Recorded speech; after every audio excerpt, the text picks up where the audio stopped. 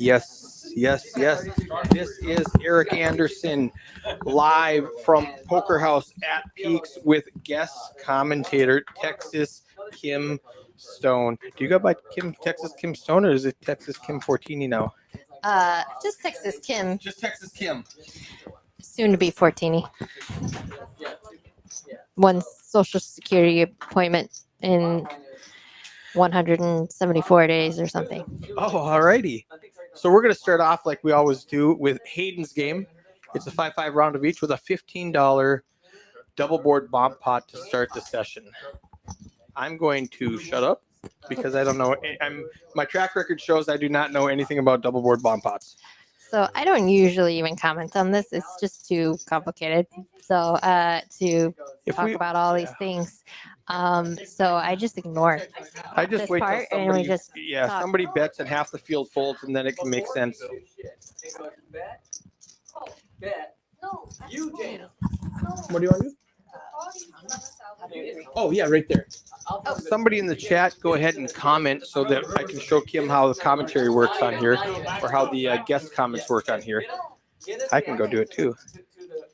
Okay. Who's tuned in? Where do we get to see? Only 2 people are watching. So Okay, far, cool. it just started, so it's going to take a minute for people to come on and find us. We are posting on Facebook and YouTube. Now, it folds around, or checks around a duck who pots it. He gets called by Doc and Alice, and we go 3-way to the turn. Yeah, I don't know where he's at. He'll do that with everything. He'll do that with almost everything.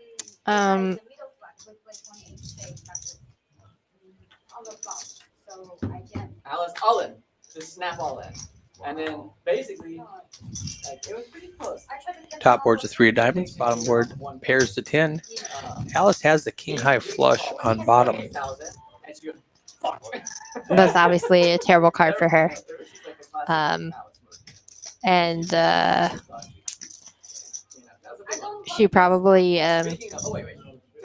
was hoping for like a small spade on the top board so that she could continue in this hand, but she's probably folding.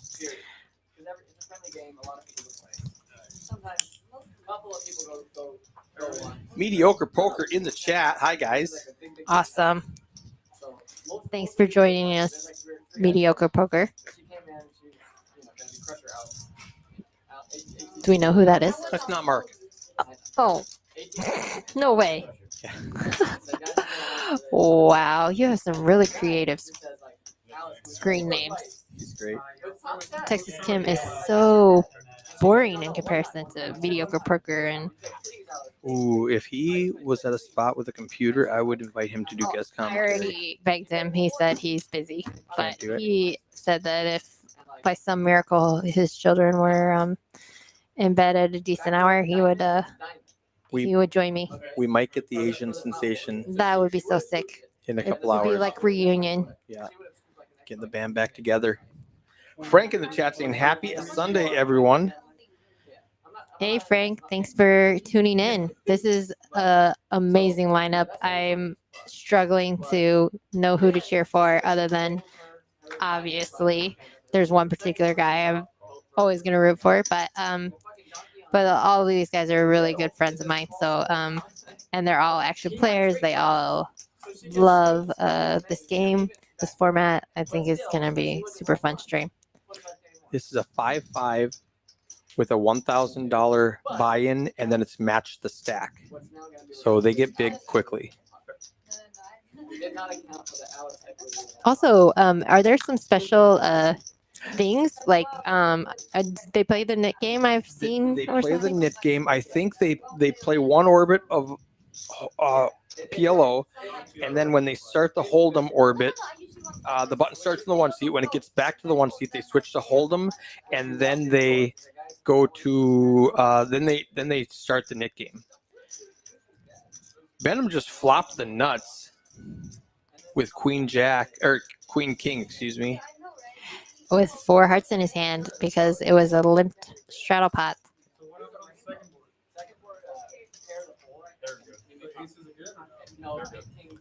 John H is still telling the story that happened a couple days ago. Yeah, I love listening With- to hand history. With the delay, it's like this hand history has been going for like 45 minutes because I actually You heard it the 15 beginning of yeah. it, and now I'm hearing more of it. And yeah, There was a little delay time warp gap that we it's like the longest story ever. it's very disconcerting. It's like, oh, I already heard this story. Gosh. He's telling it again. No, he's just still He's telling still it. telling it. There you go, John. That's your needle. Oh, I love little hands like this. John's hand, you know, an ace high suited Broadway hand with two semi-connected other suited cards. What about Duck with no suits? And Jack King rundown. Is that called a rundown It's or almost a rundown? we would call it a disconnected rundown. Disconnected. Ooh, nailed it. Yeah. Now he's got a wrap. Yes, but it's on a paired board. And look at Hayden. Hayden does have trip nines. Look at this. It's 4-colored deck. It's like you knew I was coming. I love 4-colored deck. Duck has the straight on a paired board. Can't get super excited about that. With the flush draw, John has the nut flush draw. Duck lets it go. Oh, so Doc actually has an interesting hand. He blocks all the full house combos.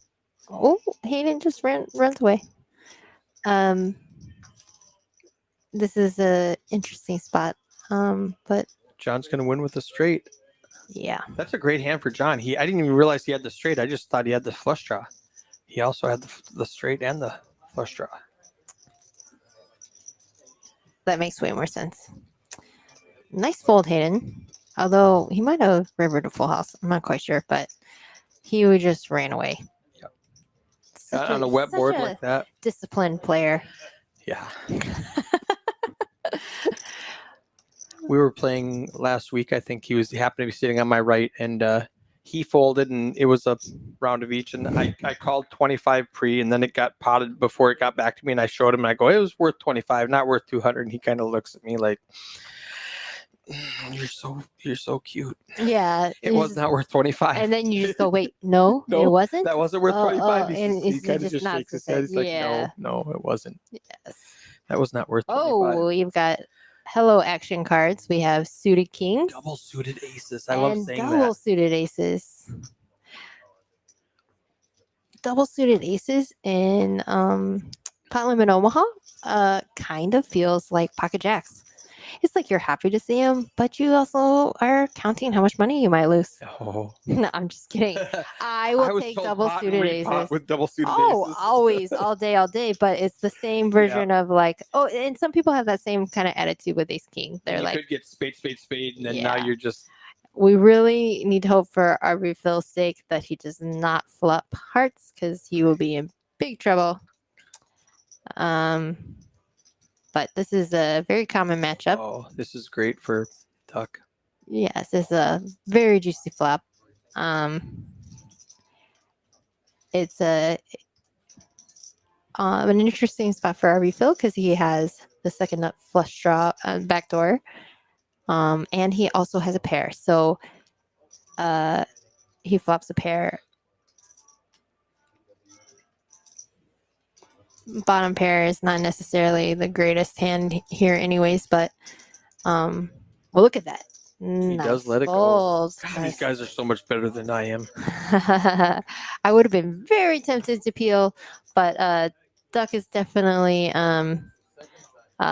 representing some strength there. This one? That one is the table mic. That one's nothing. Okay. The one to the left is a table mic. What are you trying to do? What do you want to do? Oh, this is. Yes. Okay. Yes. Oh, I was just turning it down, and now they're talking about their hands. right. Earlier, we were just listening to a hand history from Right. 3 weeks, 7 hours, and Yeah. 12 minutes ago. But that hand history is over. Thanks, John. Recaps. Just kidding. I'm going to text the not Mark here. Mediocre poker. Are the kids in bed yet? Yeah, he can hear you. I know, So but that's. I'm just Oh, you're gonna put it in the chat anyway. yeah. Perfect. In case he Yeah, it is doesn't hear it, busy. but comes back and checks the chat later. Oh, there you go.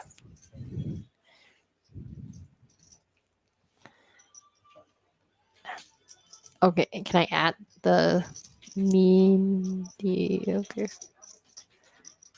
No. I don't know. Keep typing and see what happens. You might need the space in there though. No. I don't know how YouTube works through this. You can do. I can do it on my computer. Benham flops top set. Ooh. Nobody has spades. That's good for him. Yeah, but we don't know that, So this is a very wet flop. You definitely protect your Yeah. equity. Oh, and Doc- Doc is He fires out there with his gut shot and an overpair. yeah, he has essentially 2 set draws. He also has backdoor diamonds. I don't mind this. This is it's a little aggressive, but they're not very deep right now, so it's not a terrible spot to gamble. And Benham does juice it up. Duck is struggling to let this one go. I get it. He also has backdoor diamonds, and open-ended to a hold'em pot player is very enticing. Oh, Doc nice just laydown, immediately lets Doc. it go. Hell yeah. He puts out a feeler bet to see where he's at. Maybe aggressive enough to get him down. Maybe he's looking to induce versus particular players. And no matter what, look at how well dressed he is. He's looking so sharp. As are you, sir. Well, thank you. Very sharp. Dressed up for Hayden's game. Always.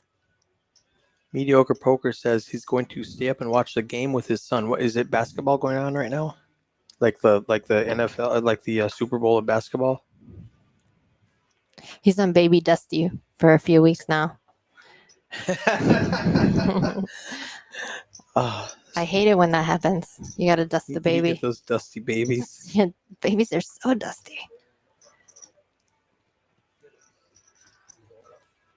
NBA Finals. Whoa! There better be picture-in-picture Yeah. Hayden's game, like Oh, he's right? got like 2 TVs running. Oh, okay, got it. Yeah. Plus his phone, he's got to do Yep. the chat. Chatting. We appreciate your loyalty. OFC flops a set of 9s. There's a lot of sets. A lot of sets of 9s. Yeah, 9s are hot.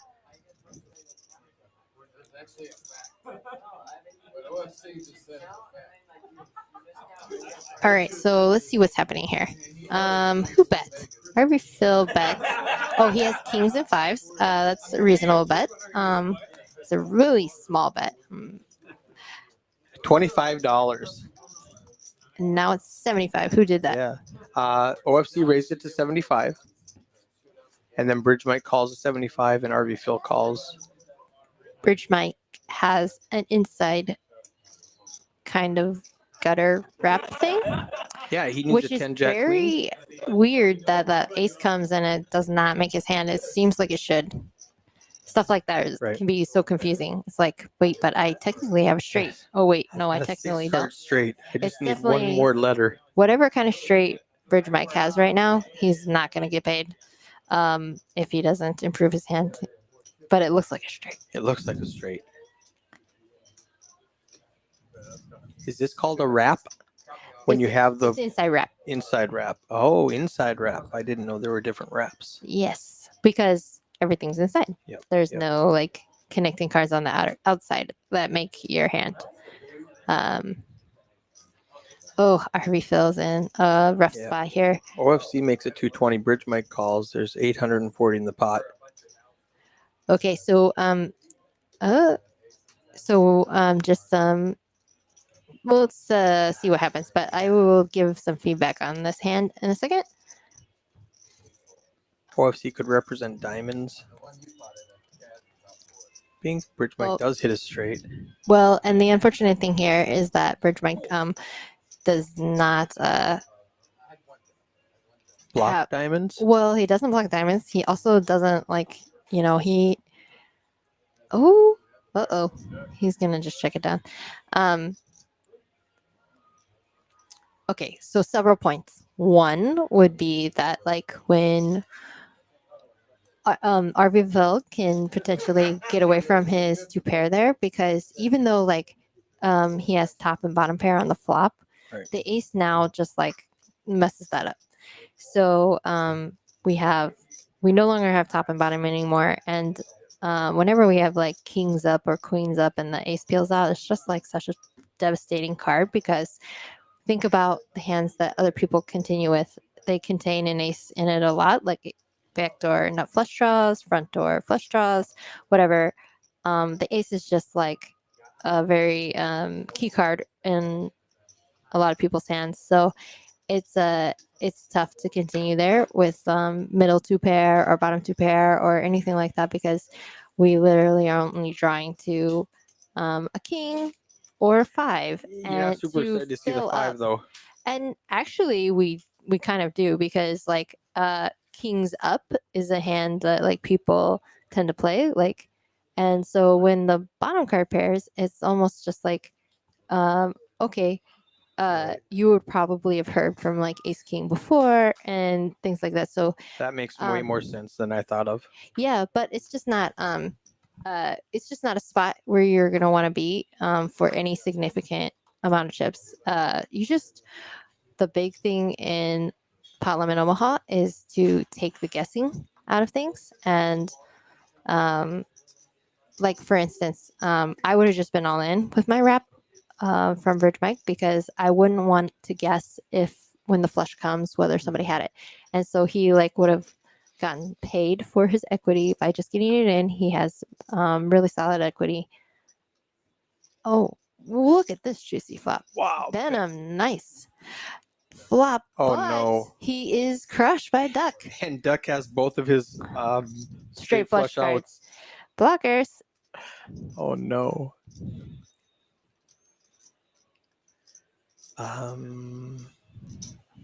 Yeah, he's gonna bet out with second nuts I when it checks around. well, no, Benham has third. I Oh mean, no, you're right. It's third nuts. yeah, it is third nuts. Ace king beat him. But when it checks through, he's definitely thinking that he could have value here. Okay, so this is a tough card for him, because you would consider maybe getting one more street of value. Right. That makes it better, less likely that Duck has two hearts, because now there's a fourth one on the board. Yes. Correct. Yes, always. It's always less likely. Did he fold? No, he called. Oh, It was, okay. Duck made a small Okay. blockerish bet And then he sizing showed. thing. Yeah.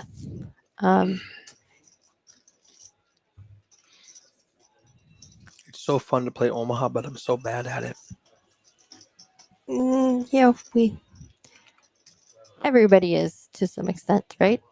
There's really, really good Omaha players, and there is a very fine line between playing the game well, exceptionally well, like the pros, and the long run winners in this game, and people who get tilted, lose a lot, gamble too much, play too many hands. It's definitely a steep learning curve, right? You get more cards.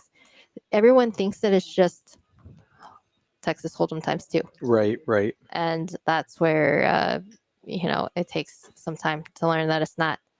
It's really cool to see players like Alice and Hayden. They just play with such discipline and choose their spots so wisely. We're running into a big hand here. Jacks against queens against aces.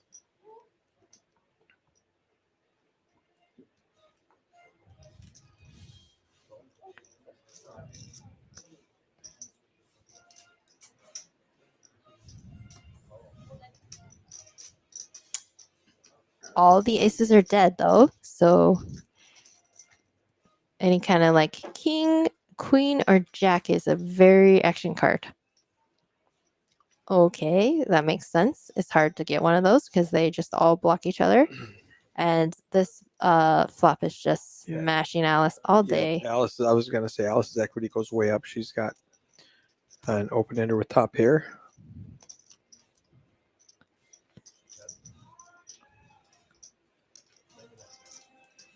Did you just pot it? Yes. She has just a boatload of equity, especially given like the action pre-flop. Like Mhm. you expect some people to have big pairs, big cards, large rundown hands. Her middling rundown hand is just like way ahead in equity versus all of those hands. It's definitely just such a great spot for her, and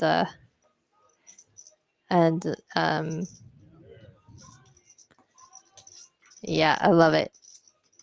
This is her third week in a row she's been on the game, and very impressed with her play. Yeah, she is a crusher, and she's like mixing up some bluffs in there. She's running good. She's playing good. She's just like balls to the wall aggressive in some spots. She's very, very disciplined in other spots, and she's just a really, Just a really nightmare to play brilliant, against. really brilliant player. It's very nice to see. She's very level-headed, very she's also just like super sweet, a very, very kind person. She's a lot of fun to talk to. She's fairly quiet and shy, so um, if you're lucky to have a conversation with her, it's a good one.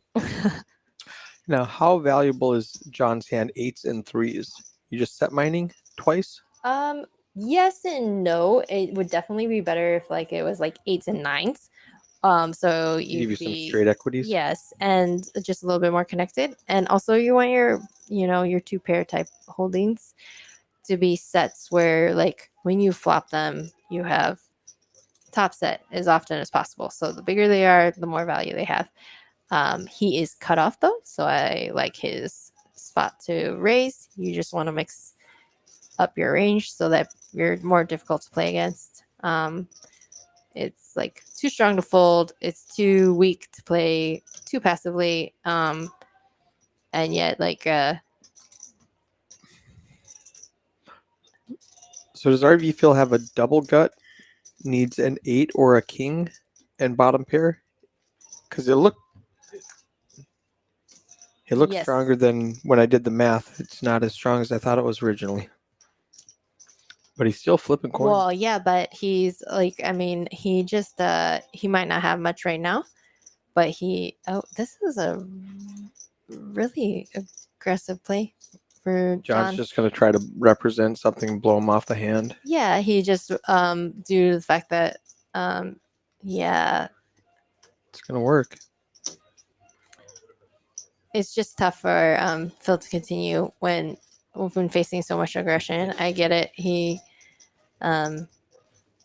still learning the flow. So Right. If you watch John, he's funny. He'll know what the pot is like. Let's say the pot right there is like 370 or something. He'll grab like $1,000 and stick it out there, yeah, knowing that he's going to get half of it back because he can't bet that much. It's pot limit Omaha. but he knows the amount.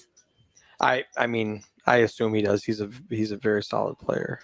Yeah. Well, I think he even just does some of that the as to be a most solid. character. Yeah, that's possible too. And then even some of the most solid players, they do that just out of sheer laziness. They want to make Oh. sure they cover the pot size bet, but they're like not interested in. And they don't want to thinking hard. verbalize pot. Okay, so like this hand, Bridge Mike's hand. This is got a ton of value. Double Two suited. queen high suits, double paired. The pairs are reasonably large. Very fun. And then Duck's hand is actually look at how it's blocking Bridge Mike's pretty Queens nice and hand. 7s. Yeah, but he has aces, and the interesting thing about this is like I personally think there's not necessarily any wrong way to play a hand like this because you're not necessarily wanting to play everybody with a hand that with no ace high suits, but you are on the button, so being pretty aggressive pre-flop and gaining the positional strength and the aggression in the hand is always good. You get to like make choices and navigate. Duck Lots just of makes turns. Broadway. Bridge Mike has the queen high flush draw. And he also blocks Broadway, so not wouldn't have been necessarily the worst spot to like try to do something fancy, but he just gets out of there. Nice hand duck. All right. That is one orbit of PLO. Now we're going to pass out the knit buttons and switch it to Texas Hold'em. So is that how it works? They started in Hold'em and then, They start on PLO. but I'm saying they start. Oh, the yeah, knit yeah. button They on- start the knit button. And It carries over though. it carries over. If necessary. But I think, I don't know what the rationale for not starting immediately was. Previously, if people were running late and they're going to be here in, like, let's say a half hour, they're going to be here. Well, let's wait till they get here. And then, well, let's just wait till the Hold'em hand starts. I don't know how that evolved, but that's what they always do. Gotcha. Well, it makes sense. You just buy yourself a little wiggle room there to delay it if they need to, and honestly, it's the Hold'em rounds that normally need like a little more, There's enough action. We don't have to drive it with the knit game. right? Well, hello, Poker Monkey. Thanks for joining us.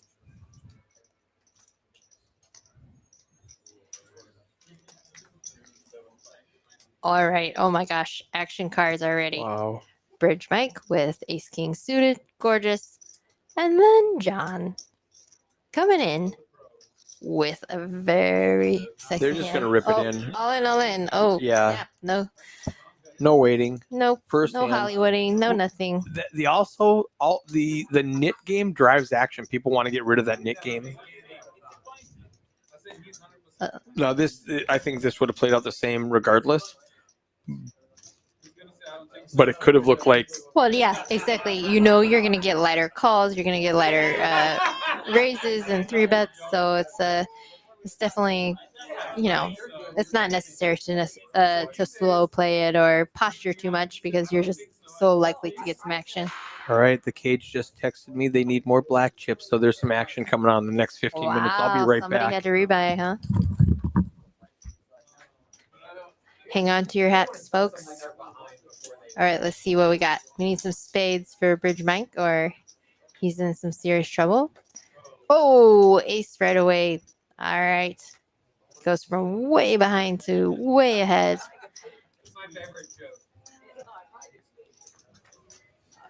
John, you do not put that type of stuff in the universe.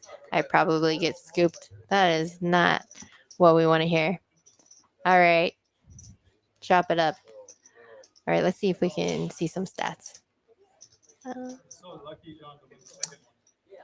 Okay. Stack sizes.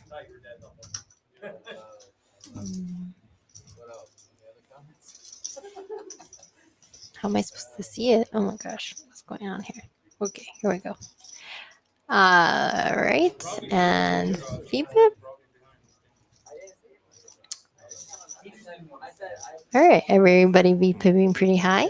He was not. John was not listening. John was not listening. He was asking. And winning. Anyone winning decent yet? Let's see. Okay, we can look at those some more later. All right, let's see.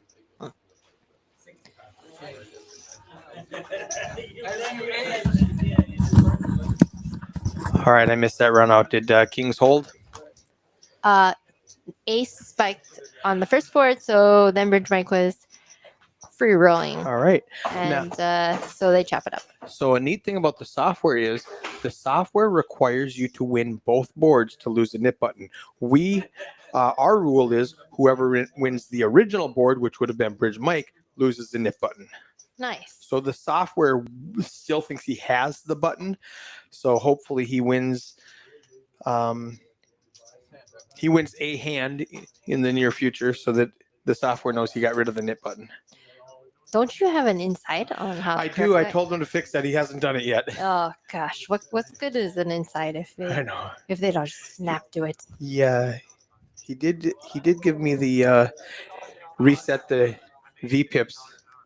That was nice. That's very cool because I definitely think that that's something that other streams will want to use. Mhm. All right, our I refill coming in and raising with a really nice hand, ace high suited. I think this was a 5, 5, 10, 20 straddle. Doc does not show his cards. Benham has a nice suited king on the button. And John makes a defend with 5 high. I approve of all non-folding. All right, nice flop for our refill. We have top pair and the backdoor flush draw. We love this. 125. I love this sizing. Very nice. Oh, what's John doing? Oh, okay.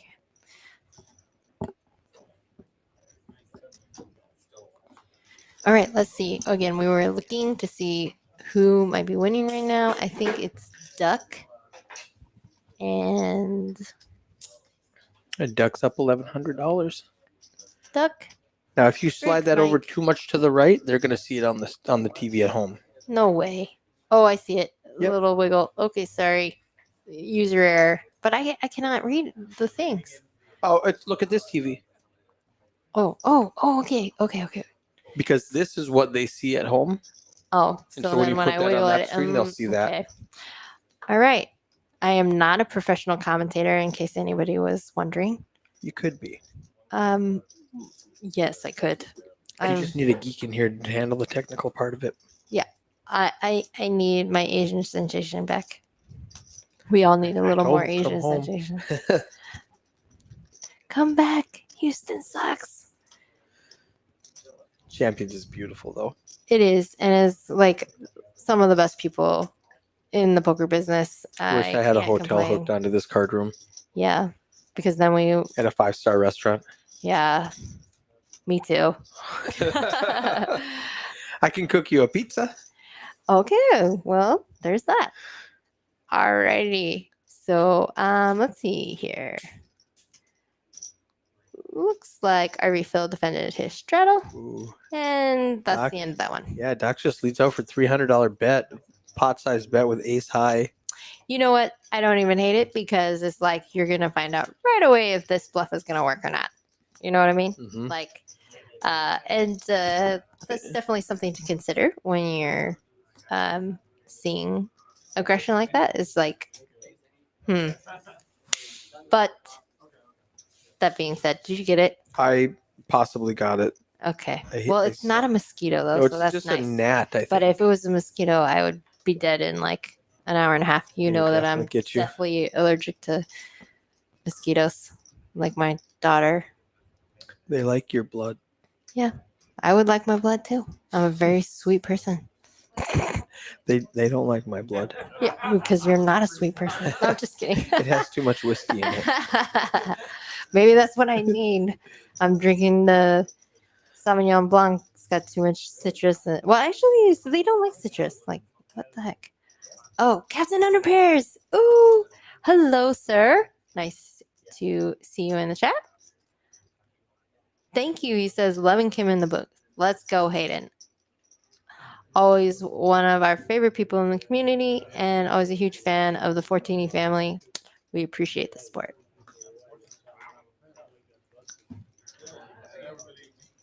He actually brought me a bunch of lapel mics to use on this stream, and I couldn't figure out how to hook them up to my mixer. I still have them. I was thinking about him today when I was setting up everything. His lapel mics, and really nice set of lapel mics sitting there. Oh, yeah? German moneymaker. What? Where's- Hello. Where's he at now? He is. Did you book your flight? He said he'd be here in July. Yeah, he's coming. And oh my gosh, he can help me in the booth. Please help me. And maybe we'll let you play once in a while. But one of our favorite people. Oh, thank you so much for tuning in. And I cannot wait for you to come. Emmy has definitely forgotten her favorite German friend. She used to say, "Where's Chris? Where's Chris? That's Chris's room." Because he would stay with us. Did you know that? I did know that. Yeah. He So- borrowed my car. Oh, yeah, that's right. Oh, look at these nice hands here. Lots of cheeky stuff going on. We got king high suited, ace high suited, a little 10-6 suited in semi-latish position. All right. Look at that. Anything but clubs will make this hand interesting. Oh, German Money Maker says, I already have a present for her. Oh, German Money Maker says he did not book his flight. Oh my gosh, what the heck? Don't they get more expensive as you go? It Book that does. flight, for heaven's sakes. Oh my gosh, what an action flop. We almost missed it. Ace is up for Doc. And the nut flush draw and a gutter for John. So this is gonna be an all-in and call every time. Yeah, run it twice. Nice cooler. Look at the equities; they're definitely close. It's just a coin flip. And boom, Doc free rolling. Okay, nice hand. It's good to win the Doc first so one. Far. That's a good card too. Diamonds. Oh gosh, Chop it there up. we go. And as expected, coin flip, they chop it up.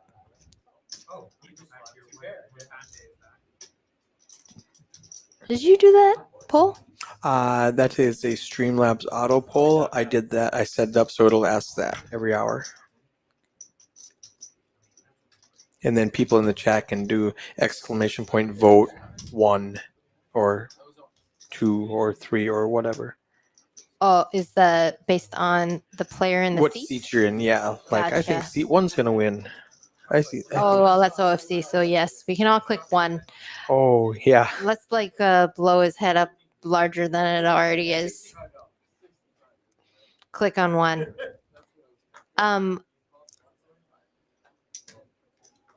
German Moneymaker says there's a WPT in some non-American city, possibly non-American country. I have no Phnom idea. Phnom Penh, that's a city. I do not know. The I answer love to that you just you eliminated the P's without. Wait, what? Why is the first P I don't know how. eliminated and the second P is not? I'm not good at this game. Capital of Cambodia. Okay, geography was definitely not my jam. So sorry about that. We didn't get it.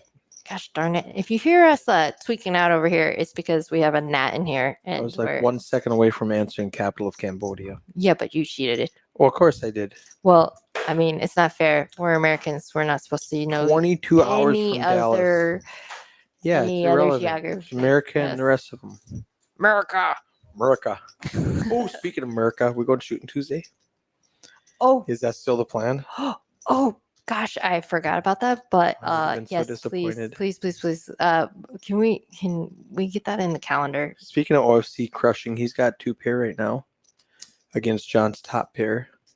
Against RV Phil has really no part of this. I think it probably checked around on the flop and they didn't have a chance to fold.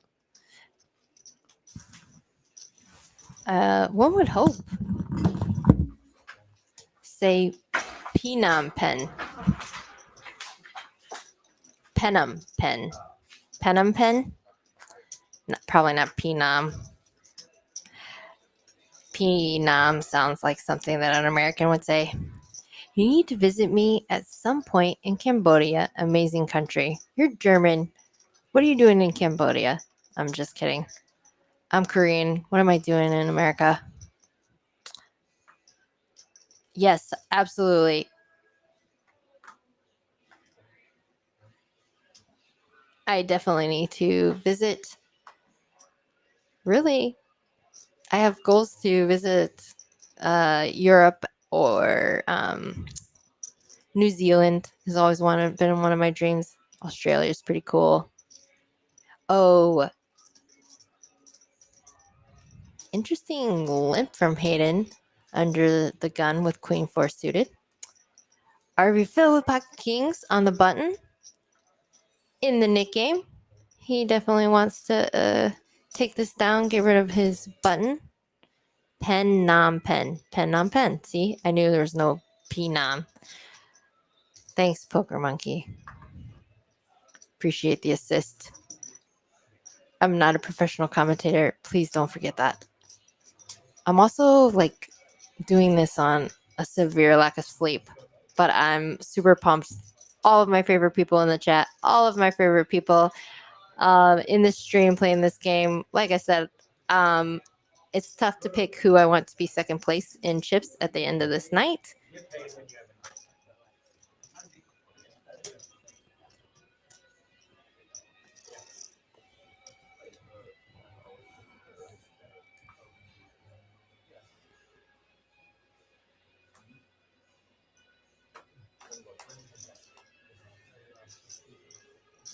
I think Jack 6 off suit's gonna go in the muck for Hayden.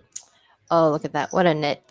Alice with pocket tens. This is literally my favorite pocket pair. So hopefully you guys don't remember that when I like announce I have my favorite pocket pair. And OFC with his always favorite. Interesting that he just mucks there. I feel like that might have something to do with Alice and her reputation in this game. A nice flop for pocket tens. We aren't going to necessarily be scared of too much.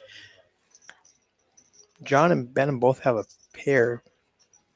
Yes. Benham has a and gut shot to yeah, go with pair it. and a gut shot. I don't expect him to fold for one bet because, like, why are we playing 6-4 suited if we're just going to... Oh, she rips it now. Wait a minute. Was that a check raise? No, Yes, because John bet. John was in the hijack. She did check raise it. What a badass. I told you I was No impressed with her. fear. No fear. John, what are you doing? You're posturing. What's going on? You're not calling with ace 5. No, unless he's. Oh, he calls. He's like, does she have Oh, a he's flush draw? short. He's short. He's short. He's short. Okay. I mean, $500. He did already put in 200, and he had to call with his last 5. As John would say to anyone else watching this hand, he would say, I get it. Nice call. No problem. Good luck. He always says, Hayden says he's always very encouraging every time. He always says, nice call, nice fold, nice bluff. Nice call, John. Good luck. I'm just kidding. John is one of the nicest guys ever. Okay, so let's see. He has 5 outs. Yeah, he needs a 1 or a 5. Okay, did you correct the thing on here just to be sure that it gives true equity? It just stops giving true equity based on dead cards, and it gives True outs instead of, or it gives. like unknown real Right, right. equity. What like do you want to accepted see? Because You don't want to say I don't want 0%. to see 0% when like they have 9 don't outs know. twice. It was definitely confusing, and especially for Omaha, like people Right. like if you're trying to educate the Yeah. masses, like it's really disconcerting. Because in real life, we don't know the outs that have been folded. So I Right. want to see the actual Yes, equity. and like how are you gonna learn? You're Yep. just be like, that guy has enough flush draw with 2 cards to come, and he has 0% equity. What? Yeah, how is this possible? Oh, because they were folded. Yeah, Yeah. but I mean, Actually, that's what. So I did not correct that because a friend of mine played on Wednesday night, and he says, "How do I have 0% here?" And I was like, "Oh, because the 9 was folded." Okay, never mind. He's like, "I could have hit a 9." Oh, the 9 must have been folded. That's why I have 0%. Okay, so you didn't correct it because I didn't correct. I can go correct it right now. will it like mess up the stream? Nope. Okay. It's a click. I'll be right Okay. back. Go click that button, sir.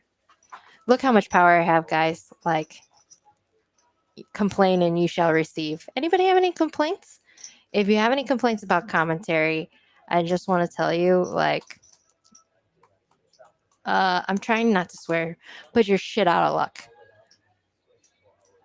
Oh, I love this hand by Doc. Doc has ace 986. It's a semi-connected, double suited, semi-rundown. Love hands like this. He is out of position, so we can. Oh wait, what? Oh, Hayden has a suited ace with 2 Broadway cards. Gorgeous. Venom has kings. Wow, what a! There's a lot of fun cards in this mix. RV Phil has a hand that I've definitely put a lot of money in pots with. It's like Queen High semi-connected rundown. I always say semi-connected because it gives you an excuse to play. Duck gets out of there with his little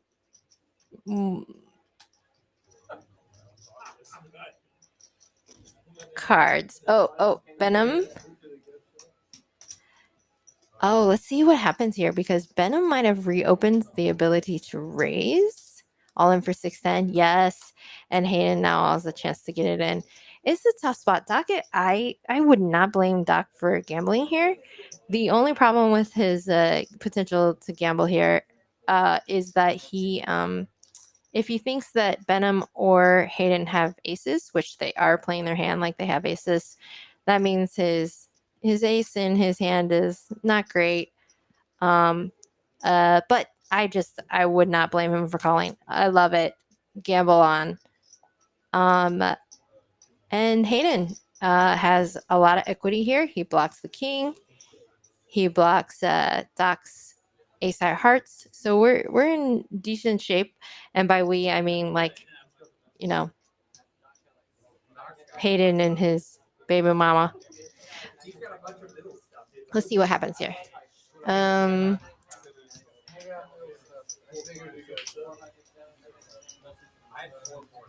Everyone is blocking each other's live cards live out. So Doc definitely needs to see like a middling, 10 high flop to potentially have any chance of this hand. Otherwise, Hayden's in really great shape. Oh, where the heck did that ace come from? Case ace, baby. And the 10. GG.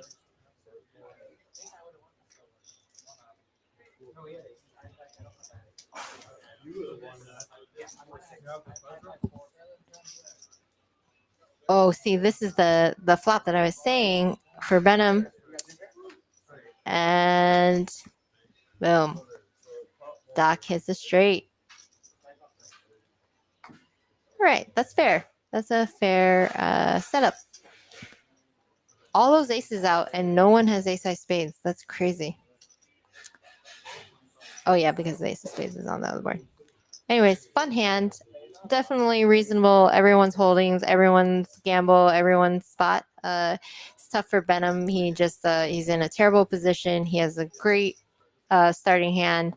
If he can ISO and play versus Hayden for his stack there, he's in relatively good shape as long as Hayden doesn't have aces. And it's just an unfortunate setup there. LOL, PLO.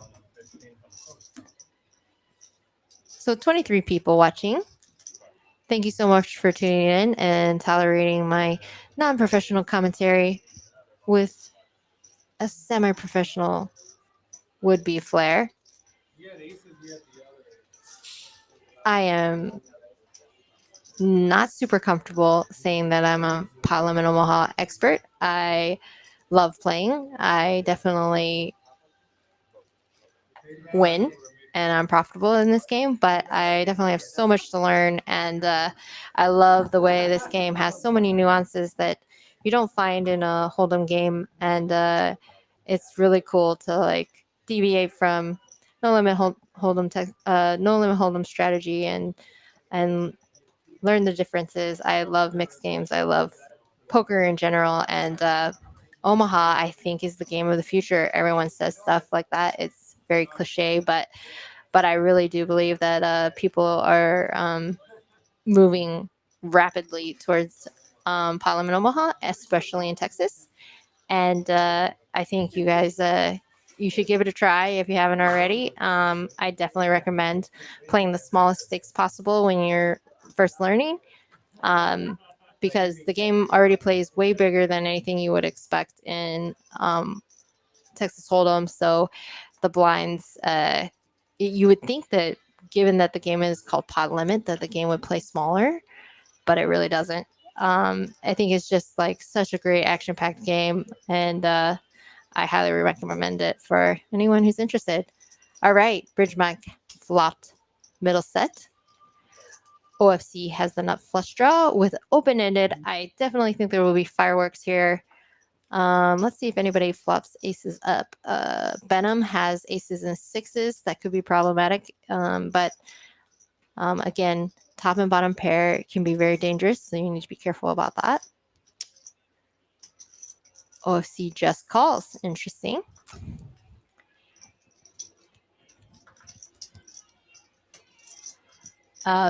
That unfortunately reels Benham in for one bet.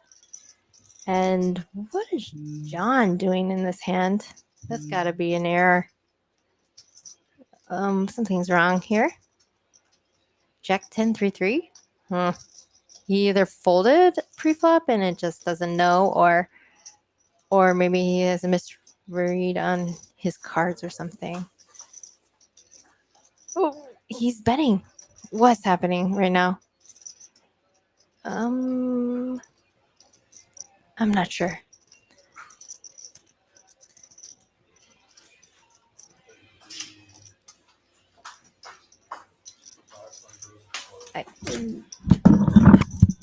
We're looking at this hand and do you feel like it's a misread on John's cards? Because like, what the hell is he doing in this hand?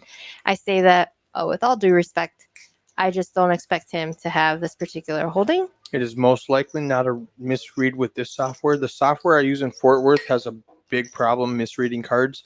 This one is pretty solid. Okay. Well, okay. John, very creative. And now he's got an open ender. Yeah, but there was already aggression on the flop, so I don't expect him to just like be suddenly turning his hand into a bluff. Bridge Mike is, I guess, concerned that OFC could have been. Oh, I see what happened. Okay, so John took the lead. I can see why Bridge Mike is thinking. I don't know if he's like just pretending to think or what's going on here. How powerful is third set right now? I mean, it would be tough to put anybody on pocket queens because they would have to have like pocket queens with queen high hearts to really suddenly be here on the turn, and that's definitely a hand. Like, think about it. Like, they called with queen high flush draw and being a queen. He is, I'm sure, a little bit shocked that there's so much action, which is again why it's very confusing how John suddenly took the betting lead on this turn. Oh my gosh. Yeah, it's only 125 and Bridge Mike says, let's make it more. No. It's not.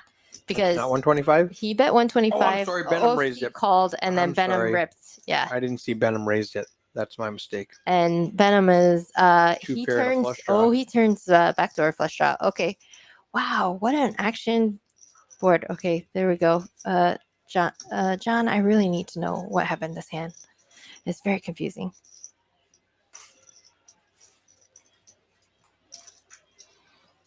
All right. We have one all in and one all out. No one's all in. They still have, Benham is basically all in. He has $95 left. Oh. About. Yeah, OC makes a flush, but given that Bridge Mike has had flop aggression and then the turnover call, it seems like the nut flush shrivels up big time here. What a great bet sizing here from Bridge Mike. It's such a sucker size. Sorry, OC, if you call. I don't mean to call you a sucker. I'm more like making fun of myself because like it's just so tough to let the pot go for this amount of money. They always say like, oh, you only have to be right, blah blah blah. Yep. 1 in 7 times. I don't know. German moneymaker will tell me the true mathematical odds of like how often you gotta call there and whatever. But like, I think most of us are gonna be folding. Yeah. Speaking of true mathematical odds, the term we were looking for that I had to click was true outs. True outs. So I had to turn off true outs. Okay, so these are fake outs. Just kidding. We don't, because the computer knows what was folded. So it can give you what are your true outs. Like if you think I've got But four why? nines, Why would we care about that? I mean, like, why Some, would we you know. care about like true outs? Like, I mean, that's like being like literally being results oriented. Right, exactly right. So don't do that. Now Girls I'm and not boys. sure if it will happen immediately or if it will take 15 minutes to show up. I think it might happen immediately. So let's, if we get heads up, let's do some math on our own and see if it's correct. German moneymaker. What time is it in whatever Penum, Phenom city you happen to be in? Oh, look at these aces again. Aces are freaking hot in this game.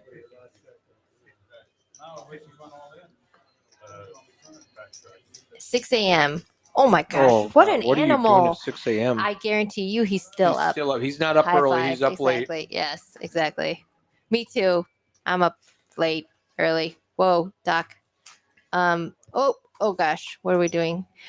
4 to a suit might as well be borderline rainbow. It's very tough to make flush when you have 4 of them in your hand. You literally block your flush draw. So like we definitely want to consider just like out of like I am 100% an advocate for finding any excuse to play cards and not fold. You can't win if you don't play.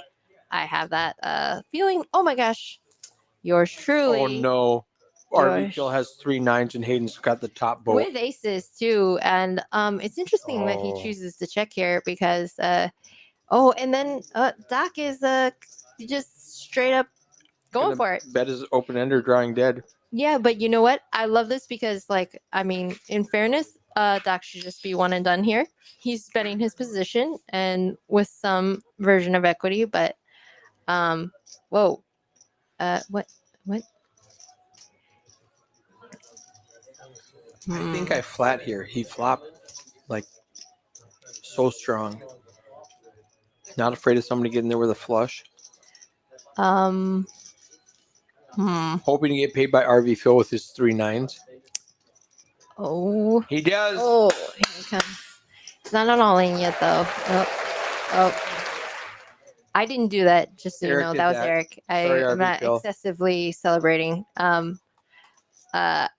It's just so brutal in poker when you just like, you beat up on your friends. Like, this is why I don't play home games, because I don't want to feel bad for taking all of my opponent's chips. Now RV Phil is not drawing dead. He could hit an ace for a bigger boat and he could hit 9 for quads. Yeah, he's in some serious trouble. He just like he doesn't really have enough chips behind to fold. It's gonna be tough for him to get away from this. However, he has plenty of he has, I don't want to say plenty. He has decent outs. So What I didn't notice, since I flipped the switch to true outs and took that off, it does show me both. Now, maybe neither one of those outs were folded, or maybe because of my switch, it's just showing me those would have been outs. I don't know the answer to that. right, because if they weren't folded, then that's his true outs and his fake outs. Exactly. All right. 2 times to hit 2 outs. Real or imagined? Hayden's got to think that that's an ugly card. Oh, hello, Terrell. What's up, Ghost? That's our, one of my favorite dealers. Yes. Okay. Does he work here? He does, but he makes so much money as a player. Terrell is definitely not only a fantastic dealer, great attitude, one of my favorite people to see pushing into the box. But also, he's definitely a formidable opponent. Yeah. I've only played with him like a couple times, but I'm sure he took all my chips. He gets raised eyebrows when I play with him because he's like, "You did that?" You could just see his expression, like, "Oh wow, I didn't." Okay. Yeah. I think that was a fold there, boss. Aw. Yes. Hope to see you soon in the box or on the table Always a pleasure to see his bright smiling face and just a No, he's great. We had A a little favorite. double date a couple of weeks ago with Kristen and I and his wife. Oh, great. We went up Cool. cocktails. What happened to my invite? I Oh, mean, man, that's just you're always rude. busy. You were probably crushing PLO. Or getting my teeth kicked in, which is kind of how it's been going lately. But Tomato. who's complaining? All right, our refill can try to get some redemption here with some pocket kings. Duck has a nice double suited cheeky hand. I always call it cheeky. Benham has another cheeky double suited ace high hand. Love it, love it. Hayden, of course, making a nice discipline lay down. Has it been 15 minutes? This Nine is the seven hand- six five. Oh my gosh. Oh, This is the beautiful. hand I was in the back booth for. This is a monster. This is a Spoiler, this is a good one. This is the hand that required rebuys of black chips. You abstain from Yeah, no more no spoilers. spoilers. No more Okay. spoilers. I gave way John- too much. John with the. Oh, what happened? Somebody. What happened? Did he bang his head or something? No, OFC spilled something. He's calling for paper towels. All right, let's put some table mic on. See if we can hear some bad Watch- beat stories, watch some this whining, flop. complaining. What am I think? King high diamonds. King high. Okay, so not diamonds. But do you see how I did that? You know, I'm guessing Yep. like what kind of action packed What could cards. be crazy here? Oh no! I hope our refill wins. Oh. John and Benham both have their knit buttons still. Oh man. You cannot just oh wait, what happened? That checked? Checks around. Oh no. Phil. Okay. Oh, we gotta talk about this. Oh no, and somebody just turned the nut straight. Phil's got top set and The the nut straight. straight, but the nut flush draw is coming through, and there's some open. The nut flush draw also has open ended to a bigger straight. Wow! Oh my gosh! JoJo's coming in to push. Oh, this is one of those hands where Ari Phil says, "How can I lose this hand?" Exactly. In my brain, I think that, and it's just like, yeah, it's okie dokie, Smokey. Oh, okay. Well, I love both of these players. I've known I refill for a long time, though. I would definitely Yeah. uh At the top it says 12 outs. We can see it's only 4, but it does calculate as 12, so we're fixed now. okay, cool. Help? Run it twice. Yeah. Wow, what a just oh gosh. Bink. Oh, ay. There's one. And okay, chop. All right. However, Benham loses his knit button. John H loses the knit game. He's gonna splash the next pot with $200. Nice. Not that he lost, just like love. Love the action. Yeah, love. I love. Do you know that OFC and I came up with that Did you idea? invent that in I'm Fort pretty Worth? sure I did. We just said like nobody cares about paying a quarter bounty, Yeah. and it's Nobody just- cares about winning a quarter. Well, it's just like Yeah. on principle, You don't want to lose you don't want to lose 200, it. Yes, but you don't care about winning 25. yes, exactly. And so Let's we just just thought splash like this. let's make an action pat pot, and the person who loses has a chance to win it back. You know, Did you see the new twist that OFC put on yes, Thursday? the small blind game. Small blind game. Yeah, I don't mind it.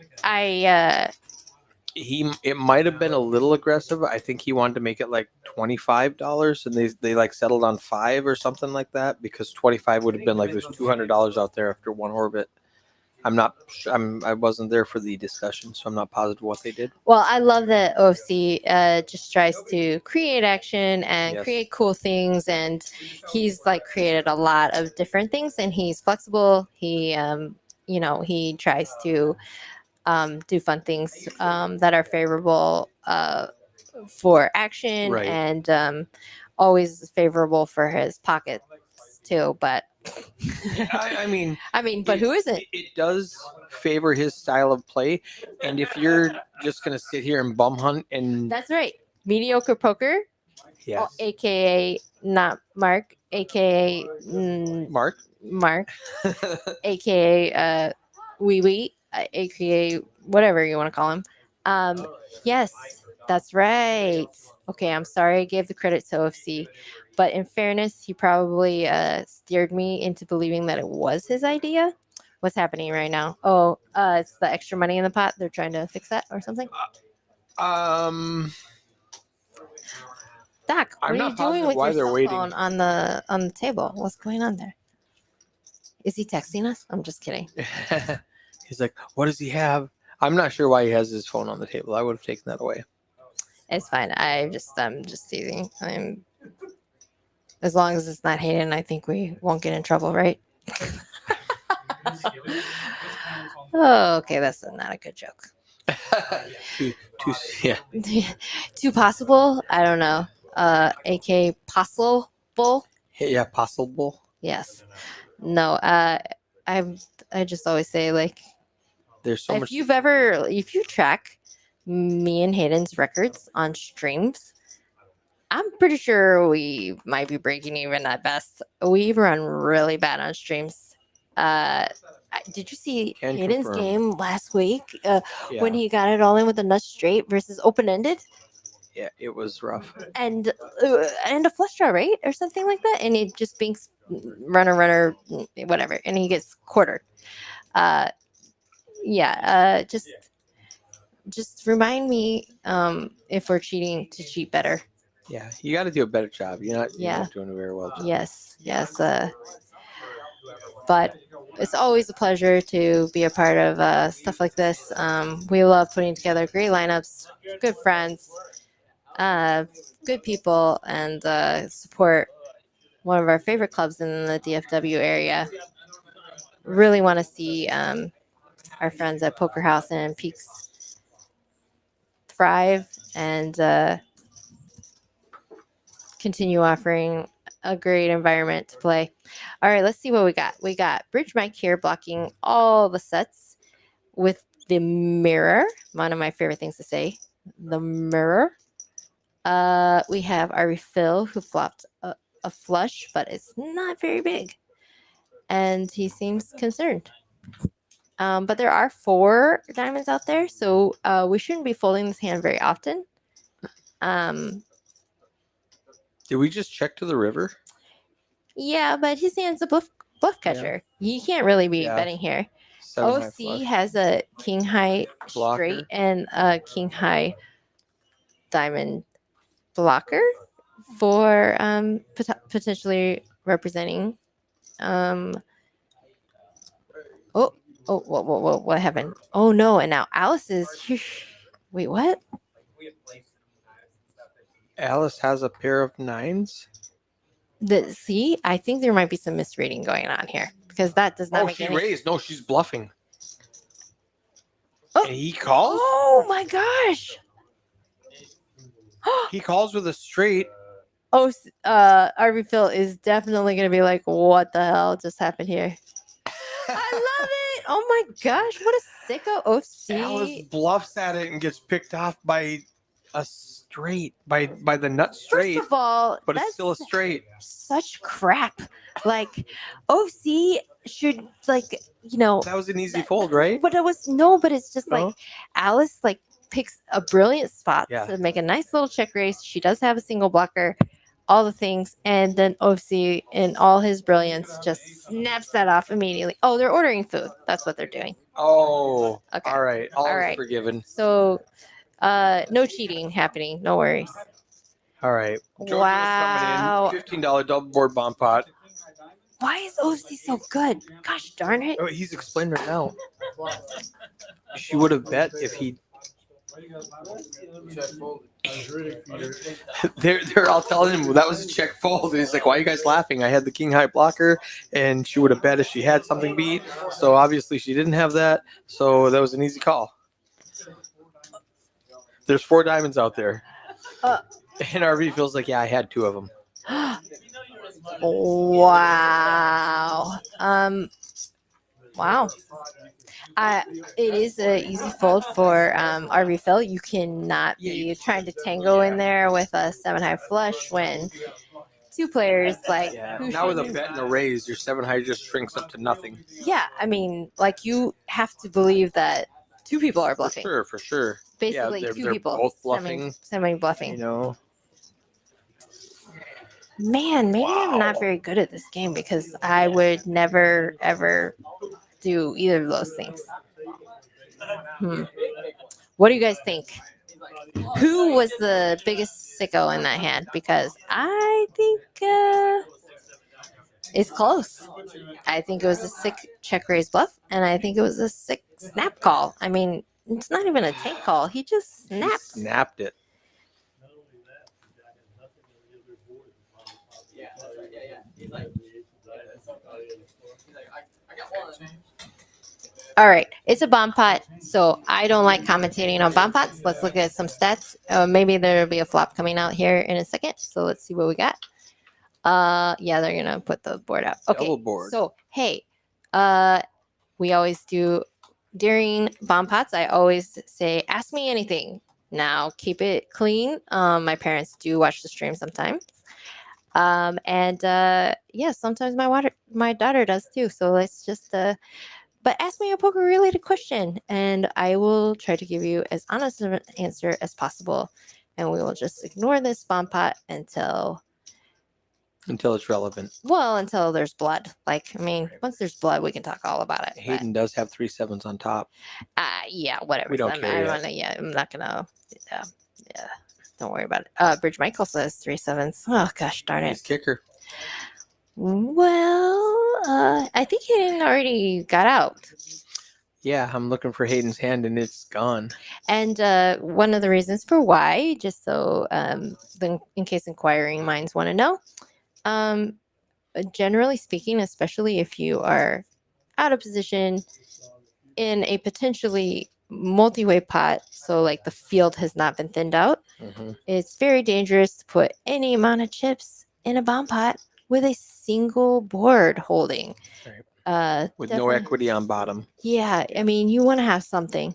You want to have a hoper and a prayer in case your hand gets counterfeited or someone draws out on you. You want to be able to have a backup plan to potentially get some of your money back or to potentially quarter your opponent, whatever it is. Benham does have a straight on top. How mediocre poker says, how do you know you're ready to move up in stakes? Are you asking this question to needle me right now, mediocre poker? Don't laugh, Eric. This is really rude. Okay. I would say it's very simple. 2 parts. One, you just want to be better than the majority of your opponents, right? So if you are confident that you're not going to be jumping up in stakes and sitting at a table where the majority of the players are better than you, that would be one criteria that I would say that I would want to consider. And then secondarily, I would definitely just it's very simple. Like, you want to just make sure that your bankroll can withstand any kind of short-term variance, unless you have a bankroll challenge or a bankroll building strategy, which I have talked about bankroll building strategies for people who are just like extremely tight rolled, want to rise in stakes. I can talk about that at the next bomb pot if y'all remind me. I have some super fun low variance ways to like try to rise up in stakes, take some shots at spinning up your roll without breaking the bank and hurting yourself. Poker Monkey in the chat says he moved from 1-2 to 2-5 about 6 months ago. He was in here playing not Mark's game. That's a crazy game on Friday mornings. Yeah, let's talk about that. Because promote that. That game is awesome. Hayden loves it. Let's see. It's It's 1-3, right? It is a 1-3 with a 1K buy-in. It plays way bigger than a 1-3. It feels. You don't like need to say it- that. It's it just feels that's like it. Texas. It's Texas, so it's 1-3 Texas, which is like It's 2-5, 5-10. Lots of the places, and I've seen hands where it's like $1,000 pre-flop 7 ways or some crazy shit, right? we had it super straddled like 8 all the way to the button, and then Sturdy just rips it in with ace 4. Did he move, by the way? He was here a couple weeks ago. So he hasn't moved yet. Is that coming or is I that, don't know the answer to that at all. We don't want to lose you, Sturdy. I wish he was in the chat. One of my favorite people. Okay, let's see what's happening here. We have a secret hand by John, and we can try to guess what his hand is. Except that So- last time he had Jack 10 3-3 Yeah. rainbow. I just feel like there's just no way that was true. He's going to fold now. The trick is to fan your cards over the reader, and he grabs all 4 of them like a brick and moves it around, Yes, and it doesn't yes, scan that yes. top card. Yes, just so you guys know, in case you ever decide to play a live stream, a very simple trick is to literally take your top card and move it to the bottom, take your top card, move it to the bottom, spread them all out, like fan them, all 4 of them side by side, whatever. You just want to spread them, not move them. The point isn't moving. Right. The point is spreading. Right. Let's see. You know what's Mediocre really neat? Poker says he hasn't moved yet. We need this. We need him in this lineup. Oh my gosh, he would have a ball. He's fun. In our Poker House Austin, they have double readers at every spot. So they have 2 readers right next to each other. So That sounds it's expensive, isn't So they're $100 for a reader, so it's an extra $1,000 for the table, which I mean That's it's like nothing, right? it's a $20,000 table. So adding another 1,000 is like what, 5%? Well, what's wrong with you then? What's wrong with this table? I inherited this table when we do. I actually have the equipment. When we do refelt it correctly, I plan on putting double readers in. Digging some holes and Yes. adding some more readers. Yes, I also am going to put a muck card so that we can add discard games like pineapple or 5-card draw and stuff like that if we want cool. Let's see. Poker Monkey says recreational players don't know. Oh yes. I wanted to play against better players who aren't recreational players. I have confidence in my game, although there's room for improvement. And better players know when to fold a lot of the time. Rec players call everything a lot. I need to get back over there for the road games on Fridays. So it's depends on what your cup of tea is. I would just say the main thing, Poker Monkey, for all of us is to remember that we need to be versatile, right? Like you need to be able to play against the loosest, craziest, action-packed tables and be able to navigate well against them, and also be able to adjust appropriately when you are up against tighter, more solid players and have a winning strategy versus any lineup. Especially if you like to play tournaments at all. And I don't think Poker Monkey plays too many tournaments. I'm not quite sure if that's factual or not. But in general, and you just want to be able to adjust your game appropriately, regardless of the skill level. Although I'm one of those kinds of people that if I think over 50% of the game my opponents are better than me in a cash game, I'm just going to run. I'm not prideful at all. I definitely don't want to give the better players a chance at my chips. The beauty of Texas poker is that there's action-packed games all the time. You're not going to find me grinding out a table full of Hayden 14s. High five. High five. Look. Poker Monkey says, I do play tournaments, but I've been sticking to cash for a while. I am going to Vegas a week from Tuesday to do the seniors tournament. Oh my gosh, that tournament. If there's any reason to look forward to getting old, I cannot wait to play seniors tournaments. Similarly to ladies events, high value. I would buy Poker Monkey action all day long if I had expendable cash. You're gonna crush that field. Good luck to you. But Poker Monkey, on that note, that's why you want to be really great at navigating, 7-way pots, 7-way flops, 5-way turns and rivers, and like super crazy action hand action lineups and tables, as well as like navigating against professional players, tighter players, and people who are willing to be bluffed or to make more solid decisions. And because you just want to be able to be versatile in a tournament, you don't have the luxury to pick and choose the lineup, right? You get what you get. So it's just really important to be able to navigate all kinds of lineups. Look at this hand. Beautiful hand. 3 to Broadway, double suited, ace high suit. Love it. We would like this hand a little bit better if the ace and the jack were ace jack of hearts and the king 8 were king 8 of clubs, or some version of whatever I just said. So you don't have two high suits because you're flush. The king kicker does not matter. That it's a king. Well, again, so just a fun pro tip for free. It's simply that you block your opponent's ability to pay you off when you actually hit the nut flush, because they don't have the second nut flush. Right. So now if your opponent has, say, the queen high flush like Bridge Mike does, he will be very cautious about putting like a ton of money in, because he not only doesn't beat the ace high flush, he also doesn't beat the king high flush.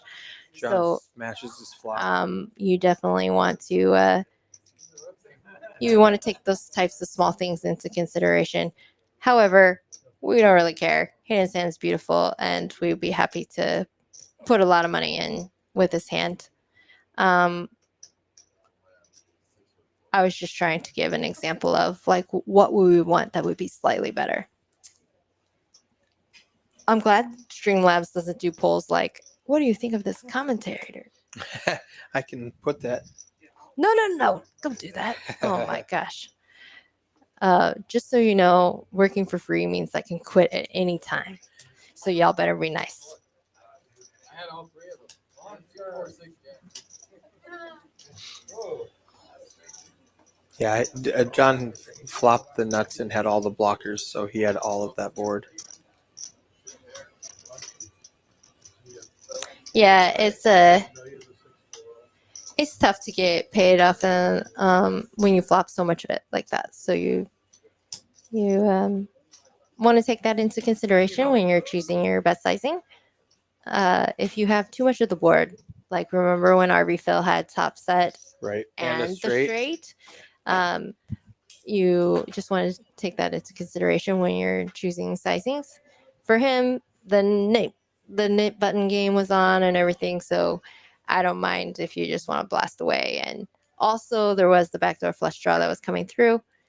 Lots of reasons to just go ham. I think he played it pretty well. I would have definitely bet the flop. Board textures in Omaha change rapidly.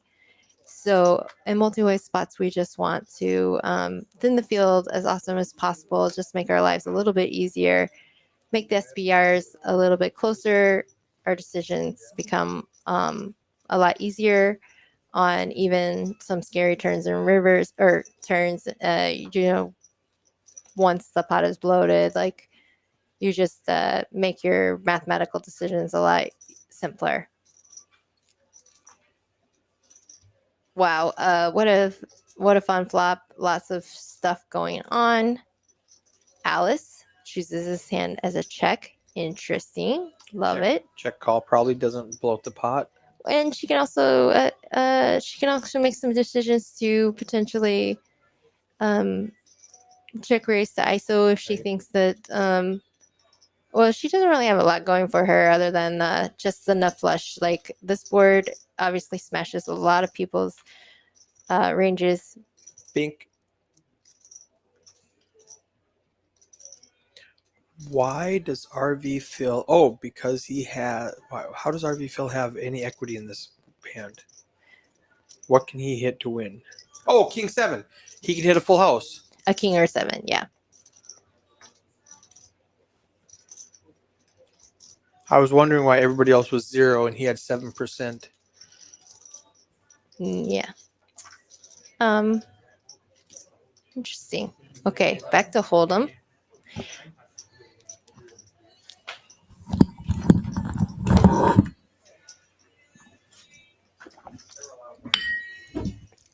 All right, let's see some stats. Who is winning right now? Win. Oh, that didn't. Sorry. User error. All right, Bridge Mike is up 2100. Hayden is up almost 2K, 1865. Duck is also winning 760. Everyone else kind of trading around even.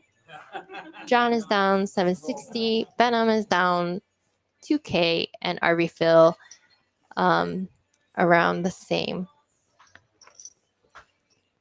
Ooh, Alice with American Airlines.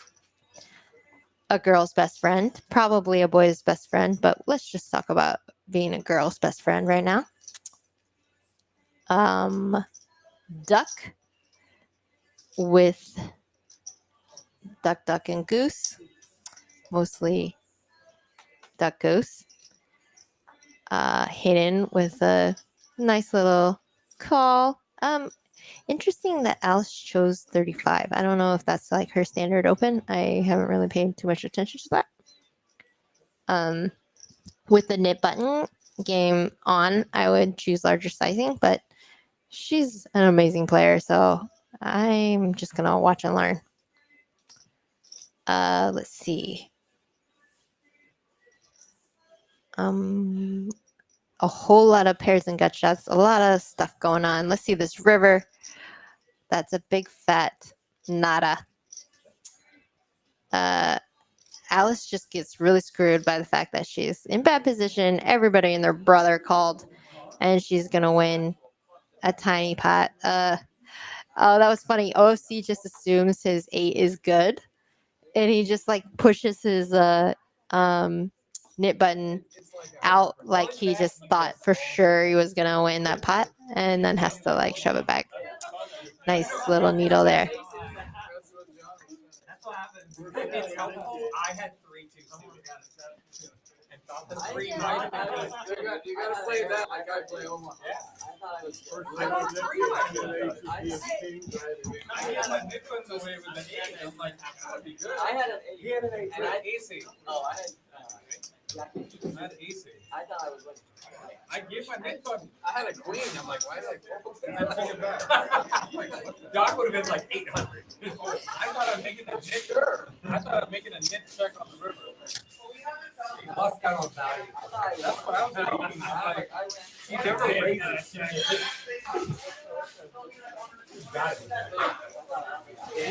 First I thought it was ace 4. Okay.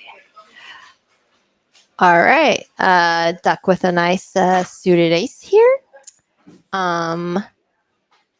He puts in a nice 3-bet. John raising with 9-10 offsuit. Under the gun +1.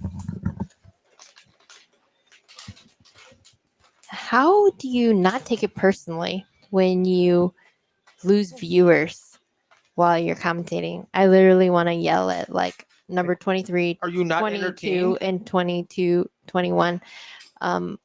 Like, oh my gosh, like I'm doing the best I can, guys. I'm just kidding.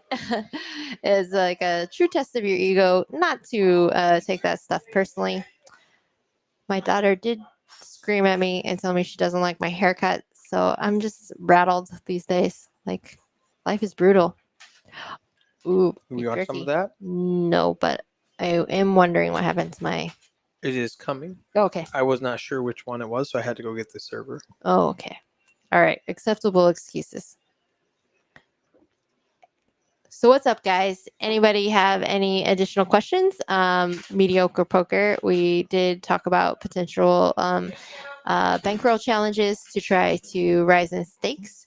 I definitely want to talk about that at the next bomb pot. If anyone reminds me of that question.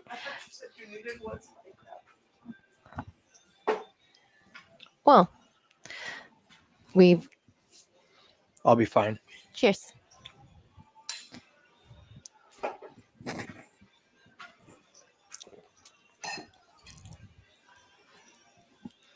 Okay, Doc's got a nice premium hand, ace, queen, offsuit. What happened? Did I like Yeah, just somebody kill it? turned that down. I turned it down because the server was coming, Oh. and then I was just getting a lot of feedback from that. got it. Oh, Alice with her ever aggressive 3-bet. King Queen suited is a nice little hand to look down at. Love it. It's just it's definitely one of those hands that you're happy to see in this spot because you're blocking people's potential to have ace king, ace queen, pocket kings, pocket queens, all the biggest hands. And yeah. Ooh, Doc is not to be deterred for betting with his Wow. I love it. She said, "Never mind." Alice is getting some aggression back at her today. They're over her stuff. So here's a question. Here's a very sexist question. As a female player, how do people who don't know you play differently Wait. Let's when you're at the table? okay, when I'm at the table, Let's say you sit down in Vegas and people don't know you, like because they're from everybody Iowa. knows me. I'm just you know, kidding. some corn farmer from Iowa might not. I'm just kidding. But So how do I navigate that? yeah, how is your how do you use their perception of what they might play at you differently? So it's really interesting being a female in the poker world. You definitely realize that like men fall in a particular category in general. Like almost always, they either underestimate you because they think you're a female, you probably don't know what you're doing, and they either like soft play you or they like feel sorry for you, all the things, and you can exploit that. Other times they just are extremely chauvinistic in the fact that they're like, oh, there's a female and I'm gonna steal run every over I'm blind. gonna run over her. She is probably gonna be weak passive. I generally speaking, I'm gonna guess that most of y'all know that I don't fly under the radar as weak passive for very long. However, a very well-known vlogger did call me a conservative Asian woman in his vlog. We won't say what vlogger, but he may or may not have an O in his last name. Anyways, and then other times they have like Doc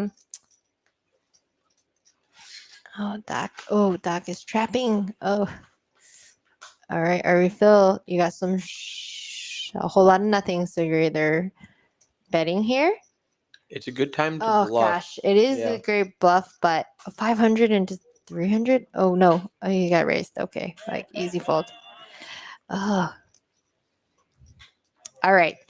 Anyways, you definitely you realize that people categorize you, and you just have to figure out what your opponent thinks of you, relative to the fact you're a female.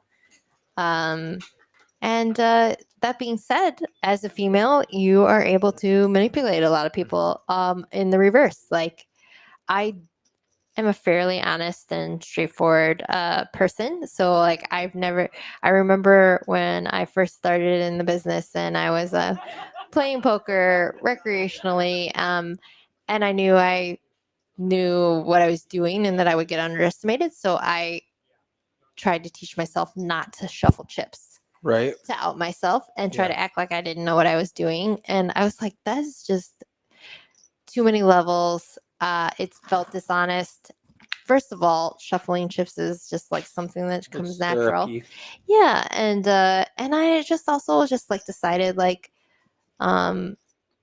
straight manipulation was not going to be my jam. Right. Like exploitation is part of all poker players' strategy. So there's not I don't have a problem with like exploiting people's emotions, their strategies, their How about this? It limps around to John in the big blind. He makes it 200. yes. What about it? I mean, just like that's over bet, like 20x Mm-hmm. or 40x. He's trying to get rid of his button. Yeah. He had it. Yeah, I mean that was just. I was a little bit surprised though. Wasn't there a king queen suited in there somewhere? In a limp pot I for think so. $200, they might have just like got away. I didn't see how. Yeah. I was too. Yeah, so I just think we definitely need to pay attention to some of those sizing things. Like is he making that kind of sizing with aces? I don't know. That's a good question. Anyways, so I think the important thing, no matter who you are, male or female, but females for sure have to navigate this opinion, the preset prejudice versus against women, and the preconceived notions that come with it. But let's just be real. I have preconceived notions about people based on how they're dressed, how they're behaving, the size of their stack. Old man coffee. Yeah, they're there's doing. just and you have to start there. You're just data mining, and you're given a completely blank slate. You're making decisions. So it should be that way. And when I run into other female poker players, you better believe I have all the same opinions about people, and like I won't even say opinions, but I'm going to like strategize. Stereotypes. Yeah, you're going to strategize Before you based know on anything stereotype. about them, all you Well, can go by is it's not even stereotypes. based on anything other than the raw data that you know. If you don't know them as a person or personally, you're going to judge them based on how they're dressed, how they behave, how they're playing with their chips, the way they stack their chips. That's data. And until they prove otherwise, you should go based on the raw data. And that's true for men too. So there is no reason to be ashamed of that or anything, and I don't even worry about it. Like a lot of women have issue with oh well, he should not check like that. You should, a lot of people have issue with being prejudged, but that's literally all we have, right? So Jeremy Moneymaker says, what stakes do you play at Poker House Peaks off stream? Currently, why don't you answer that? So our biggest game that we start with is typically a 1-2 with a $300 max buy-in, and then we get the 1-3 that has a $600 max buy-in. Our 1-2 is just a vanilla game. There's like straddle under the gun only. Our 1-3 with the $600 max buy-in, 200 to 600. They throw most of the time throw in a DC button that goes backwards, and then that player can choose if they want to play a round or not a round, a hand of Hold'em, a hand of Congress, 5-card high-low, any type of flop variant. And then after this stream, typically these guys, most of them will jump over and play like a 2-5 game with $1,000 buy-in. So anybody watching that wants to play with a lot of these guys post stream, they can do that. If we do have like a 1-2 game going over in the room, and this game breaks at when this game breaks at 9:00, OFC will take about 3 hands to make it a 1-3 game. He's just like, hey guys, let's play 1-3 instead, because he doesn't want to take his $5K over there for a $300 max buy-in. So it's a lot of fun. He builds them up though. Oh, for sure. But so I hear he tries to even the playing field with some alcohol, right? Right, So yes. that's good for you guys. You definitely want drunk OFC in the game as much as possible. No. Fantasy Gurus asks no Jarek tonight. Yes, he did cancel earlier today. That's very rare for him. He's like just one of my He's favorite solid. people on all the planet. Like he's just one of the best people ever. And he rarely cancels last minute. So not sure what happened there or anything else, but I'm sure everybody looks forward to seeing him play next time. And Doc, Doc Rivers it. Oh, Sometimes let's go, Doc. No offense to John, but I know Doc's been getting his butt kicked. John just said I only have $300 left. But in fairness, that's not a bad call given the price and everything else. And ultimately, I know that Doc would just go for it no matter what that river was. So props to everybody. John just had to fade 6 outs going into the river. I also know John isn't really running that well on the stream recently. So, it's tough to like root against anyone. I really want to root for everybody, but I did promise Doc that he would be second place today as far as rooting for him. He does win the award for best dressed. I love Doc. He is amazing. What a just a fun player, classy guy. Winner or loser, he's always just like just a wonderful presence at the table. But again, like there's really no one at this table to dislike. Right? Yeah, there's no villain. I mean, OC's always going to be a villain. Besides, yeah, but he's like the Batman villain where you like can't decide. It's like the Dark Knight. You're Like the Dark Knight. yeah, you're just like, no, I don't want to call him that. Like because that's just. He'll show up in a Batman uniform. Well, I mean, look at him. He looks like the Dark Knight. Like literally, poker Dark Knight. Oh my gosh! Please don't use that as like a hashtag or something because I don't want to take credit for that or.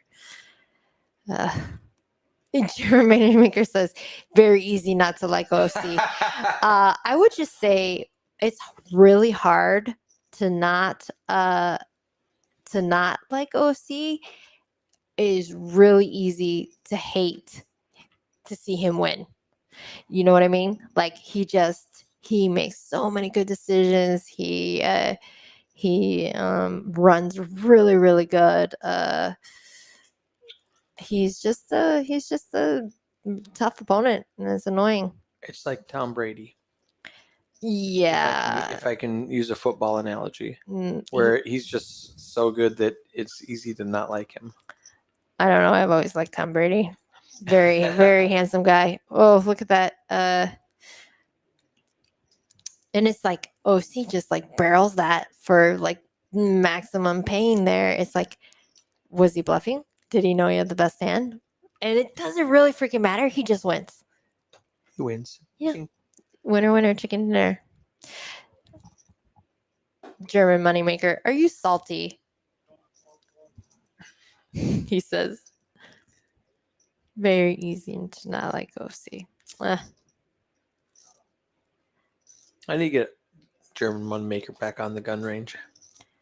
Well, He had a good time. we just need him to get back in the country. Like, let's start there. Yeah.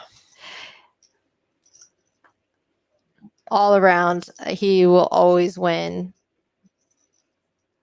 Favorite European. Probably only loved European. No offense. Okay, I'm sorry. That's probably not allowed to say. But you're just special. He said, ha ha ha, no missing to play with him. Lots of fun. Yes, we know. I will say that is definitely a solid rivalry there. Moneymaker versus OFC. Also Texas Kim versus OFC. I don't know, Moneymaker, are you up lifetime versus him? Because I don't think I am. OFC is just probably one of the few people in the DFW area that I could probably say that has the better of me every time. He did pay me off. I last week we were playing. I flopped king queen 2 pair, and he barreled into me. But was he intoxicated? Did you No, take advantage? No, he was taking advantage. He thought he was going to run me over, which he would have had I not flopped top two. And he's like, I'm drawing dead. Never mind. I'm pretty sure he got it back like 5 hands later. Yeah, but you don't need to talk about that. We'll accept the. No, he absolutely did. I flopped a straight and he went runner, full house and value bet me for everything. I'm like, you can't bluff me again. Send more money, Mom. They're not going to bluff me again.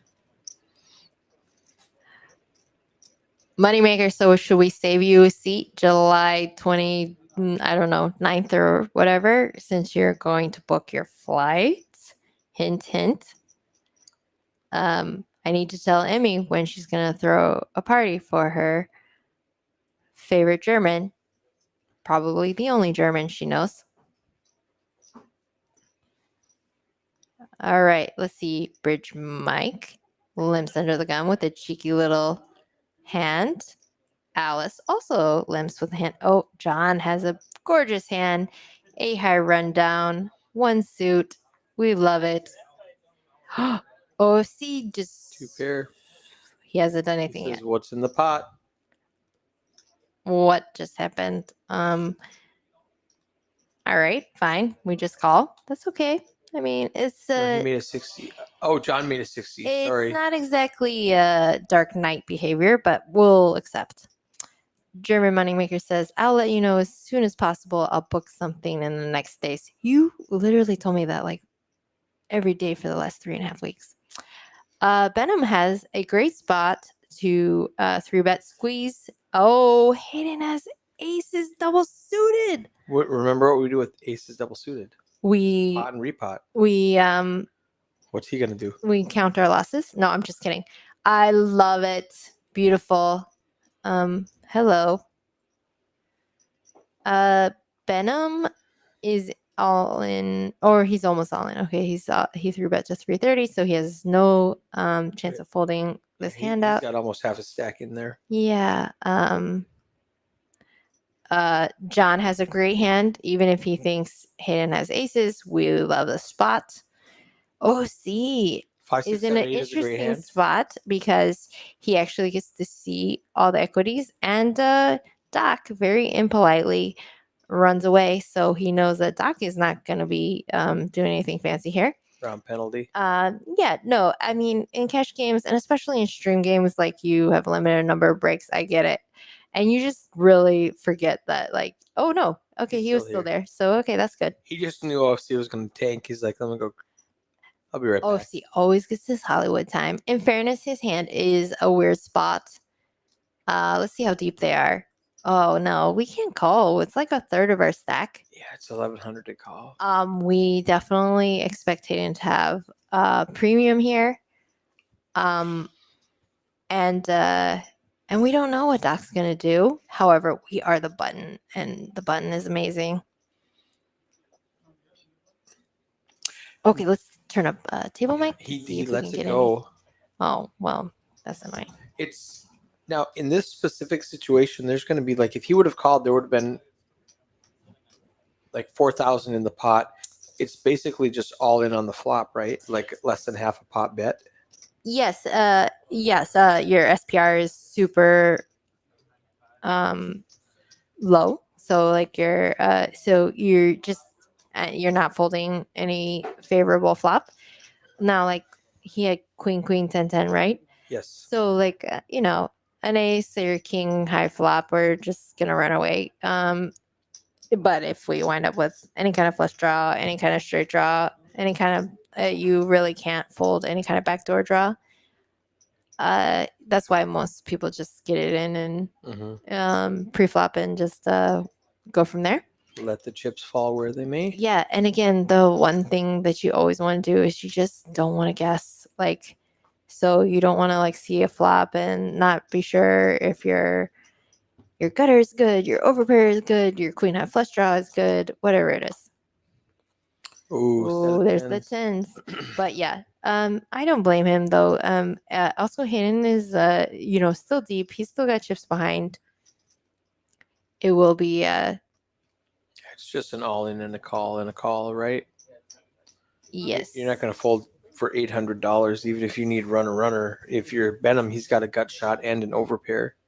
And yeah. Queen gives Benham the nuts.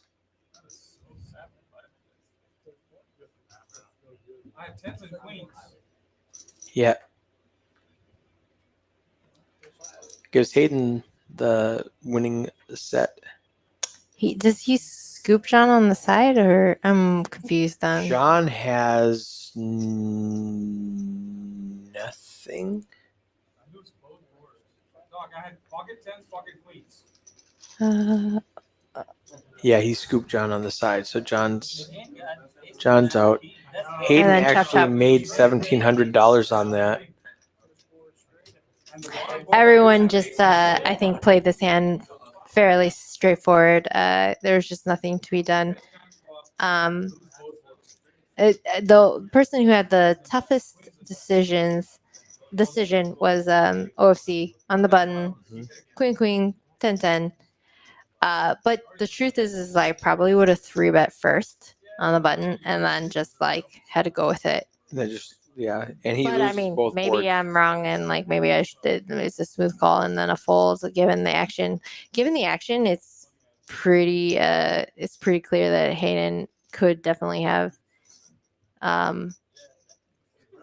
aces, and then Benham. But didn't they have this exact scenario where Benham had kings and Hayden had aces next to him?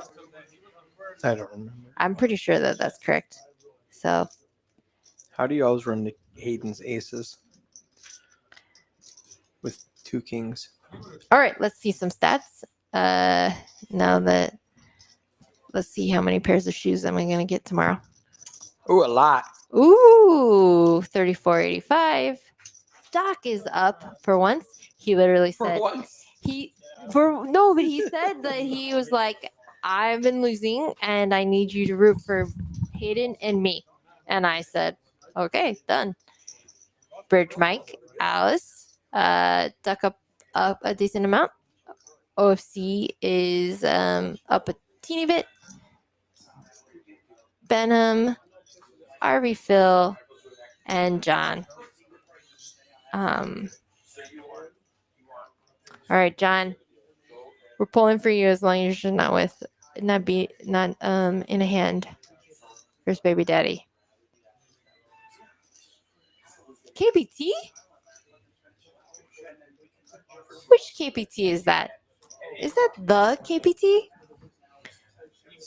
If that is the KPT, welcome to the stream. Oh my gosh. It's aces again. Holy moly. Like, aces are cheap and easy.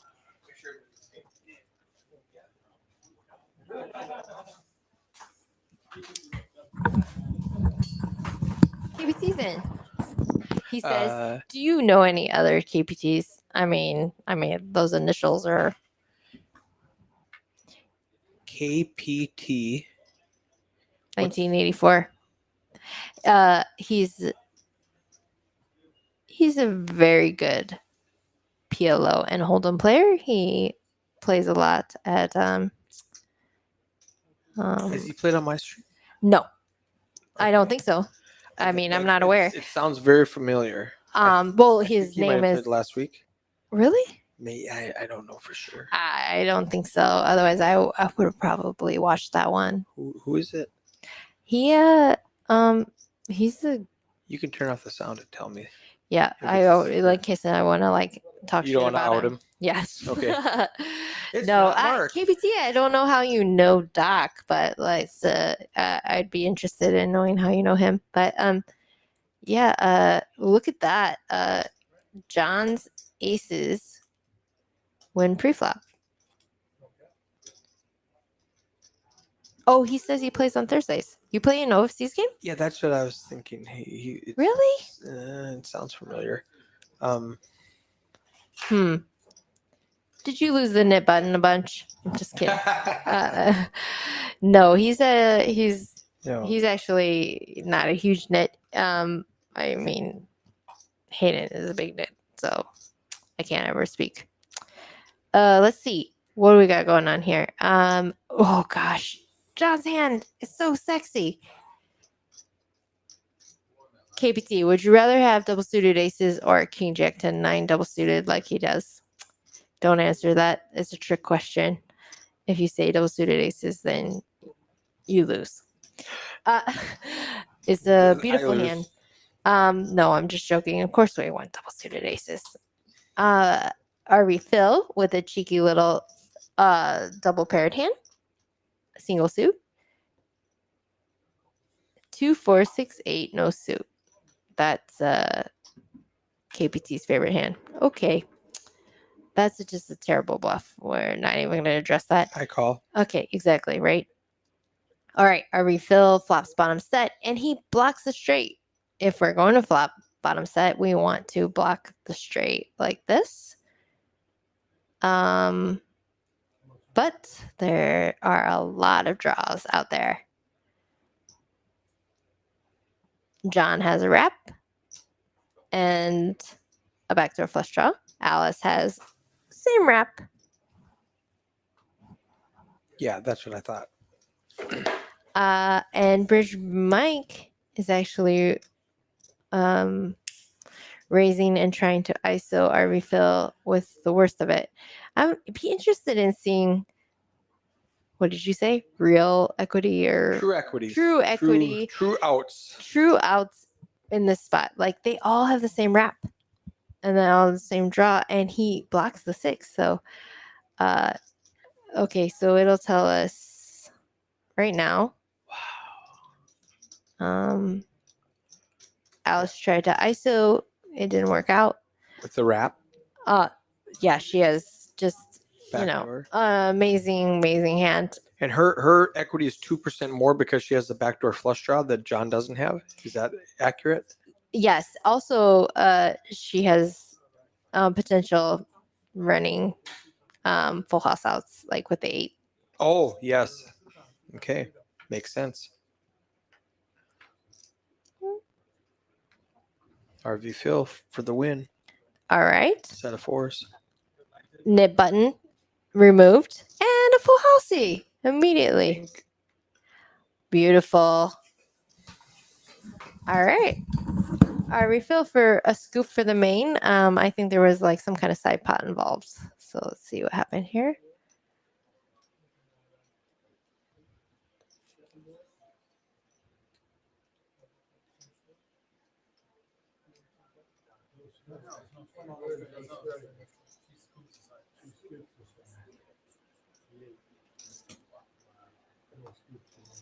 So her 8 actually holds for a small side pot.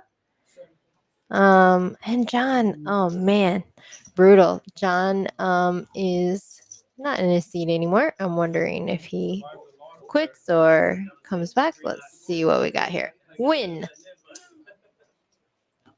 We have Hayden at the top, 3,400. Doc at 2K. Alice right now at plus 17. Bridge Mike plus 13. Duck up 800. OFC up a smidge. Our refill down a smidge. Benham down a buy-in. And John at most substantial loser. And he's really just run really badly on this stream. And let's see what we got here. Pip. Where's everybody at?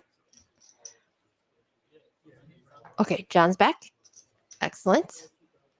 Never say die, John. A lot of people seeing a lot of hands.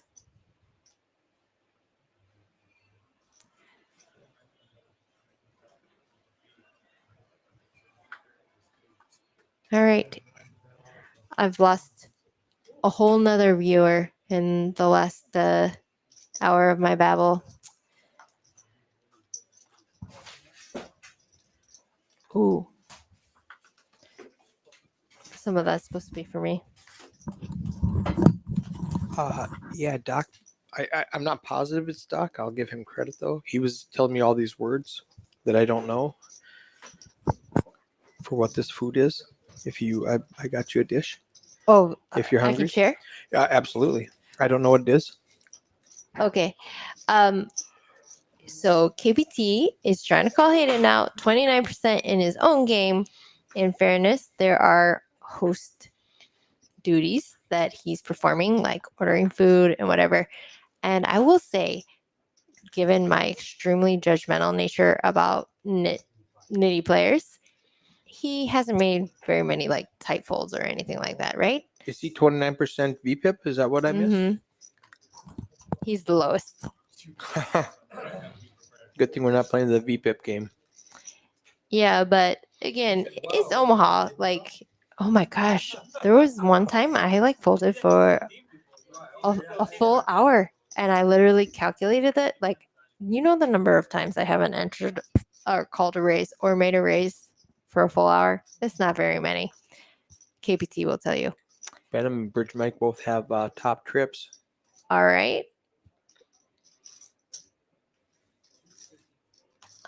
Hayden with an overpair. John also has an overpair.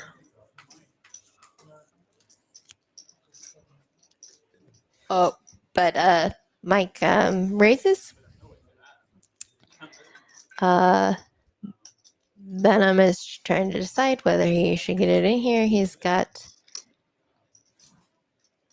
3 tens with an ace. Kim hasn't met a hand. She doesn't like to pot pre-flop.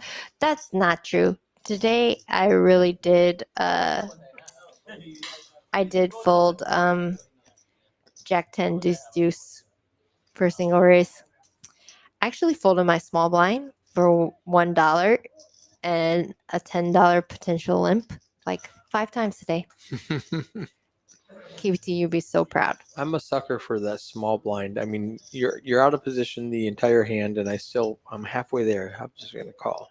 Oh no, I only had $1 out, and I will say, like, strategically as a dealer, you should really consider not changing that nickel into a $1 chip.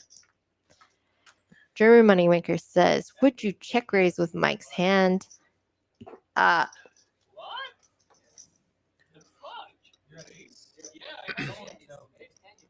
So I actually love Bridge Mike's play, the check raise. Yes, I get that he really wants to like kick out the people behind him that like could potentially have some equity to peel there. It makes his hand just easier to play. He takes the aggression, and all of his kickers are larger than the dangler on the board. With Benham's hand, it's like tough to like call there or appeal. Now Benham doesn't have a ton of chips behind, so I probably wouldn't be betting this flop unless I was planning on getting it in, given his stack size. So I don't mind it. Bridge Mike is just saying like, let's get it in and flip some coins. So I like it. All of his kickers are live to catch up versus a potential flop full house. So I think it's really good. Oh, who lost the nip button game there? It looks like it was Hayden. Uh-oh. KPT calls him out, and he immediately has to put in That money. was bad juju's. Yeah. No, it's okay though. He's up the most. Like, get him. If you're a nit in my game, you're gonna pay, even if I'm married to you. All right, Benham has bad kings. We say they're bad because he has no suits, and he really is only connected one way. Alice has a semi-bad disconnected rundown. She does have three to Broadway, and the Jack 10-9 is nice. John has a cheeky double suited random hand. There's a lot of interesting things going on here. I'm gonna guess Duck was like a straddle or something because I don't see us limping in with this hand. Duck was under the gun, and he was possibly a straddle that the software doesn't count it. Right, makes because- sense. Yeah. That makes sense. Okay. But and then he completed. Okay.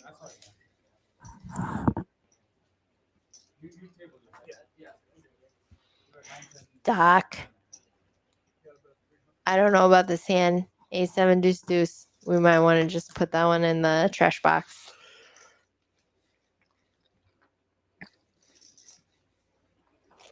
Doc does not like to fold pre. I don't Not either. fun. But you have to have something in the full box, and this would be an easy one. All right, let's see. Duck now has a pair, And a gut shot. a gut shot. He's going aggressive with it. If you're going to have hands like this in your range for continuing, you definitely want to be aggressive. Be aggressive. So John's got middle set. And one backdoor flush draw. Uh-oh. Let's see what's happening here. Now, our math shows Duck has 4 outs, which is 19%.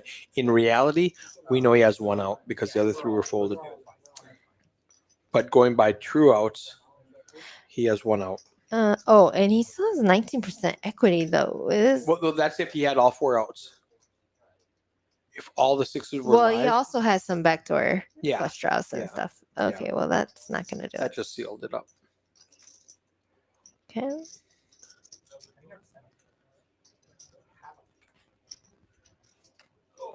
Oh.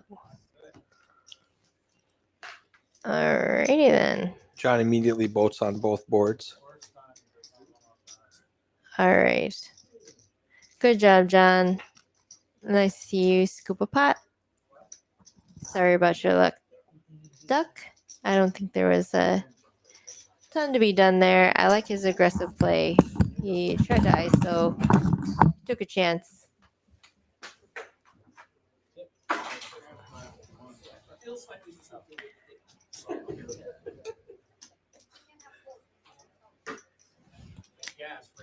All right, so let's see what else is going on.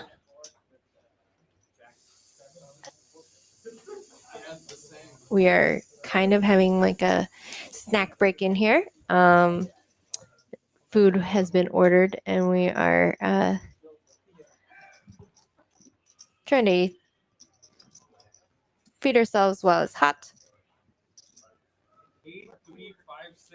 What's everybody up to? German Moneymaker is grinding our stream at 6 a.m., probably 7 a.m. at this point in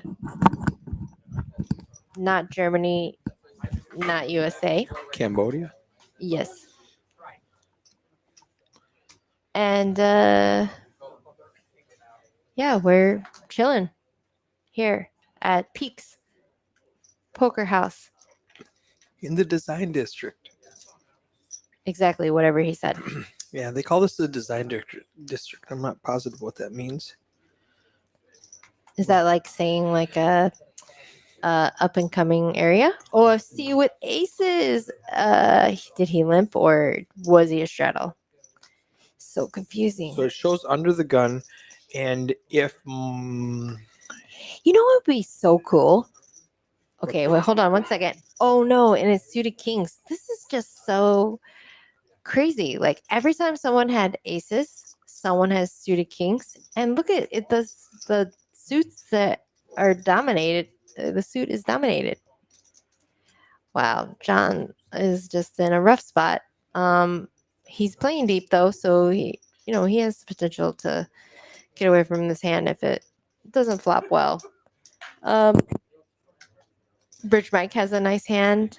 Doc Hollywood has actually one of the livest hands in here.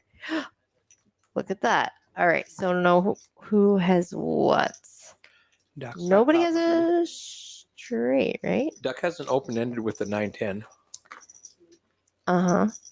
And top pair. Duck's Blocking got- top set. And he also has the nut flush blocker. great candidate. Well, never mind. And we're done. The Design District is an industrial chic enclave known for its fine art dealerships, sleek furniture showrooms, and colorful stores selling high-end textiles, cutting-edge art galleries. I googled it. I was literally about to say, reads like a Google ad. It's also known for Poker House. Peaks and home of the best free commentary you could possibly have. I don't know what that is. Do you want to eat it? No, No. but that looks good. Was it good? Dig in. No. I'm gonna go get some. I didn't. This is the rest of it. Oh, that's all of it. I grabbed the rest of it. Wow. So I didn't use the fork. I used it to cut it up. Oh no, so you I'm not. Yeah, I'm not worried. But I used fingers. oh goodness. Okay, so then do I you have a spilled lot all of over cool myself. things to say? I can Without say me? some stuff. You go ahead and eat. Turn down your microphone on the far left. That's you. Yep. Turn it down. And now that we're, I can make stuff up.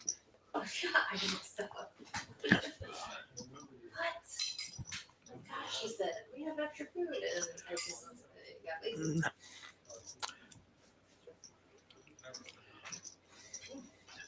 It was really good. I don't know what it is. I think lamb. I heard that word. Bridge Mike flops 3 4s. Duck also flops 3 4s. RV Phil has a queen high flush draw. John has the ace high flush draw.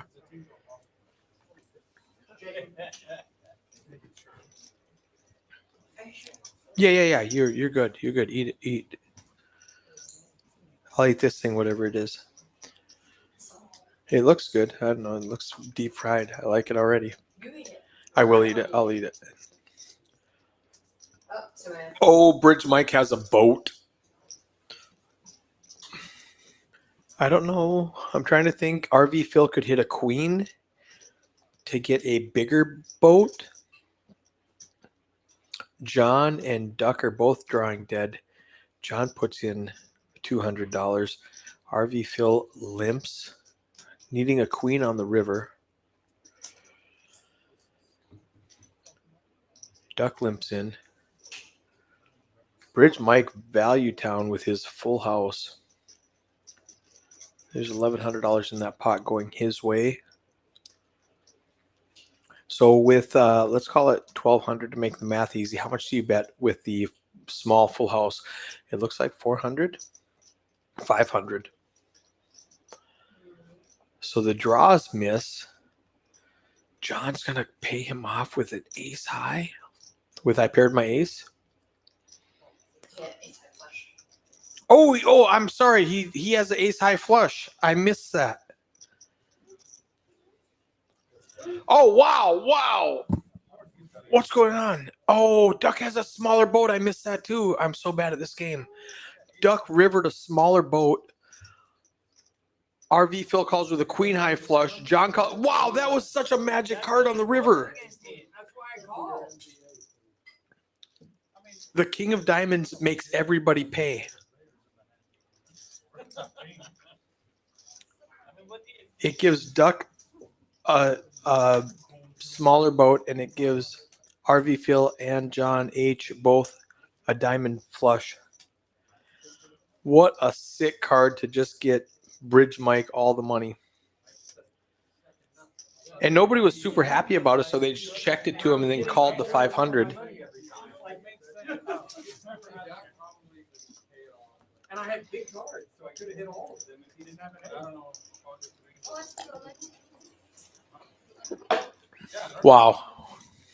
What a sick hand. What a cooler on the river.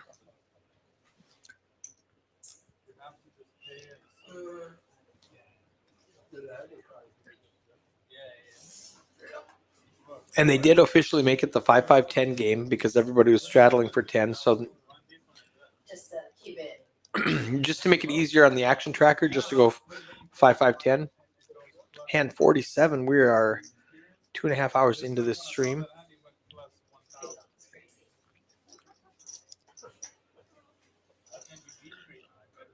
Bridge Mike is still stacking that last pot.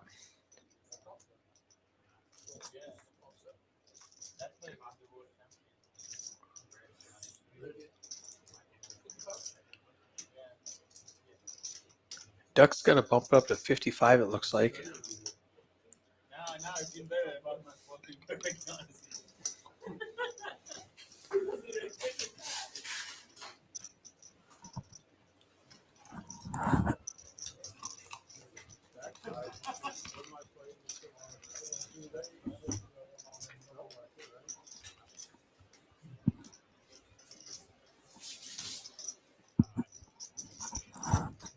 Duck flops a wrap. Ace, 2, 3, 4, 5, 6. Pairs any one of his cards. And he makes it straight, right?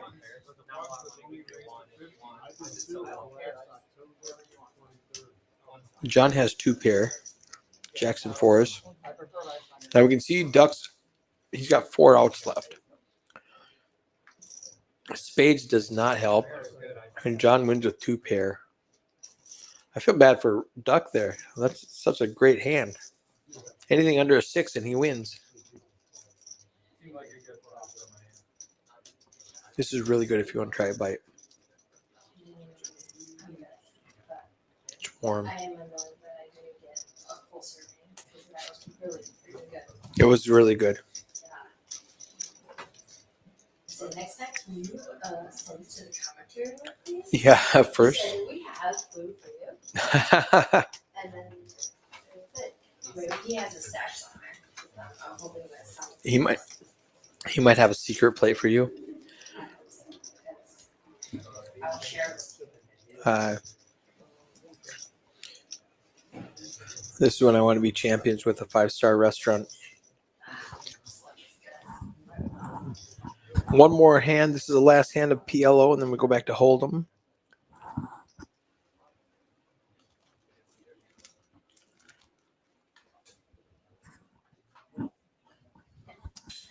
I don't know where that food was from, but it was fantastic. When I find out, I will let you guys know. But we just had some Indian food. It was amazing.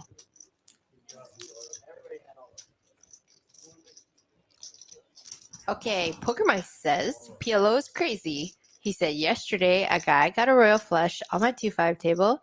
A few orbits later, I got quad aces. That was no limit hold'em. I'm confused. I thought we were talking about PLO being crazy. But yes, that would be crazy. Poker in general is crazy. Like sometimes you just see some of the craziest setups where you feel like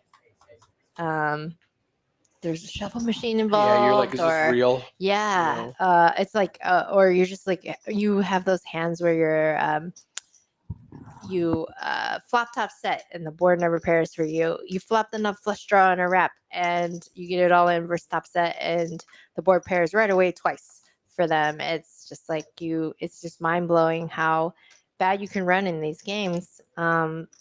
And it's just, it's always just important to not lose your mind.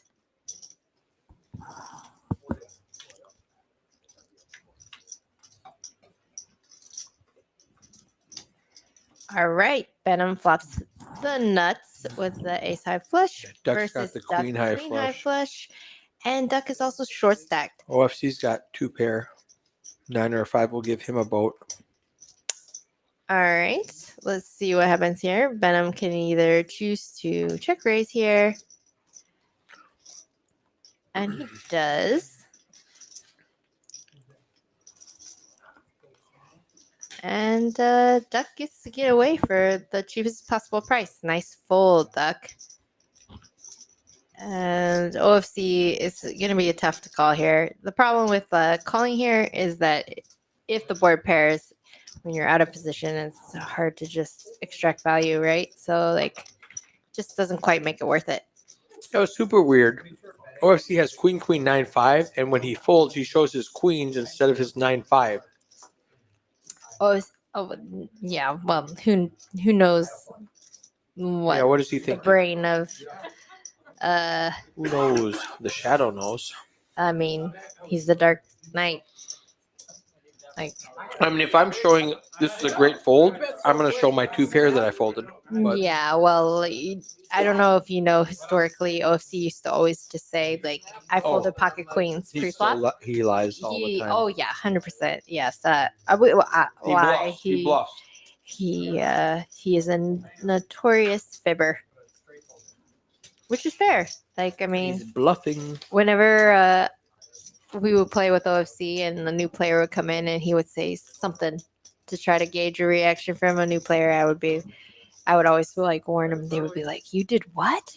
He's like, "I folded queen F flush. Like I swear to God." And I just say, "Do not react. Don't answer him. Don't react." It was like all is fair in love and war. In that sense, like I was just like, "Don't fall for it." Because they would be like, "You did what?" And I was just like, "Oh my gosh, please don't." And they go, "Do you think he really?" I said, "No." Are we talking about UFC? Because whatever he said, no. I'll take the under. Yes. Whatever he said he did, it would be a much better bet to bet the opposite. We got Kyle in the box now. We haven't seen a lot of Kyle in the last couple of weeks. It's golf season. Nice.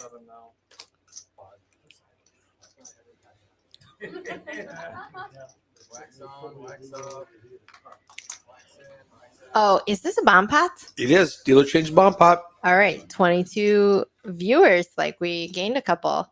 $15 double board bomb pot.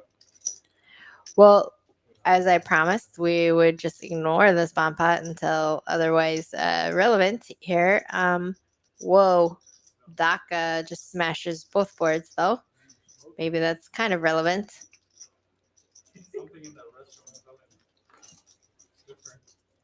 What's happening here? He's got a pot 135. They're folding. Got it. No, he actually underbets. Oh, he didn't I bet. don't mind it. Okay. I don't mind it. He doesn't mind getting action here. Let's go. Oh no, Alice got top middle set on top, 2 pair on bottom. Oh, interesting. RV Phil has A 5 also with a straight draw. got shot up top. And a 9 for a straight that I don't think is good.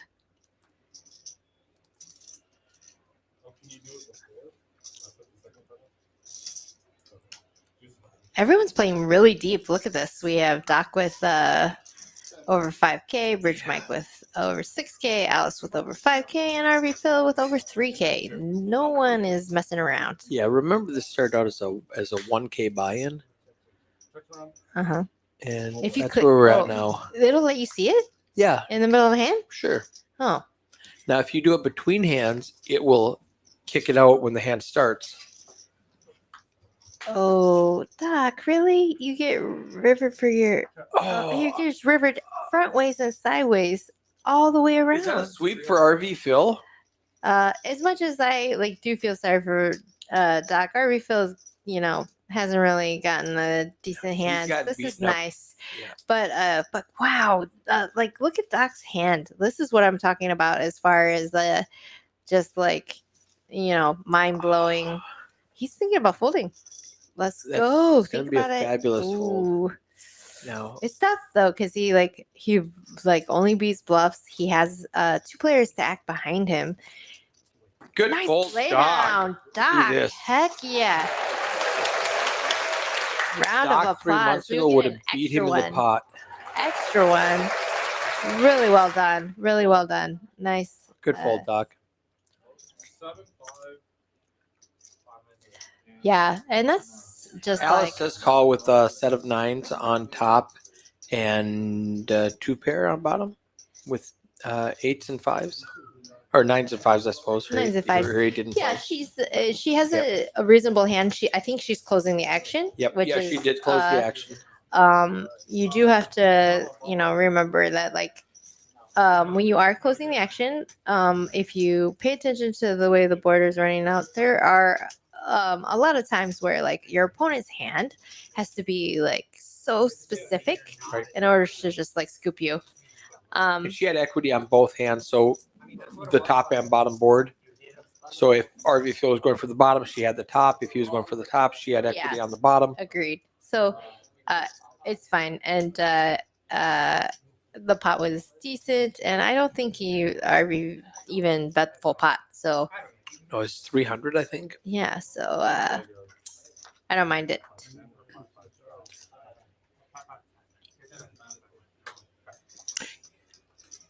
Alice with a lovely hand to be raising with. We make it 35. That's her. So it is her standard open on a $10 straddle.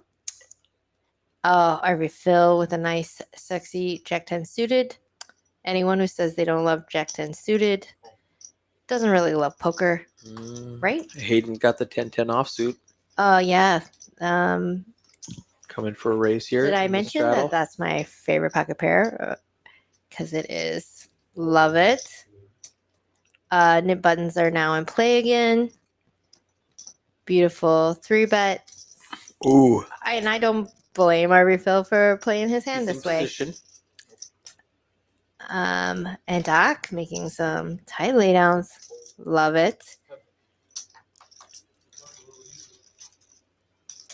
I think in general, Doc doesn't really like tangoing with Hayden. And I would say, Oh, this is so bad. wow. RV field needs exactly an 8 or a king. It It's shows. just an action flop. This is really you know, a cooler in that sense. Wow. For him, like he's loving his equity here. Now with 2 flush draws out there, does RV Phil ever raise right now when Hayden bets? I'm sorry, what? So I predict Hayden bets. Now there's 2 flush draws out there. Do you protect your hand with, or do you just call if you're RV Phil? Do you try to? He just calls. Would protect his hand? He doesn't have a straight. Well, I mean, he's this is a probably an action killer. I think it's gonna go check most of the time unless our refill decides to turn his hand into a bluff. But he has like an awful lot of showdown value. He's hoping that Hayden has something like pocket aces or ace queen, Right. and he can just win. Really terrible run out for our refill. He literally just gets a beautiful scoop and then immediately just like gets a cooler like that. Definitely sucks. Whenever I'm running really bad and it just seems like those are the matchups, you know.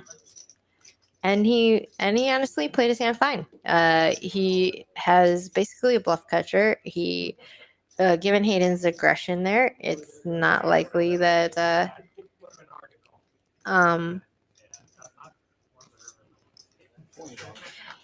and they're talking about that. They're saying Yeah, that Hayden said that's not the river he wanted to see. definitely not, and it would have been hard to call, but like let's all be real. He has 2 pair. Like he has Benham has aces. American Airlines. Thank you.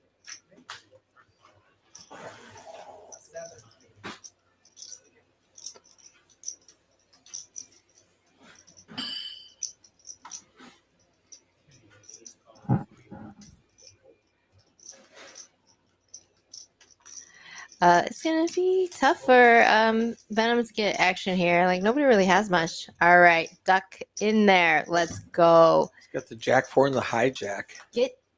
Let's give Duck a favorable flop. That's not gonna do it. Unless he decides to float. He does have some backdoor fancy stuff that can come, like a 5 of diamonds. Be sexy. Yeah, That's it, just nice fold, Duck. Nice fold. You got called a little light. Thank you. You got called a little light. I love it. He admits it. Jack 4 suited. You got called a little light. Not the flop I was hoping for. It was Jack 6 suited. Yeah, KBT, like, listen, I'm not a professional commentator, and but you're completely correct. And regardless, I'm just trying to create a sense of, if we're going to be that creative with Jack 6 suited pre, snap giving up after the flop is not something that I recommend. Okay, fine. I stand corrected. It was Jack 4 suited, not Jack 6 suited. It reminded me of the Robbie. That is the Robbie. Jack 4 off. Does it have to be off? I don't know. I don't know. That's a good question. Suited Robbie versus not suited Robbie, or one is the Robbie and the other is just the imposter. How amazing is that hand that everybody knows what it is? Just Jack 4. It's like almost elevated to the Brunson. I think it's so much more relevant now. It's just like one of the most interesting controversies of this our poker generation. Yeah, I was gonna say the last 5 years for sure.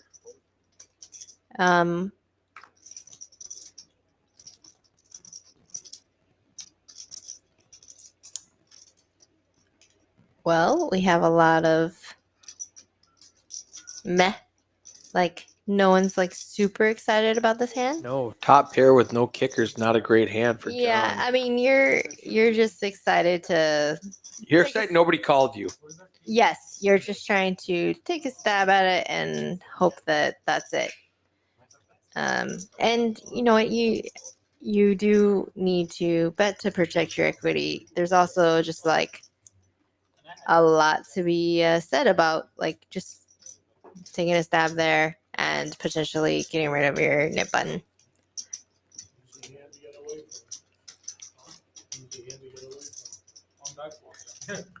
These 6 ways. King, queen, flop.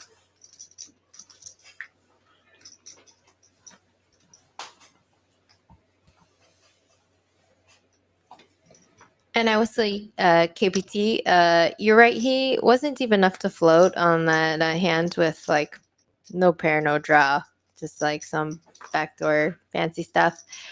And on a extra note, I know, Duck, you're planning to watch this back. I would just say it's possible we do want to gamble, see some flops, have some fun pots and fun situations, but we want to make sure we have enough chips behind to have these creative spots. This is gonna be fun. Make sure when you're peeling with some of your lighter hands that you have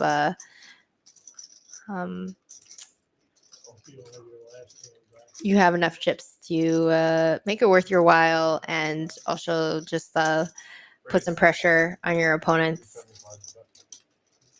Middle set, straight draw, top pair, top pair. Everybody's got a little equity in this one. And let's see who. Oh yeah, Venom has the set, and he's raising. One of the top pairs runs away. The good top pair folded. Yeah, there's the other one. Yeah, and I love OC's peel here. There's definitely there's just he's just so likely to get paid on a 6. Even some of the aces, if his opponent has I would say that because the ace is one of your outs, it does scare away Queen Jack. yeah, some Jack high holdings, but also it you can get some continuation bets from ace high flush draws and things like that, and ace jack is always gonna continue betting. So Venom with a set is my favorite thing right now. He doesn't show it. He doesn't have to. Yeah, He's I already know. got his. I know. I was just You want him to show it? I like showing good hands. I'm sure you do, but can I just advise you not to do that? Quit doing that. Yeah. So, I mean, the big thing that I advise people is first of all, if you're showing cards, it better be for a good reason. like you better be manipulating someone into believing that you always have it, or Right. you want to be manipulating them into believing that you're always bluffing.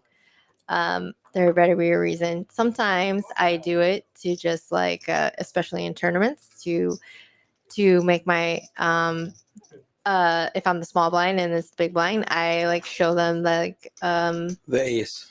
oh no, I just like I show them my hand and I just like say, oh, like nice fold, or like look at this, and you just want to make your life easier and establish like a friendly Mhm. rapport with a person on your left, because they can literally make your life difficult. So That's a good point.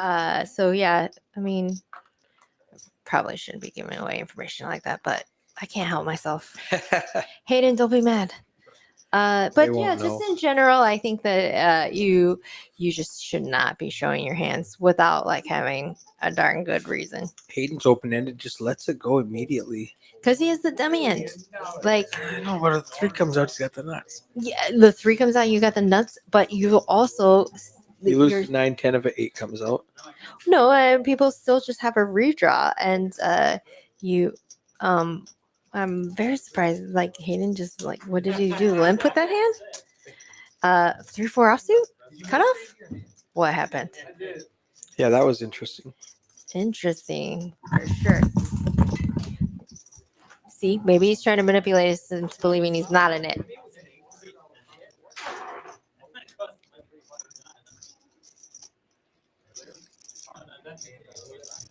KBT, how are the LC streets these days? You been on the grind or doing other things?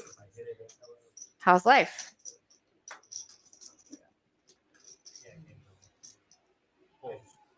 All right.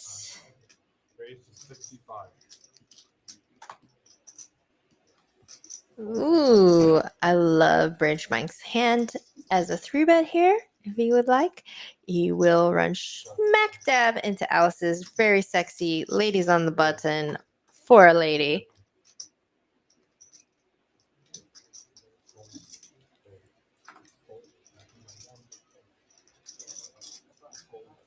OC is being fairly disciplined. He's pretty card dead in most of his spots. Oh, whoa. KPT says LC is where Texas poker goes to die. That's aggressively pessimistic. Life is good though. Kid is coming in 2 months. I didn't want to ask because I didn't know if you wanted me to say anything like that on the stream. But Mr. KPT 1984 is going to have a child in 2 months. And I'm fairly certain this is his first kid. Very, very exciting. Mad congrats. It is all the things that everybody says is the best thing in the world. It's the hardest thing in the world. And whoa, Alice is getting action. Oh gosh. Hello. We have Uber nutted hand. Benham has 4 outs twice. Oh my gosh! Hello! Oh god! Oh, that's so nasty. Rigged against women. Oh my gosh. Alice gets the snap call Benham with a semi-bluff donk on the flop. She flops top set. The stone cold nuts. And he rips all in on the turn with the ace comes and then just snaps off half the pot with a 4-outer. It doesn't seem fair.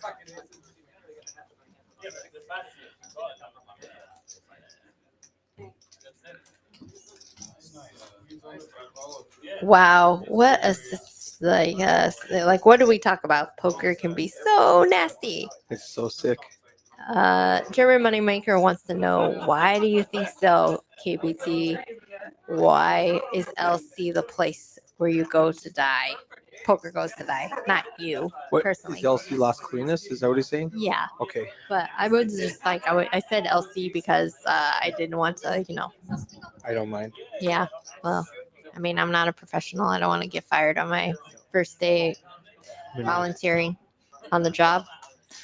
Deduct your pay. Yeah, now I owe $20 for my I time. talk spent. about champions. I talk about how good the tournaments are at Shuffle. I talk about Yeah. how good the fort is. Oh gosh, holy moly! Like that's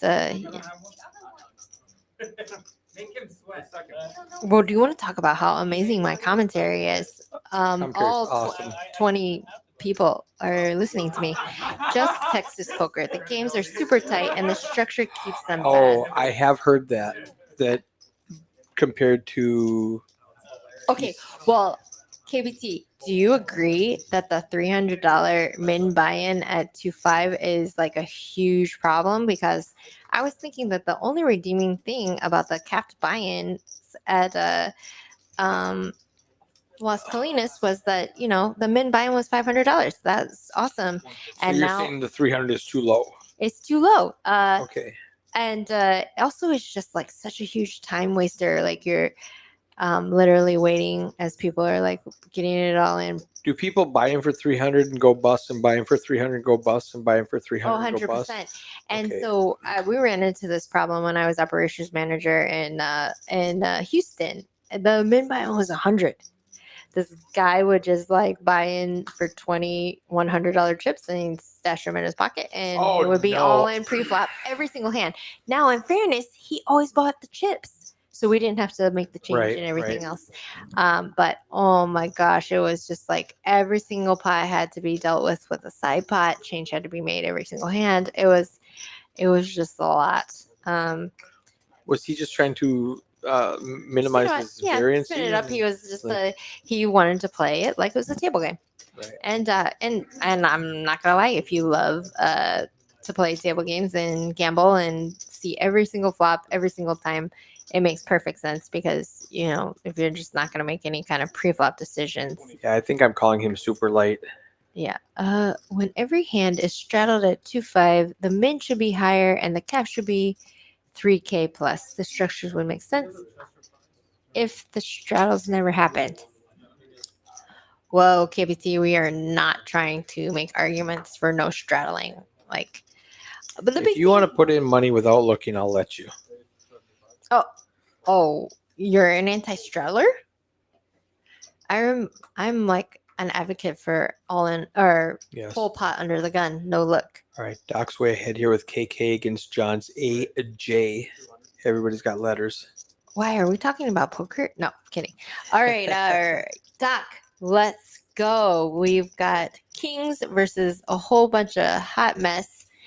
Alice limps We're in with a way sexy ahead. little 5-3 suited.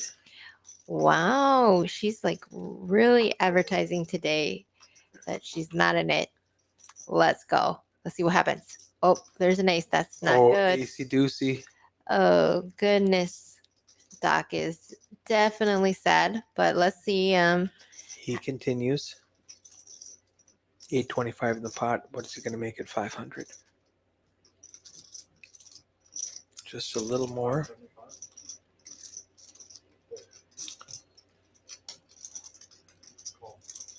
All right, Johnson. I just Doc has Doc- one out. yeah, Doc, you really Ooh, now he could have a 10 for a straight. They're all live. All of his 10s are alive. and a king. Yep. Apparently.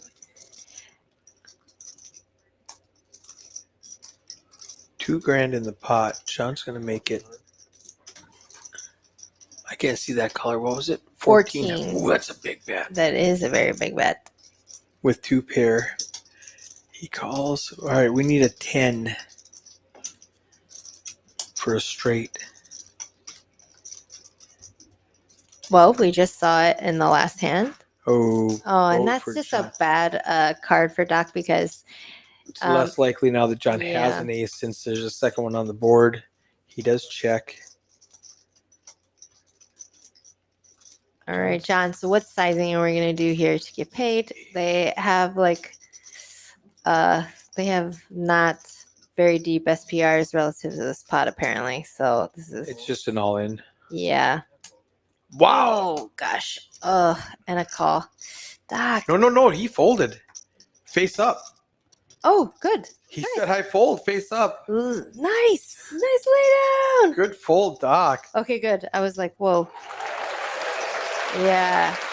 Doc has been put in some very bad spots. He's playing very well. I know he watches the stream too, so I'm tempted to props make a to hero him. call when the ace shows up on the river. Definitely. And again, player dependent, maybe he would have made a call versus a different opponent. I really don't know, but no matter what, mad props for you. Not getting frustrated and just playing your situations really well. Very, very impressed. Alice has a sexy hand and a little queen eight suited. RV Phil has been like fairly card dead. OC too. Oh, OC hates folding. No. What's the VPIP after this hand? Let's Oh, check let's it out. do it. You want to go like in and pretend. Oh, I thought it was Thursday. OC, you're at the bottom of a VPIP game. Should I go in there Oh, with my- the that'd be phone so and sick. deal a Be chance? like, All right, here's the VPIP. Oh, I'm sorry. I forgot. it's not OFC, Thursday. you owe Hayden $100. Yes. All right. So, I think Duck had like a 94% VPIP on Thursday. After an hour of play, he just limped every pot. OC, he's got a hand. What are you doing? Is just an FYI to the viewers. Bad it is- etiquette. Yes, not polite to ask someone who has cards to be making change. Definitely could totally screw your neighbor up there. Was he trying to get tip money? Yeah, and that's that's fair. I get it, but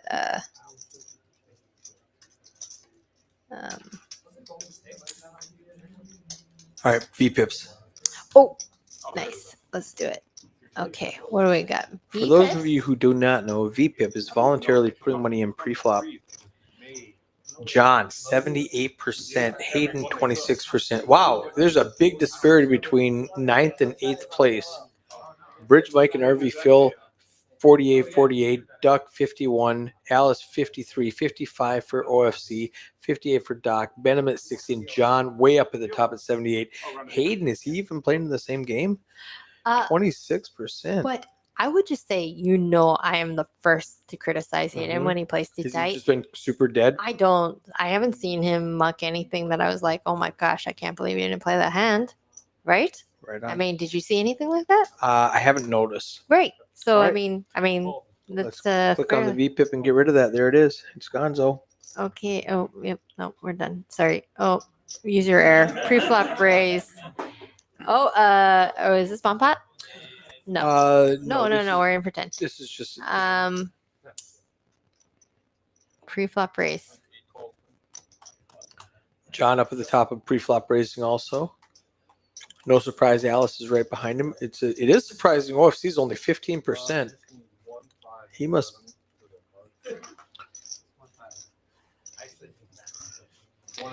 Bridge Mike with 2 aces. That's a good point. German Moneymaker, he says, do you have VPIPs for Hold'em or PLO only?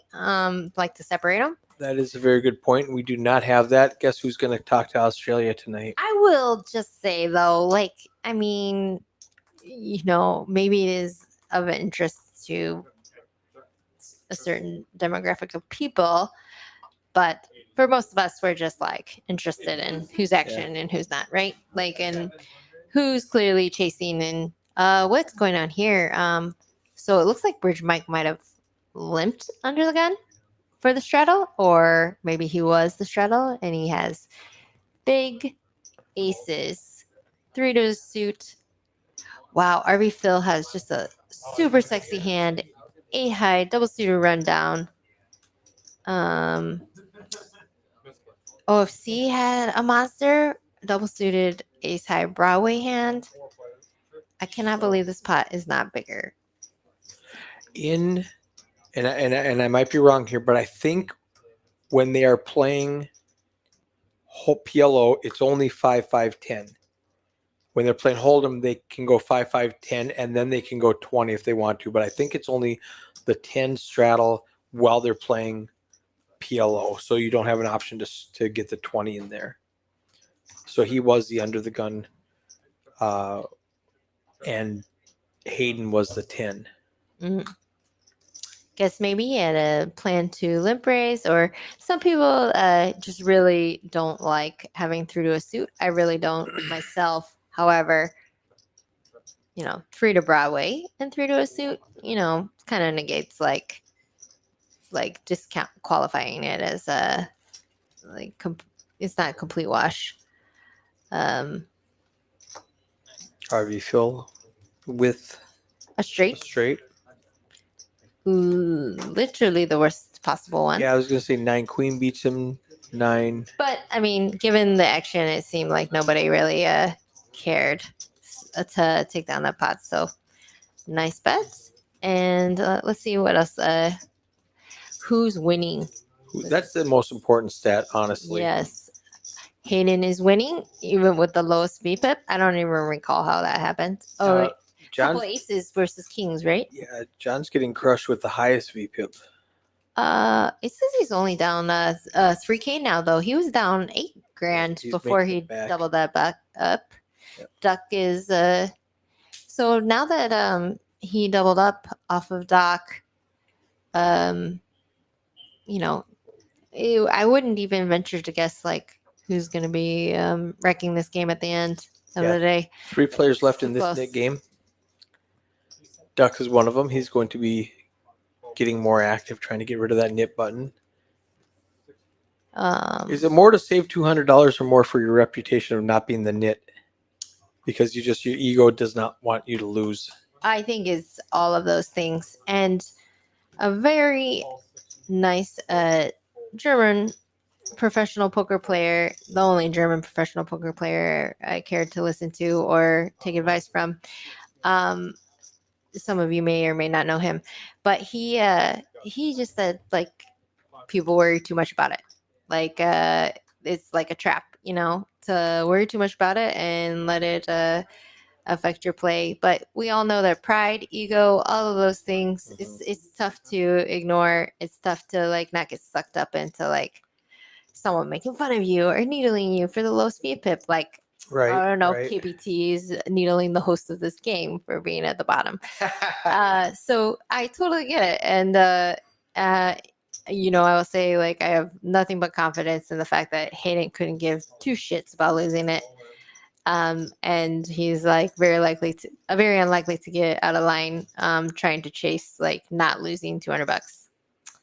German Moneymaker says, yeah, I think changing that makes a lot of sense. I see Yep. many players at this table limping a lot in PLO. That destroys the VPIP stat for Hold'em a lot and is also no indicator for action, in my opinion. All right. Screenshot sending to Australia. Oh my gosh. Chris, I don't know. Hayden has under sub 30 and everyone has above 50. I mean, there's clearly a particular knit in this game. But yeah, no, I get what you're saying. And So they're all in and running it twice. OC and Duck And OFC hits his pair of 10s is just good. just holds. But Oh, and Oh he my sucks out on the suck resuck. They both get it in. OFC with a pair of 10s and a queen high flush draw. Duck with the ace high flush draw. They run it twice, and Duck gets scooped, I think. he did get scooped. Duck hits the jack on the second board, and OFC hits the last 10 of the deck for trips.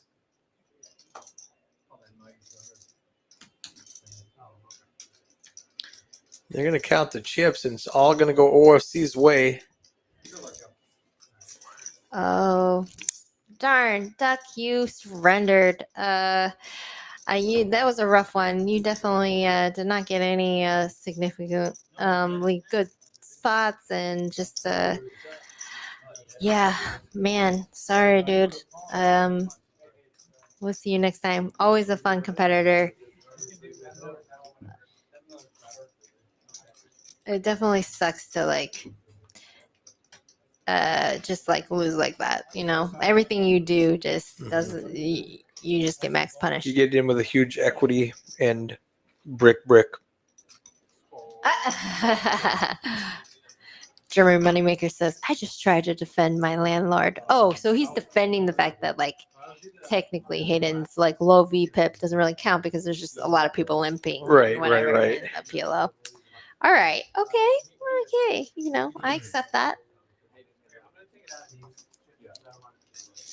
Duck lost the VPIP game and he said, So I the owe Nick game's 200. done. He's just gonna go splash the pot for $200 and leave.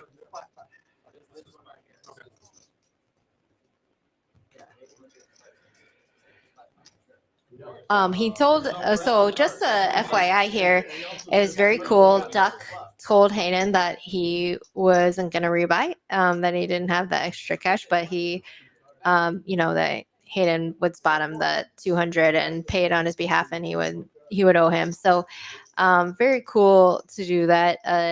I really argue that it's not right to make someone pay if they're not willing to rebuy, especially at these stakes.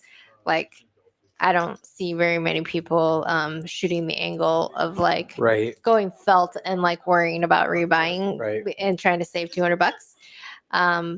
But a lot of people disagree and they say like if you don't pay, Yeah. if that you will owe that amount and that it's like bad form not to pay. But I think I posed that on your Facebook page, and there was a huge like discussion almost about everybody agreed with you. it. Everybody. Well, I didn't even post my opinion. I said, "What do you guys think?" And everybody said, Just jumped. "You like, have to pay. You have to yes. pay. No question. Black and white. You have to pay." Yeah. Nobody I was like, agrees "Whoa, with me. settle down, guys. It's okay." No, I mean, and I mean, they're just okay. OFC's got wow, all the hard draws folded. That's interesting. Nobody had a decently good hard draw. The Jack rep. ball. That gives RV Phil the Broadway. Yes, the nuts there. No hearts. We need to protect our equity. We should definitely be betting as much as we can here. John needs a king to chop it. And OFC needs to pair the board.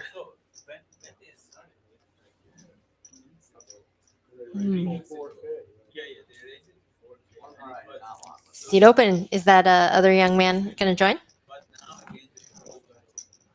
I'm not sure. That alternate that you had? Probably not. No, there's only like 45 minutes left if I contacted him right now. Oh yeah, I forget it's early. I'm having so much fun. I didn't even realize that the time is almost up. Speaking of cocktails, Yeah, are we ready for one? I haven't even finished. I'm not even halfway there. I'm going to tell Lucy we are good for now. Tell her 15 minutes. I know it doesn't matter. I'm just saying. Well, I mean, if it's ace of hearts, it doesn't matter. Darn it, I lost another view. 17 now. Gosh. It might be Kristen and Emmy hanging up. Oh, They were watching. well, that doesn't help make me feel better. That means that I had 2 fake views to begin with. All right, what do we got? RV Phil. Just like we would talk about this fold bucket that doesn't have to be very deep. We could probably put this one in the fold bucket. Doc Hollywood. Also, meh. We don't even have an ace high suit. We could probably let that one go. And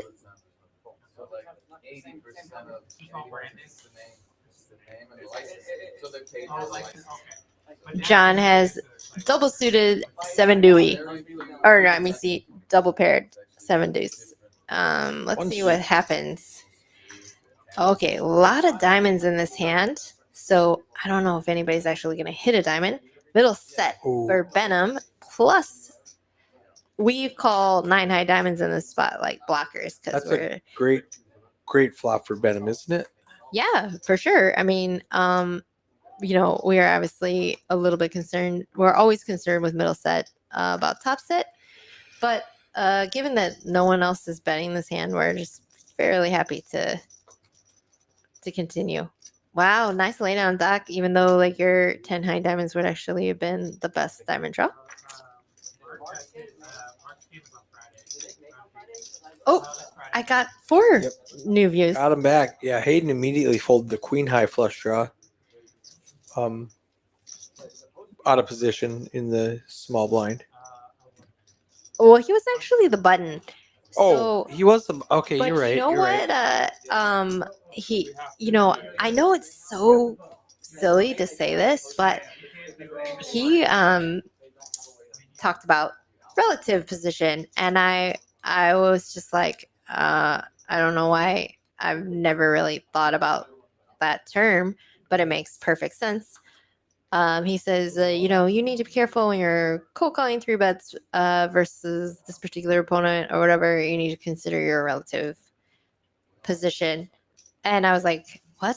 And it just means like how you're relative to the 3 better, given that, yes, Right. maybe you have position on the table or maybe you have position in general, but your relative position to the 3 better or potentially like the people you want to have position on is bad because you have to check first, act first, or whatever, even if you're the button. So like his relative position to Benham when he bets there is bad because he has to act first, even though he's the button, Exactly. relative to the rest of the Because table. that's when the first action hit, and now Yeah. he's got the other 7 people behind him. So I expect That makes sense. some super chats right now. Thank you for this lesson. Relative position. Bridge Mike with bottom 2. Ouch. OFC with a gut shot. Hmm. RV Phil with a jack high flush draw and A wheel pair draw. and a wheel draw. Speaking of wheel draws, Well, hello, wheel. Bink. Now he's got 2 flush draws and the straight. Yes. Where's the super excitement? Air horn, brass effect, You could do this. heartbeat.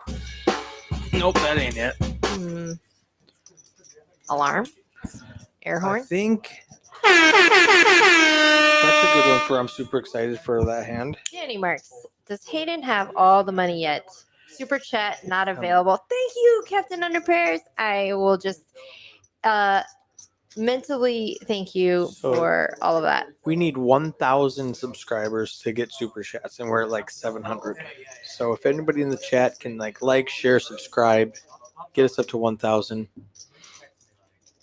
Oh, speaking of Danny Marks, didn't he just final table something like last week for all the money? Yeah, this guy is our resident superhero, tournament superhero. He calls himself a weekend warrior. He's That's a long weekend. he says he's a recreational player, but we all know better. But I mean, he only has 1 banner at this point in Choctaw, like, so I guess he's not that good. But anyways, yeah, he's also like commentating now on tournament final tables and stuff. I already have it bookmarked to listen to as my next tournament final table study. He says he's not even a weekend warrior, straight up recreational now. Yeah. All right, we're looking for some rec players down here at Poker House at Peaks. We're definitely not looking for that rec player. No, he's destroy. Anyone with a banner is auto disqualified. So yeah, but yeah, I did try to get him to come in here and drink and commentate with me. I love that idea. We could invite him right now if he had a computer. He doesn't have computers. He's only a computer phone. engineer. A recreational weekend warrior computer engineer without a computer. Oh, John's got the ace high flush draw and bottom pair. Hayden's got an over pair to the board. Interesting. A 4 here. might get Doc in trouble. He's got 2 pair now with a flush draw, with a straight draw. Doesn't he have the Actually, best hand? I was like, actually, he's not in trouble. I think he's crushing this hand right now. Well, yeah, but his hand is less like. Oh. Hayden counterfeits him on the river.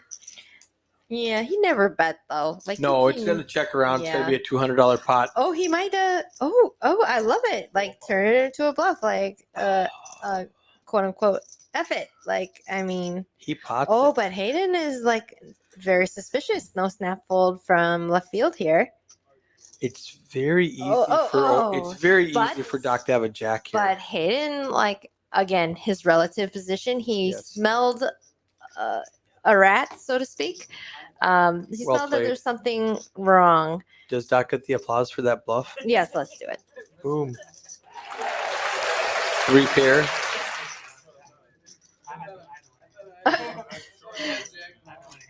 Mediocre Poker says, if Danny is a recreational, I'm a super pro. And Captain Outer Pairs gives them an LOL. I Lol. actually think waste of time. What's a waste of time?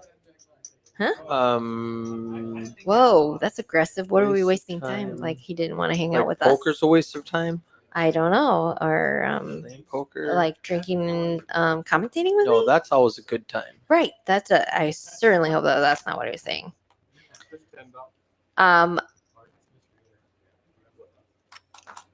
Waste Waste of of time listening Oh, to my listen to his commentary. commentating. I disagree. Yeah. Like again, bad bluff. Where's the button? Air horn alarm. Try it. No, That's sorry, an that's exciting annoying. one. I don't know. Didn't work. Some kind of disappointing. More. Yeah. Nope. That's kind of ish. Yeah. Like, Maybe. we definitely need a womp womp womp. Yeah, type we thing. definitely do. You know what my favorite one is when somebody's tanking? Yeah. Well, we should use that one for sure when someone's trying to get a big bluff through, you know? Yeah. German Moneymaker says, your fans want to see you at the table. Agreed.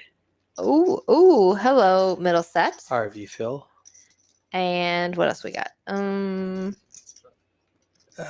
Gut shot for Doc. Oh. Okay, so Boat. Hand over. Badoogie board. Nope, just gonna put any chips in here.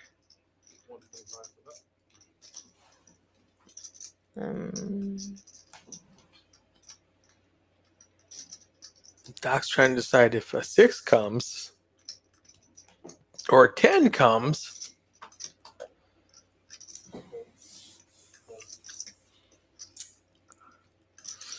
Ambitious call.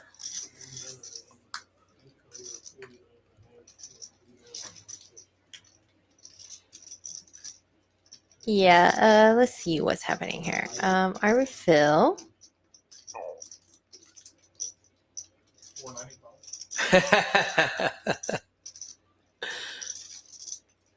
RV Phil throws out 650 and Kyle 495 pushes up his change. Well, that's totally I really appreciate that he did that because it's really important for PLO dealers to make Yes. sure that players do not misrepresent the bet. Oh, he snap did it too. Good job, Kyle.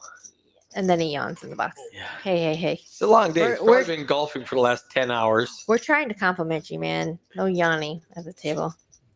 Yeah, it's really important actually in general that in Parliament Omaha, it's every player's right to know exactly what the bet is, exactly what the raise is at all times. So even on the stream, we encourage that all the bets be broken down and announced anyways. But in Parliament Omaha, like you're not like in No Limit Hold'em, and some houses still encourage the dealers not to touch the bet until a player asks. I think a lot of houses are moving away from that because there's just no reason to not facilitate a fast game and make it efficient and not allow certain people to angle shoot and just make things easier on everybody. But the big one is like if the pot is only $900 and the player puts 2,000 out, a lot of times players just do it out of laziness. Some players literally do it to, try to misrepresent what that pot size bet is. It is definitely your job as a dealer to facilitate a fair game, to keep things clear, and you're highly encouraged to correct the bet. Unless it's like a specific card room where they discourage that or whatever, I highly encourage you guys to just protect the fairness of the game and Absolutely. move things along and push back chips that are not necessary to the bet, and then always announce what the amount actually is. Great flop for John. It's got top trips with an overpair. Alice and OFC both have flush draws. It goes snap, fold, and John shows his 9 and his pair of 10s. Like to hold them right? Hearts and clubs. Wow. I had hard time with this. All right, let's see some stats as we're winding down this game. VPIP is still We got Hayden creeping up into the 30s. Let's go. And John leading at 78%. Doc 64, Benham 59, a bunch of people in the 50s range. Pre-flop raising percentage. John at 35%. It makes sense that he would be at the top given that he is We are back to Hold'em. playing That the means most we are hands. going to restart the knit game. So Mediocre Poker says, I just say pot, but say it from your belly so the entire room Put some bass in knows that. you pot. say it. Always call them boost. And I always call. All right, Hayden with ace-8 suited. Every time. He said he's crying and calling. Interesting. I cry call with ace-8 suited. Also called I've the never dead man's cried hand. and called with ace-8 suited in my life. I've probably yelled and screamed, hell yeah, and called, but yeah. Suited days, let's go. Okay, wait. If Big bet, big if bet. Alice was the pre-flop raiser, I might cry and call. That's And it goes muck muck. Ace high is going to win. The best hand's just going to turn it over. Get rid of her knit button. What's today? Sunday? one would think so. Sunday. I don't know. It's Hayden's game. I'm pretty Yes. sure it's Sunday. Sunday, 5 to game. 9. Hayden's game. No, the days blend. I need to take a day off. Yeah. I feel you, man. Tuesday. I think I'll take a day off after shooting. Okay. Let's see what else we got. Winning. Who's winning? How relevant is went to showdown? Oh, whoop. Goodbye. Because I can read that both ways. You're such a fish you don't fold, and you have a very high went to showdown rate, or you're such a nit you constantly fold and you have a very low showdown rate, or you have such a great hand that you went to showdown with your great hand. So I'm not smart enough to know how relevant that stat is. Well, it's clearly relevant. Otherwise, it wouldn't be in there. But that is a great question. I don't know. I would, I'm a field-based poker player, so I feel like I have no freaking idea. No, I'm just kidding. German Moneymaker, do you and Danny, like these Somebody smarter than me in the Pros. chat explain to me what that smarter means. than me, like, or And more. that's- I mean, I've only recently learned what GOAT stands for in the last few years, and Look at this hand we've got here. Jack versus Ace King, and OFC is going to sneak in there with a 5-6 suited. he didn't sneak. He was the first three better. Oh, Yeah. I mean, he was he was the first raiser raiser. I think RV Phil might have limped with his Ace in King. the hijack. Now that's the other thing. his pre-flop raising is so low because you've got OFC on your direct left who's going to drive the action for you. You don't have to raise. Yeah. So he's got a 4% pre-flop raising, knowing all I have to do is call and OFC is going to raise for me, disguises my hand beautifully. Harvey Phil does flop the king. Top pair, top kicker. Check call. All right, so let's see what's happening here. I guess he does have position on Bridge Mike. Bridge Mike is the third blind. Bridge Mike adds a 10 to his outs for a straight. Yep, a 250 again. Interesting.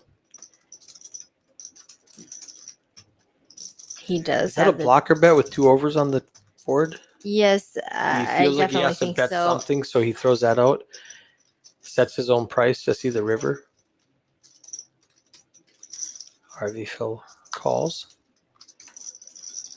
5 of spades. Puts out backdoor flush. Gracias. German Moneymaker says win to showdown stat is very important, but you need like 10K hands minimum, so it makes sense to look at this stat. Well, then it's not super relevant because how do you play 10K hands in a Yeah, stream? in a 4-hour stream when I'm going to get 100 on average.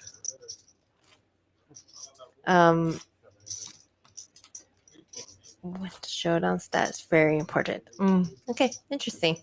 Maybe He's it's not important to me because I don't understand the relevance of it, but if he's smart enough to know what it means. well, no, it makes sense that it would be an important stat for online poker or something. Right. I think it In the HUDs. I'm gonna guess maybe it has something to do with like how sticky you are, Right. or when you do enter a pot, you're not folding. That's just like German Moneymaker says, yeah, for a stream it doesn't make any sense in my opinion to show it. I feel validated on the last 10 years. I've been saying this is an irrelevant stat and I'm not going to show it.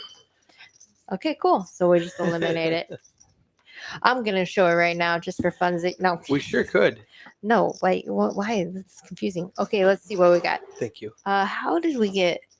So there must have been a lot of limping going on. We heads have up. 8-4, 10-4, 8 deuce, ace deuce. Those are all the straddles up at the top there. Alice and John. The big blind of the straddle. Gotcha.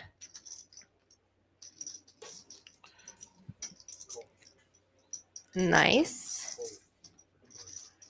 Who bet? Benham Oh, falls top Benham. Benham bet. Doc bet 75. Benham raised it to 200. Harvey Phil folds. Harvey Phil calls. Doc folds. Hmm.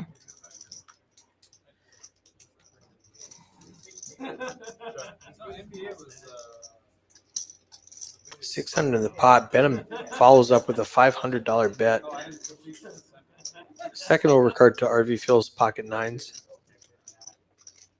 Wow, he just does not believe him. Oh, now we believe him. Okay, good. He smiles. He's like, well, I'm going to see it. So, okay. Nice hand. GG. Anybody here knows Spanish? Nobody knows Spanish. I'm better than you. I can tell somebody who's a handmade middle. I can tell somebody who gets shoes or a handmade middle. Very little. That's very little.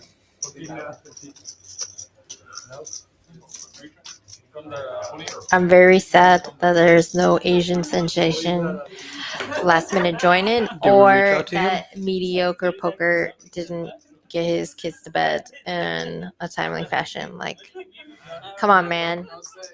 Harvey Phil. Let me hang it. Oh, limping under the gun with queens. Very, very dangerous. We limped early position with nines earlier too. And oh my gosh, we have to play everybody. Let's flop a queen. Give somebody else to pair and just smash. All right, we got some open-endeds. We got an overpair. We have a couple single pair holdings. couple nines. We're in decent shape here. We block the 10-8 hand. So,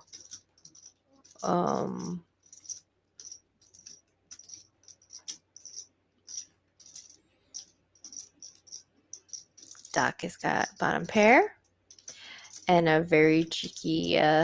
Very ambitious call. Yeah, I understand sometimes though when you think to yourself like, oh man, if I hit a 4, they're never gonna see it coming. I mean, John's in there too with the middle pair, thinking similar things. He's 9 like, or a deuce. yeah, baby. They're not going to see that. Yeah. Okay, hello. Here we go. Ugh. King ball. All right, the wrong open-ended got there for this particular pot. All right, let's see. This is a game changer river. That helps, Phil. Yeah, for sure. I don't see too many worlds where a refill doesn't win this hand. That's 375. All of the draws missed. John lets it go. All right, refill. Don't show. Oh my gosh, he showed. See. Captain Underpair says RV Phil should have re-raised the flop. What do you think about that? Should he have re-raised the flop? When did OFC bet his He open bet ender? $30 and OFC raised to 80 or 90, something like that. And then Doc cold called and John cold called. I think that when we're gonna play queens as like a trap hand, to come out check raising the field there when we let everyone see this flop for $10 or whatever the amount was, it's extremely dangerous because any combination of two shitty pairs is gonna call or potentially get it in with us, and we're gonna be behind. So, no, if we're going to limp under the gun with pocket queens, I'm in the camp of we're not limping under the gun with any hand ever, unless it's a very specific tournament situation or where we're short stacked and we want to try to just limp raise for the max or something to that effect, where we have a lot of aggressive players on our left. And what you said is totally true. I think he's like trying to trap OFC. There's a lot of aggressive players on his left. He's just hoping to get it in a nice check raise spot. Ladies are hot right now. Queens are moving around the table. Alice will get them next. That's funny how that happens. Sometimes like pocket kings will move around the table. Like 4 hands in a row, somebody will have pocket kings. Yeah. I didn't witness a hand in which I had him twice in 4 hands, but in No Limit Texas Hold'em, where pocket aces were dealt 4 times in a row. Wow. We were playing the tournament yesterday. Very first hand after break. Registration's closed. Guy just rips in his full stack for I fold queen deuce. It's jacks against tens. I flops out queen queen whatever. Second hand, the same guy rips it in. I fold queen deuce again. He has pocket jacks again. I would have flopped a queen again. That's sick. Fun stuff. Yeah. Stuff like that is a trap, though. You're not supposed Yeah. to like notice those types of patterns because they're just a way for you to become the sucker and putting in money in minus EV spots with complete garbage just based on the idea that cards are hot or whatever. What if that queen hits? Yeah, or like I'm running good. Like let's Oh, the run good is real though. Well, yeah, for sure. Running good is definitely a thing. You definitely want to capitalize on it. Danny says, great job, Kim. Good luck to the players trying to finish getting caught up with work to see if I can go to the WSOP. Have a good night. Thanks, Danny. for chiming in and just showing some support. We appreciate it. And Harvey Phil's putting on an aggressive bluff with a 5-4. it's gonna work, I think. Bridge Mike might get stubborn with the king. He smells. We'll see if he can follow it up with a river bet. Okay, here we go.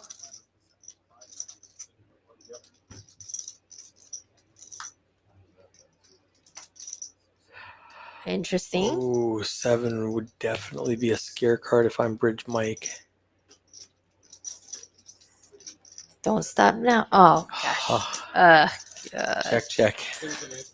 It might not have worked, to be honest. Like, I mean, he's not gonna expect that our refill is gonna be betting a 7 on the turn. So he's going to decide that You do or do not have an ace. yeah, because it wouldn't make any sense for him to be bombing a 7. Definitely interesting. Mediocre Poker says, would be criminal if German Moneymaker doesn't make an appearance on the Poker House streams soon. Well, he's 2 banished. months? He's banished to commentary land first, though. I'm just kidding. Lock him in here. Yeah, it's always a pleasure to have him participate in any version of the streaming as a commentator, as a player, just all around good guy and beloved by the DFW community. How disappointed were those guys in Vegas when they were told you had a Texan to come play with them and German Moneymaker shows up? I did hear about that. Yeah, that would definitely. They were like, "Oh, I got a couple of guys from Texas that want to play. Okay. And he shows up there like, no, he's not from Texas. Quit. Yeah, for sure. Let's see. All right. Alice 3 bets it to 125 with Jack Queen suited in the cutoff.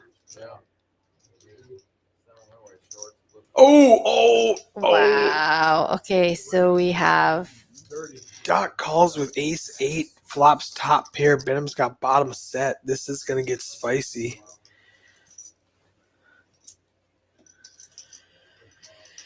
Alice is like, wait, I was the pre-flop raiser. What are you guys she's doing? Like, how's this even happening right now? Wait, what? There's a bet and a call? Like, oh, hello. You guys are supposed to check to the raiser. Another club. Bet Queen Jack suited. Yeah, she's would wishing be- she would have called now. Floated one time. Light. Oh gosh. Doc, slow down. Something's wrong. Mayday. Spidey senses tingling right now. He's made a lot of really great laydowns. Let's see if we can smell this one out again.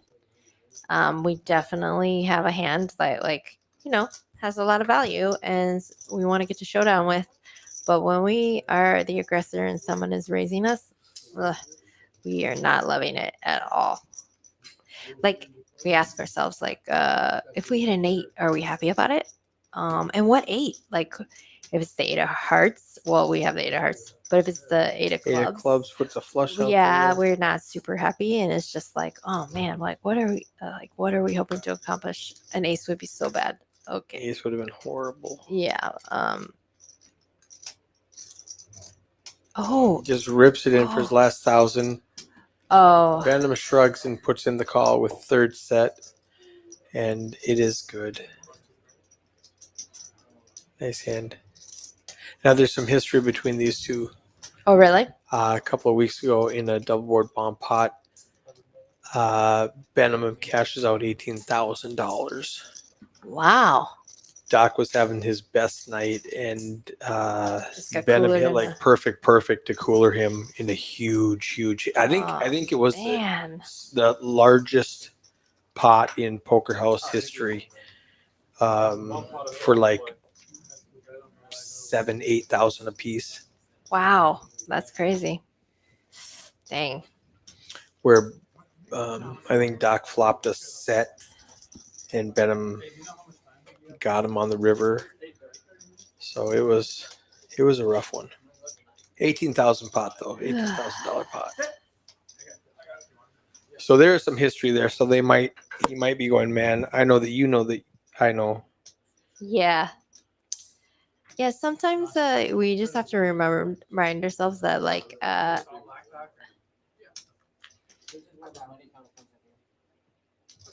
oh, hello, black chip leader. Let's go. Come on, Doc, you got this. Double board bomb pot on the dealer change, $15 ante.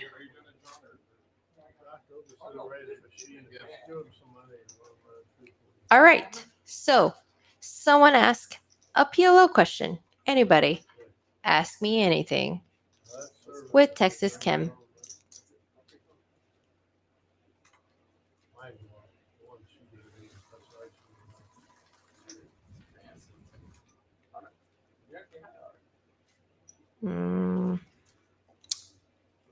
Crickets. Crickets. Maybe I should run to the restroom. You absolutely can.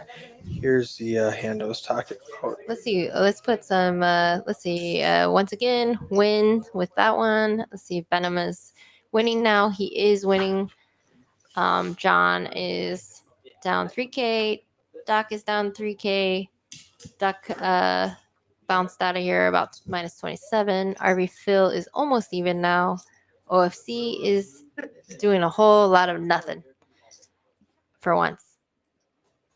Do I ever play pocket deuces pre-flop in PLO? On this hand? Uh, Or was that a random question before that I top know board I'm came out? asking well, first of all, sometimes it's unavoidable. And say like a bomb pot scenario where we are, Benham flopped 6 full plus a gutter ball. Hayden has suited aces. One suited aces, I should say. When I look down, Bridge Mike flopped the overfull on the one board plus a blocker to the deuce. This is why bomb pots are stupid. Yeah. I can't commentate on it. There's just a lot of it's silliness frustrating going on. because pre-flop aces make a raise here, and a lot of these hands fold out. No. It's not frustrating. It's equal. It's whatever. And you just have to remember that it's a bomb pot. So Yes. it's literally any randomization of 4 cards. Yep. So when you say like, I block this player from having like the nut full house, and you just have to remember that like it's the complete randomization of 4 cards. Nobody made like a pre-flop decision to call or to put voluntarily put chips in the pot. So you just really have to be very smart and very strategic about like your spots. Oh, hello, Deuce. Quadlicious for Bridge Mike. If I were going to play deuces pre-flop in Omaha, it would be in a bomb pot. Oh my gosh, wait a minute. I just realized oh no, he already flopped it. Okay. But now he has a straight. 6 is full. Okay. That was Chop pop. as Danny Marks would say, that was a waste of time. That was a waste of time. When the flop came out, we knew that was going to be a chop between Benham and Bridge Mike. All right. Oh, yeah. Okay, cool. You don't have to. Yes, You can do whatever you want. I do.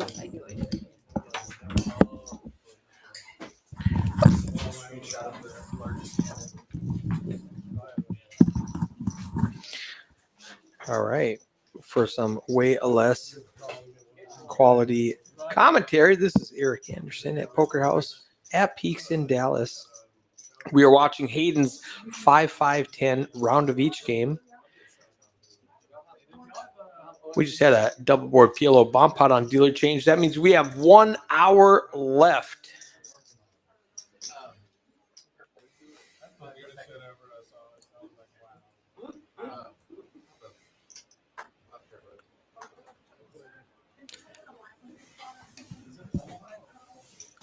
Hayden with pocket 8s under the gun. $10 to call. He's going to make it 50. Bridge Mike with king, queen. Offsuit in early position.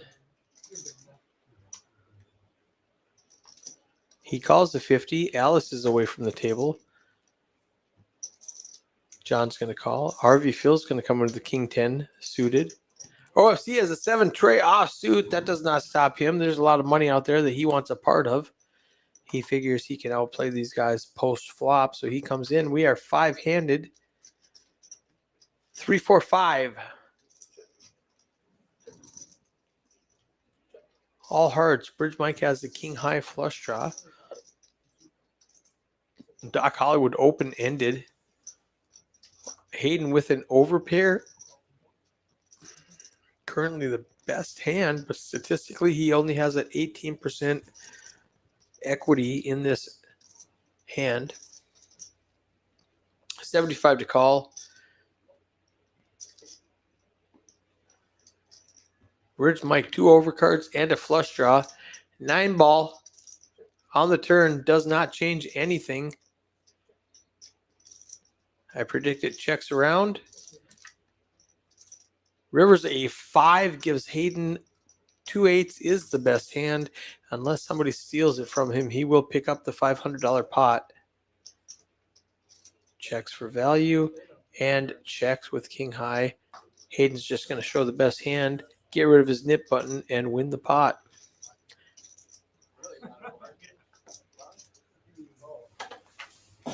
Let's check out some stats. What kind of stats do you guys want to see? I've got some cumulative winnings, which is the most important stat. Hayden up $5,000. Bridge Mike up $2,300. Benham up $1,400. Alice up just over $900. Everybody else down. OFC, RV, Phil, Doc Hollywood, and John. Doc Hollywood and OFC still have the knit button.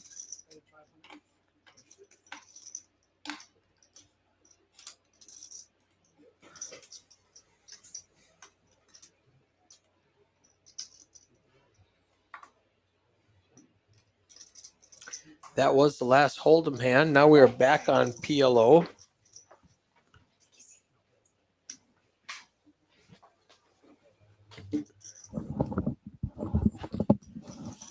Our boy Hayden just took down a pot with pocket 8s. Nice. About a $500 pot. A lot of draws that did not get there.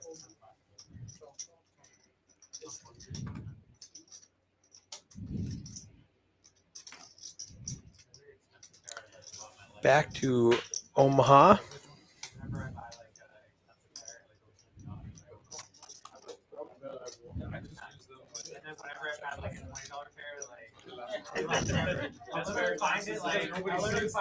Does Hayden have a problem with expensive sunglasses?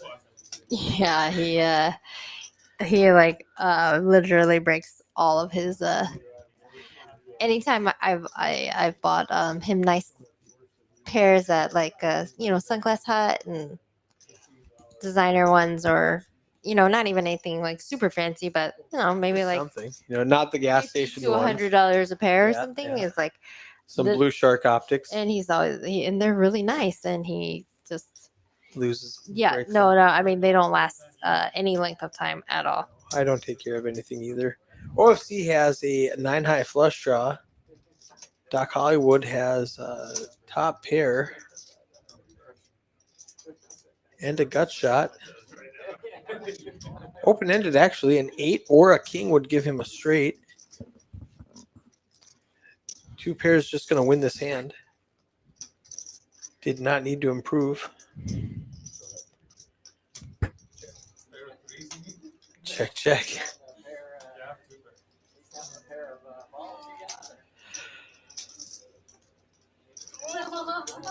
9 a.m. and German Moneymaker going to bed.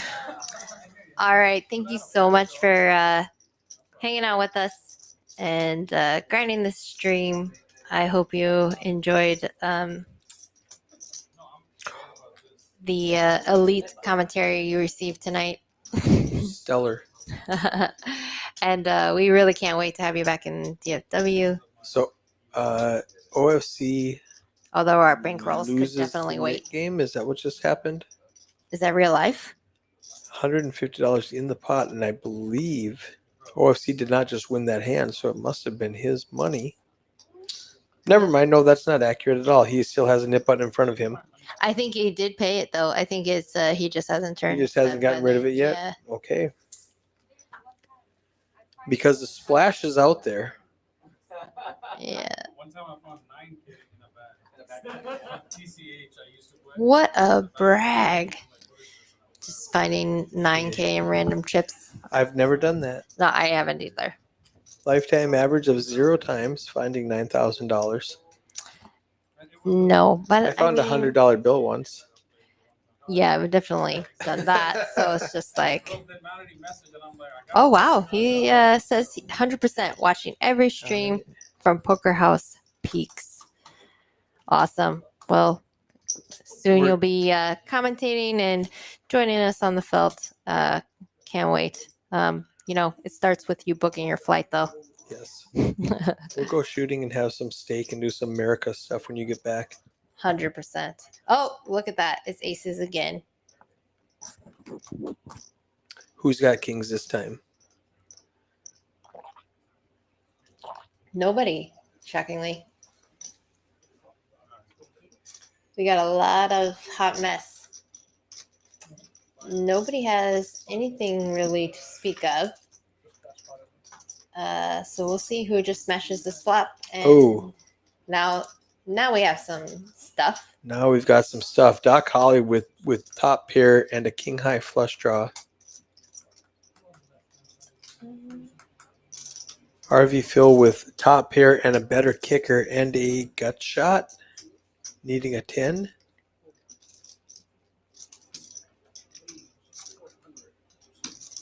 All right. I like this play from Doc. He's on the button. He wants to go ahead and thin the field, take over the aggression.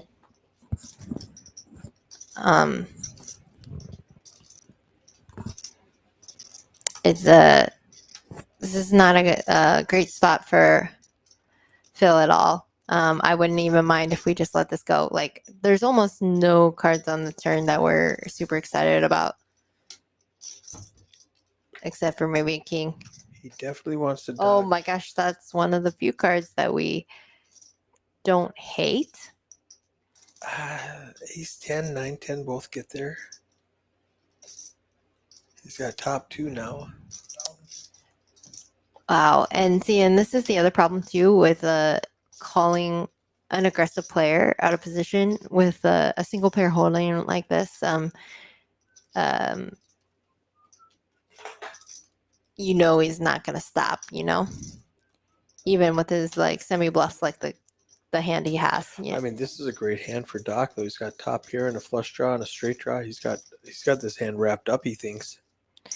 Oh no, he loves his spot, especially given that he's not facing any kind of re-aggression from his opponent, if that's a thing. I'm not sure that's a technical term, re-aggression. But RB Phil does not believe him and does not want to give up. He's counting his stack, thinking, now how much if I call 1,000? I'm going to have 27 behind. I've got top 2 pair. Is that good enough? What cards am I afraid of? What cards do I want to see? 100%. Yeah. And all of these things, you need to take your time and think them through. Look at his relative outs, though. Like, look at how many outs it seems like he should have, and he really just... Statistically, Doc Hollywood has a 32%, but we know he's only got 3 outs. Ace, ace, and 4. He's probably got he's got like 10% equity, like true equity or whatever, but real equity, true? Yeah, true outs, probably True outs, 8% with 3 outs. Is that orange chip a 1K? The orange chip is a 500, I think. 500, okay. No. Purple's 500. Okay. Right? No? I think you're right. I guess who doesn't play with 1Ks? Well, I don't play with 500s either. Yeah. Well, So, see, like he's You're right. It's probably a 1K. He's got 27 behind. So Doc misses all of his draws, but he still has top pair and the aggression. If he pots this for 3K, can RV Phil call? But it's RV Phil's turn. He has a great bluff catcher. We don't really need to be betting this hand. We just want to check and let. You just check call? Yeah, I mean, nothing changed. The board texture did not change. So unless we have some kind of hero read on the situation, we Do you ever block bet here for like, 300? no, because if he raises, like, are we folding? Or he's gonna block bet for 600. And that Mm. might just be a value bet actually. Yeah. I What do you think about this? I this, strongly disapprove of this bet. Like, if we had the That's- best hand that's a on the big bet. turn, we definitely bet 725. we want Doc to bet his missed flush draw, like ace high clubs, even the king high clubs, like he has with some equity. I mean, and we also know that Doc is capable of betting big bluffs. So we So would you call this turning your hand into a bluff with 2 pair in PLO? Because ace king or ace 10 beats you, any set beats you. Did he just value bet or was that a bluff? I do not know, to be honest. Like, that's what so I remember listening to commentary from, again, the same German pro that shall go unnamed, the only German pro that is worth Happens considering. to be in the chat. Yeah. Oh, no. I didn't say he was in the chat. I mean, he could be Possibly. in the chat, don't but know. actually he could be not He in could the be chat in asleep by bed. now. Yeah. But I mean, I'm not saying that he is or he isn't. However, he did say that there was one time where he was just like, "Oh, what's this? Like, why lead here? You're turning pocket aces into a Right. bluff because you can't really get called by worse." And I remember just like And you being can't kind get of, better to fold. yeah, and it's just like well, no, you can You can't potentially get okay, better so to you are fold, bluffing. but and he said, like, I really don't know if we're value betting or bluffing here. We can't really, you can't call it a value bet though, because you're allowing all worse hands to fold, and then you're allowing your opponent to get max value from you. You're letting him play perfectly. Now Yeah. you're letting him off the hook. Whereas Yeah. Doc could have let out for 900 and you just call reluctantly and win 900. I mean, and we know that, like, actually Doc, like, I mean, when he goes for big bluffs, he's just full potting it there. Right. And it would make sense to full pot it there. Like, if you have ace 10, you know that you just saw a refill tank forever, and he wants to give you credit. OFC, bottom set, ace high flush draw, gut shot straight, my hammer lock on this hand. But RV Phil, flop Broadway. Oh gosh, this is a classic matchup between the two of them. They have played so many hands like this where they're just and then Doc's getting, Doc also flop Broadway. I didn't even see that. oh my gosh, and like Doc's also getting in the mix. I feels like, yeah. oh great. Oh, I was wondering why Phil's equity was so low. It's because he's chopping it. He's trying to chop. Yeah. I mean, he could get backdoor full house. That's where his 12% comes in. Doc could get backdoor full house. That's where his 12% comes from. But typically, they're going to chop it. Well, and both of them are drawn dead for, like, I mean, if not dead, but like if they have to go runner if the 9 of spades or the Yeah. 6 of spades 6 come. of spades, 9 of spades. Oh gosh. Hello. Oh no. And Wow. OFC has like Wow. a really he has like a crazy lock on his equity here.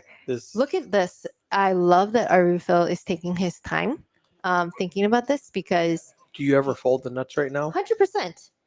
I'm not that 100%. good. Because look, he does not block ace queen of spades. Right. So he That's could be like, free rolling. he Could be getting free rolled. Correct. And again, another doesn't- one is he could be again, like, a lot of times people just have like Yeah. top 2 pair and Broadway, And they or can boat a it. set in 2 pair. And Like, it doesn't even have to be ace queen of spades. It could be ace queen with spades. correct. And it doesn't matter. They're You're like, right, yep. all of those the hands flush should be too. are free rolling you. That's a great point that I did not think of. Yeah, and so, like, he has to ask himself, what are these two opponents putting all of this money in with? Wow. And he's thinking about it. This is really, really awesome. Like to see. I hope he makes the fold. And even if you guys like really cannot be results oriented, like let's say that it breaks out and everybody he would have wins. won. He you would have won can't half the think like pot. that. It's like you just. I mean, you He's have calling to. the chop. You have to think that you're too. The only reason you ever feel comfortable with like piling. Oh, we got a new player. Yes, sir. The only reason why you're gonna ever feel good about like stacking off here when you only have $300 in the pot. It is now 3,500 to call. Like you could just get out of here for $300. I just think let it go, let it go, let it go. It's almost there. Come on. Phil, it's bad. It's bad. It's bad. It's bad. It's bad. It's bad. Oh no no no no no! Oh gosh, here they go. I'm gonna go on record and say I 100% call here, probably incorrectly. Well, it's just something to learn from. Like you're literally watching what could happen. Oh.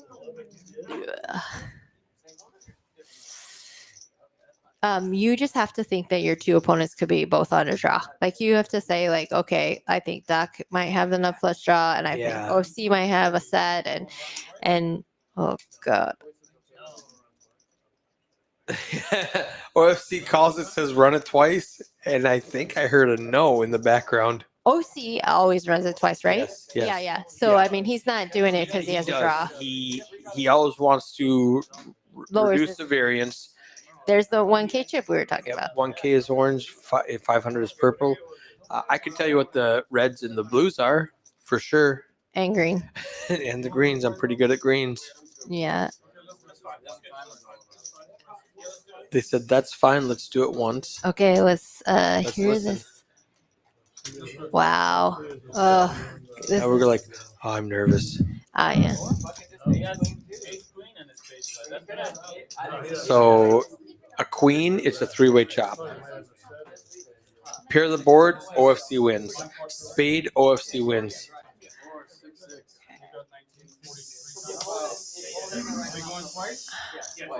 They are going to go twice. They are going to go OC, twice. oh god, it's tough for the two of them to fade twice. Yeah, It's just super tough. All right, 3 Oh. Wow. chop. That's one. Wow. Oh my gosh, I faded once. Okay. Oh. Spade, pair the board. Oh my god. They Twice. faded twice. Oh man. Oh, he's just like range tilting his way out the They door. both make $1,000 off OFC. Wow, that was a huge hand.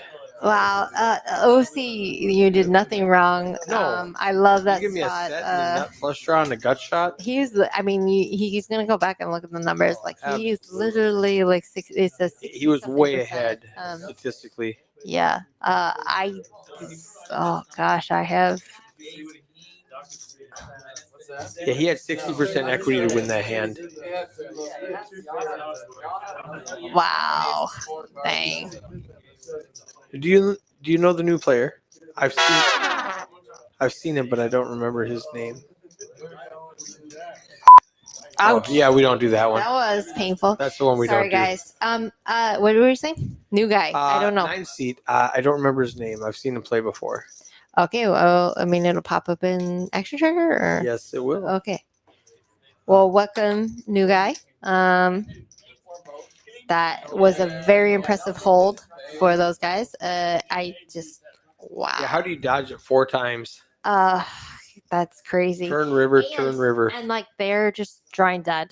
Like Yeah. I mean, They've you got bink the nuts any of with those no outs. redraw. Yeah, yeah. Like, I mean, you bink a spade, and I mean, yes, if it's a 6 or a 9 of spades, that's it. But I mean, if you bink a spade, if the board pairs, they're just drawing dead. Like they cannot recover. So it's like all you have to do is hit one to free roll it and one to chop, and honestly, because they're both putting it in with the same hand, like your opponents, like you just make money, like so you don't even mind if they get quartered and you win half. Like you just make money.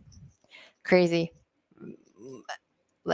this is why some people just lose their minds in PLO. Props to OFC for calling it a night. He definitely was running pretty below average in card distribution. I think we've got 10 more minutes on stream, and then he's probably setting up a 1-3 game on the outer table for a $600 buy-in. You think so? I would bet money on it Really? that he's gonna go play the $600 buy-in. He'll stay here till 5 in the morning, Okay then. just having fun. Cool. Well, good for him. Awesome. All right. We have Lots of 9s and 5s for RV Phil and Doc Hollywood. Doc Hollywood, Benham, Hayden, Bridge Mike. Do we miss that guy's name? He's said a it's straddle, not so hasn't come true. to it yet. That's not true. What? Look at that. It's aces again. Oh, he's not here? He says I'm out. Oh, He's not in the outside table? crap. We were about to start talking shit about you. I didn't know he was listening. Oh, man. Sean, definitely a rough one, my friend.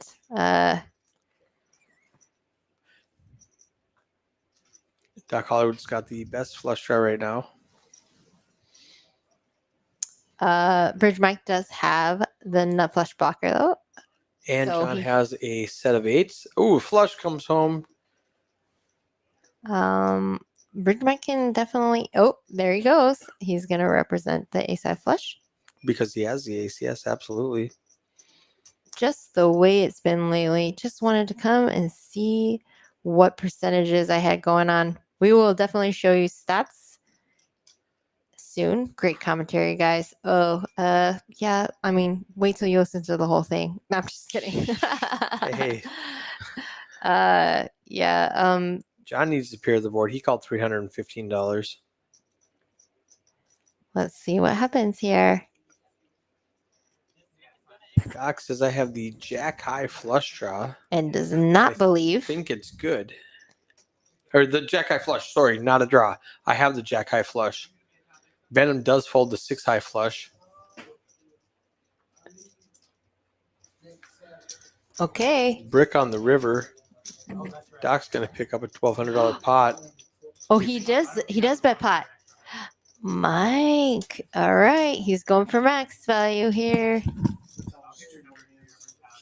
Oh. Okay. What? They're still playing? Yeah, they're still playing, so we've got probably another it's probably 15 minutes 'cause, at least. Oh no. Oh, Doc. All right, let's show I missed the end of that hand. Did he bluff at it? Yes, he did full pot. Oh, Full pot. Nice play, Bridge Mike. good bluff, Bridge Mike with the nut blocker. V pits, OFC, you're at 59%. Mr. Jones in Mr. the Jones, 9 seat. that's it. Welcome to the table, Mr. Jones. Pre-flop raising.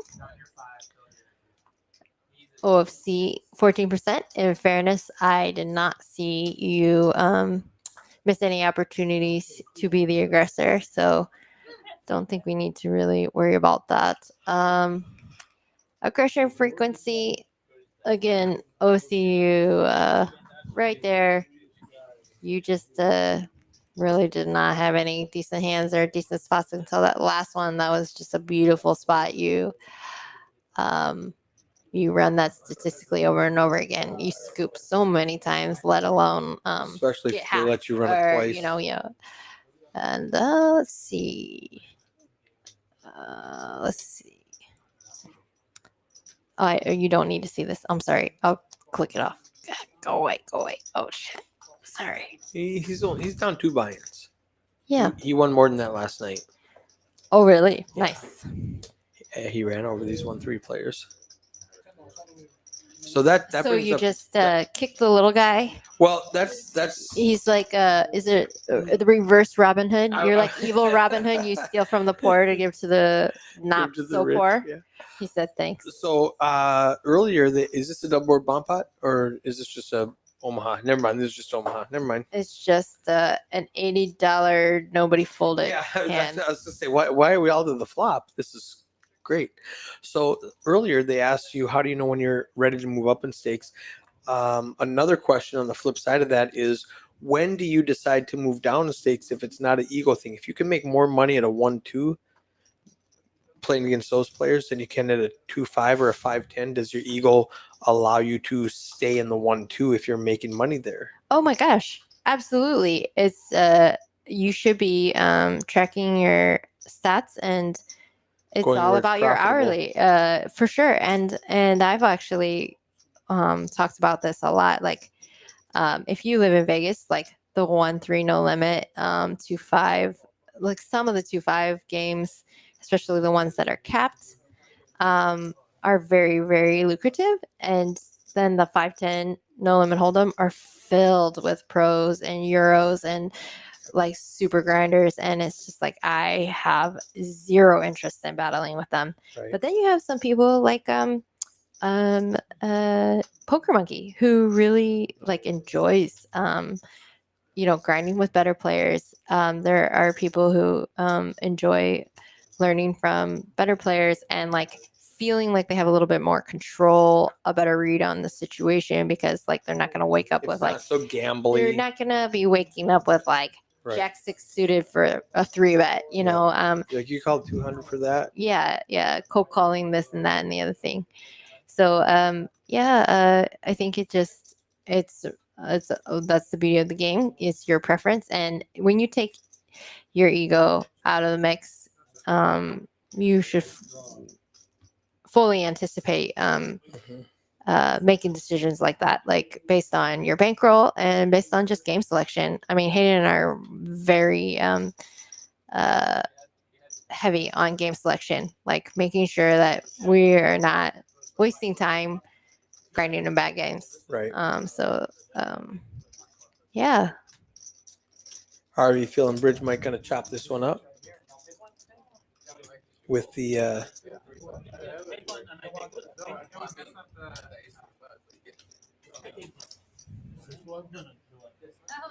I'm wrong. Benham. Oh, RV Phil. are they? I said Bridge Mike, and I'm like, what does Bridge Mike have? Sorry. Oh, they decided they didn't want to chop, so they just like decided a high card for the pot. That's awesome.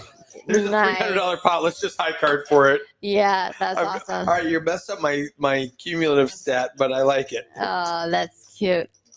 I mean, if you're gonna mess it up for $300, that's not bad. It's fine. Captain under pairs, giving OC some props. OC, I always love watching you play. I love watching him play too. It's so fun.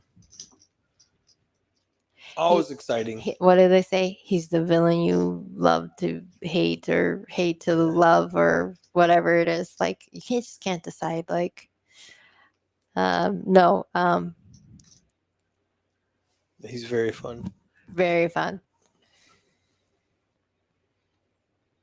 So I think typically they play until the Nick game is done.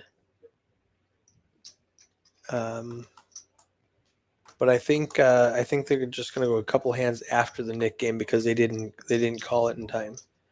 So I think they're going to finish the Nick game and then do 2 more hands, if I'm correct, which will be about 10-15 minutes from now.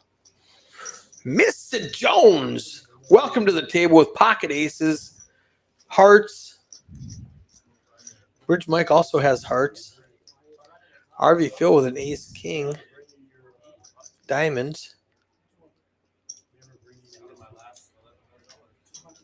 We're going to wait for the overlay to catch up. RV Phil makes it 50. Mr. Jones 3-bets to 200. Deuce 5, Jack, Queen, Badoogie for Doc Hollywood. He lets it go. 7, 9, 10, Jack. That's a nice little rundown for John. He's going to call. He's got about $7,000 in front of him. Oh my gosh, I didn't even really notice. Like, that's yet another ace. A pair of aces. They're just so aces and queens, So right? common now. Aces and queens just seem like the cheap and easy hands. Ooh, Jack 10 gives John 2 pair. Mr. Jones has the ace high flush draw.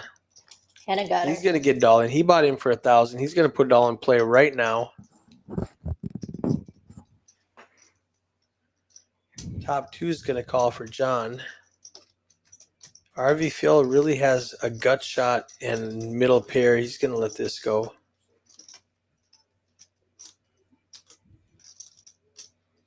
Hmm. Actually, John did not call. He raised to isolate and get the last $100 from the 9 seat. Well, and he also just wants to tell I refill like I really want you out. Oh, he must have said fold and Yeah, hold. he says, Yeah. I'm going to fold and hold. That's some Texas stuff. We don't do that in a casino. Yeah. I don't know why you want to hold. Like, why do you want to keep looking at your losing hand? Look at how You- sexy this is. yeah. I've got ace king. Can you believe it? Okay. Their equities are close again. Very close. 8 ball. That's a straight. Queen, better straight. Oh no, I refill would have hit his ace king, and he's don't look at it like that. Oh, another straight. Oh gosh, Bink, bink. no hearts. 7, 9, 10 jack. Cracks aces and dodges all of the hearts. I can't blame Mr. Jones for putting $1,000 in on that board at all.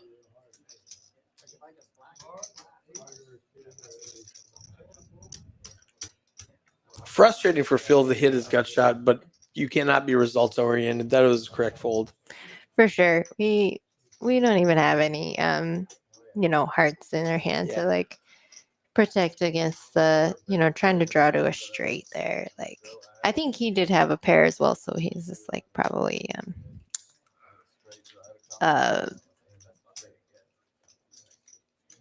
being sad about it. All right, let's see what else we got going on here. Let's look at some more stats. Winning after all that. Hayden, a 5. You want to see another trick? On the left-hand side, click on Hayden. Oh, over here. Yeah. Okay. Now instead of seeing everybody, all we see is Hayden. 4th seat. 6,000 in his pot, up 5,000. VPIP, pre-flop raising, went to showdown, and you can see all of his stuff. Nice. Oh, we need to give I think OFC wants to see his. Yeah, let's. We'll click do it on- at the end, yeah. okay? OFC will get everybody. You might have to turn this off. Hmm. It might go away when he starts the hand, but you might have to turn it off. Let's just turn it off. Hayden's got a flush pre-flop. Is that just a snap fold every time? Yes. Okay, that was easy. Yes. I mean, yes. I like How yes, about yes, like and 3 yes. aces? No, definitely Okay. not. Definitely not. But again, you want to play those types of hands in lineups that are easy to pull off some bluffs and semi bluffs and stuff like that. If you're playing an extremely loose game, trying to get 3 aces in your hand to win it. If you're going to in a game that's so juicy that it just goes to showdown over and over and over and over again, it's just hard to make trips in your hand Right. ever win. So some people just like fold them very quickly because they know that it's the kind of lineup that like people are just are not folding or giving you Right. credit for.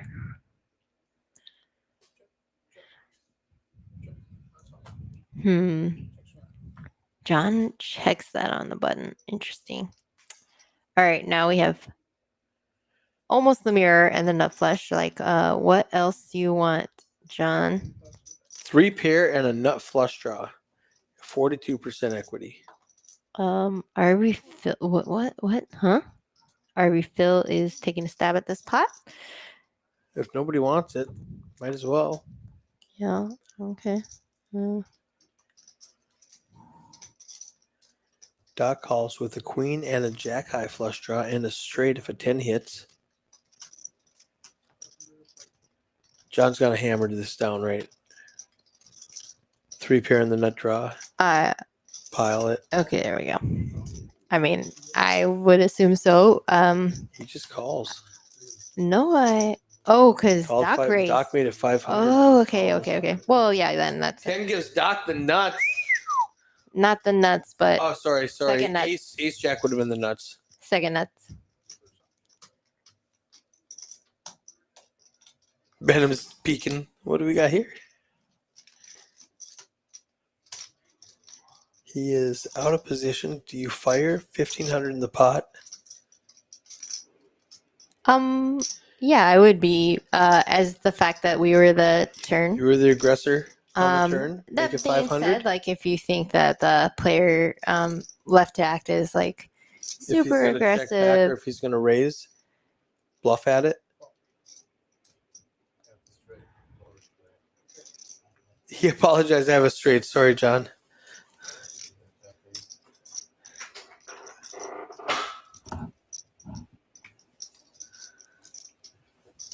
Well played, Doc. nice catch.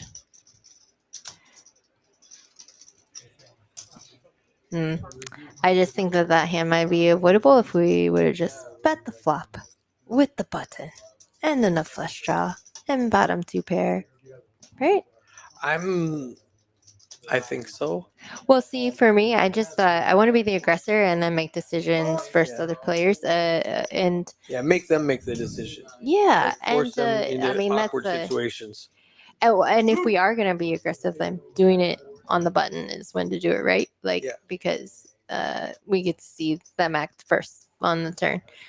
Yeah, I mean, if we're out of position, then maybe we can play that hand as a check raise or a check call, and protect ourselves against like top two pair for sure and sets and things like that. But we were checked too on the button. But he might not be folding anyways. No, But he that's- said he had a combo draw. He was excited about his hand. He was never folding, so John lost the minimum. Is what Doc is explaining right now when they were trying to, afterwards, like, what could I have done differently to win this hand? And Doc's like, nothing. I'm never folding. You would have lost more.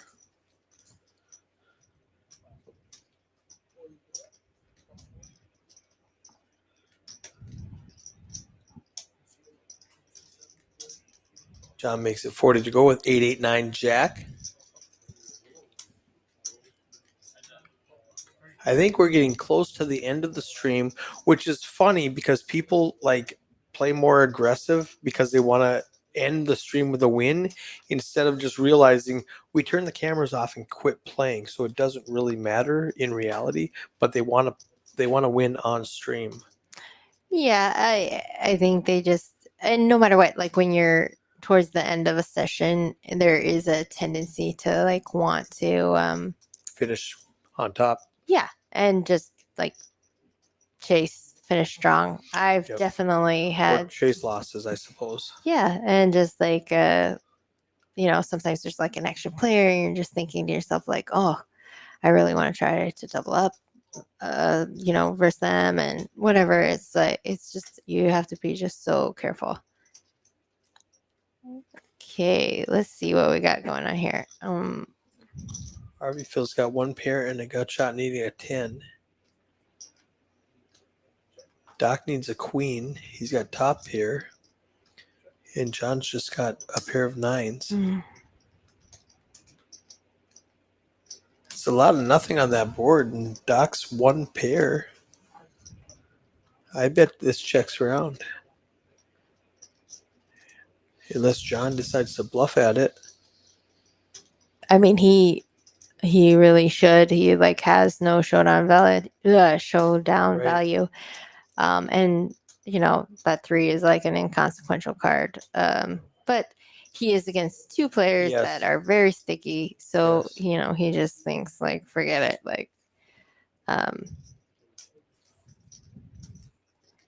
Ship it to Doc. Doc on a last minute heater. Let's go. All right, let's check on some more player stats. Let's see Doc's because he's cleaning up right now. He's down just under 2K, which is just a single bind, not a big deal. Making a quick recovery here at the end. 67% VPIP, 8% pre-flop raising. Yeah, and that makes sense. I mean, I think he definitely In PLO, it seems that more people are more passive pre-flop. I might be wrong, but it's a lot more calling than in Hold'em, where there's a lot more raising and three betting. In my limited experience, and I might be totally wrong. no. I think you're right in general, but I would say that like the correct strategy is to be as aggressive as you can be in position. And if you notice, most of the professional PLO players, they're like hyper aggressive. And Right. that being said, I've been in certain lineups where We might need to turn off that graphic. how do I get rid of it? Just Click on it again. this. Yep. I And then did. Click on doc. Oh, you have to unclick his. Yeah, thing. Got it. unclick doc. Got And more likely, that wasn't us. They mess up this hand. He has to back up, and then he's going to restart. It just sits. Yeah, and it's just going to sit because the graphic's not going to show us all of the mess They're up. waiting for Yep. all the things. They're like, wait a second, hold on. Oh, you know what it is? Damn John adds on without telling anybody. And he messes up the chip counts. So he might have to go back and say, okay, what's going on here? I have him at 2,000. He's got like 1 million. So then they have to back it all the way up, fix it, and then go through it. Hmm. That might be what happened. I don't know. It's not John's first rodeo or No, anything. he does it on purpose. Really? Yeah, I asked Why? him. I'm like, John, you got to remember. He goes, I don't want people to know. I'm like, we're watching you. You're messing up my TV show, John. Yeah, we need to talk to him about that because you guys, like, Don't- when you get invited to a stream, like, I mean, this is we're doing it for Yeah. the entertainment. We just we're trying to grow the game and adhering to stream rules and Just putting up etiquette. with stuff. Yeah, I mean, Your sister's gonna find out you lost $2,000. Get over it. yeah, I If you don't totally like get that, it. don't play on Like, stream. yeah, exactly, right? Yeah. Yeah, see right now the Oh, camera's see, jumping they're around. freaking around. It's- everything's backing up, and now he's gonna say, "Okay, hold on a second. I have to redo this." And now we're gonna see all the pre-flop action and then the flop action, and that's just a matter of something happened early that he didn't catch until right now. So now he's gonna go back and fix it. So they got to pause production. That's the problem, and the just the reality of having a live stream. I can't crop this out and just show you the edited version. Yeah, it's You see live. you see all the warts and hair and Yeah, everything and else. this is how we lose viewers. I mean, I'm gonna tell him we lost 7 viewers during his shenanigans. And to be fair, he might not be to blame for this specific hand, but he's done it before. Yeah. And I've talked to him before, and he's just like coy. I don't want people to know how much I'm losing. Yeah, It's not a secret. We're watching you play, bro. I mean, again, if you are worried about it, you Yeah. definitely don't want to play a stream. And it looks like they're going to finish this game with a $25 bomb pot. All right, so let's just ignore this Ignore the whole last hand. and just wrap this up. Let's see what we got going on here. Anyone else we want to see some stats Let's with? look at RV Phil. Yes, always a fan favorite. Exact words I was going to use, up $1,600 for the day. 56% VPIP. How about Bridge Mike? How's he doing? Let's see. A late addition because J Rock had to cancel. Up $3,000. Great job, Mike. Yeah, nicely done. He was stuck in the beginning, right? So like, I mean, that was a nice comeback. Nice comeback. And Alice, who always wrecks this game. Ooh, This is like almost losing for you know her. how disappointed she is right now to only win $800? Yeah, but you know what? I love it. She got caught in a couple bluffs, but like still always Yep. showed up with like balls to the wall aggression and just like So fun to watch. Yeah, really, really, really nice. Oh. And then Benham. When we get along to Benham, he's got bottom set on the bottom board, or top set on the bottom board. Benham he also made a big battle back. He said that he only brings 2 buy-ins or something, and so he was all in pretty much. And Yep. and made a decent comeback. He was down to, I think, like $500 or something at one point. And then Doc, I was really pulling for him today. He was supposed to be number 2. Not too bad. Just losing one buy-in, that is not even a big deal. Really nice showing. He made a lot of really great laydowns. Definitely. Really good disciplined. Yeah, and and the bluffs that he made sense. He was definitely doing it with blockers and board texturing. I like how board his game changing has words. advanced in the last 3 months. Yeah, he's been watching the streams, so I know he's learning and He's trying to studying. grow. And but he's always a pleasure to watch and very exciting. Oh, he's one of my favorites. And Mr. Jones, next time, hopefully we get to watch you more Very from short start to- sample size from Mr. Jones. Yeah. Oops. Let's get rid of this. All right. Well, thank you so much for having me, and It was a pleasure. I hope everybody in the chat enjoyed the commentary. If you didn't, I don't want to hear about it. It's free. So Eat it. I'm Hayden's just got a kidding. wrap on the bottom with the 8, 9, 10 king. And not much on top. He is going to let it go. Never mind. Actually, he has kings and nines. That's an interesting spot. Oh, I didn't even see that. Now the problem with that is, again, relative position. He it looks like it is a raise, Yeah, right? it was Benham raised to 900. And Mr. Jones, Phil made it 100. Mr. Jones called. Doc called.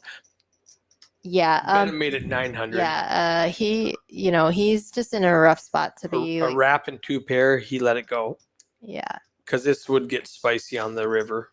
yeah, and he just like this pot is super bloated. He has to. There's still action to come. And some of Definitely. these guys, the last hand of the night, are trying to get unstuck. And they might just pile it in. Wow. Okay. Oh my gosh, what's going on? So our Phil has the best flush draw. And a gutter and 2 pair. Okay, so we have equity on both boards. Oh, he has open-ended on the top board as well. Yeah, so I mean, okay. It's a sketchy when we have second or third nut flush draw at this point. Right. But We know it's the best. He doesn't know that. yeah.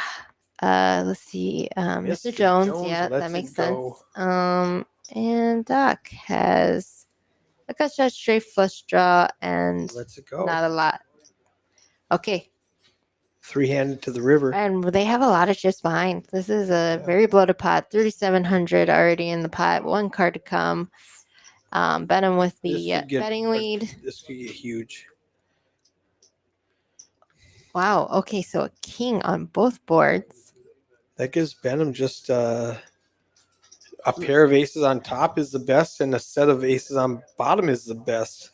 All the draws miss. Wow, that's so sick. And he's going to check around because he's afraid of that king, Yeah, sure. and he's just going to win the $3,700 He's out afraid of there. the king in there, like the queen. They're all high looking at the straight cards and going, they're- how can I beat a pair of aces? Right? Look at all these. Look at all these. Look at all these Yeah. outs I had. Wow. Well, that was a fun way to end the stream. Thank you, Miss Texas Kim, for joining me on this Sunday night round of each game. Thanks everybody for your support. Thank you, Eric, for having me and always Super fun. being a great host. We love you guys here, and now I gotta go pick up my kid from your house. I'll meet you there. Okay. Bye guys. Have a good night.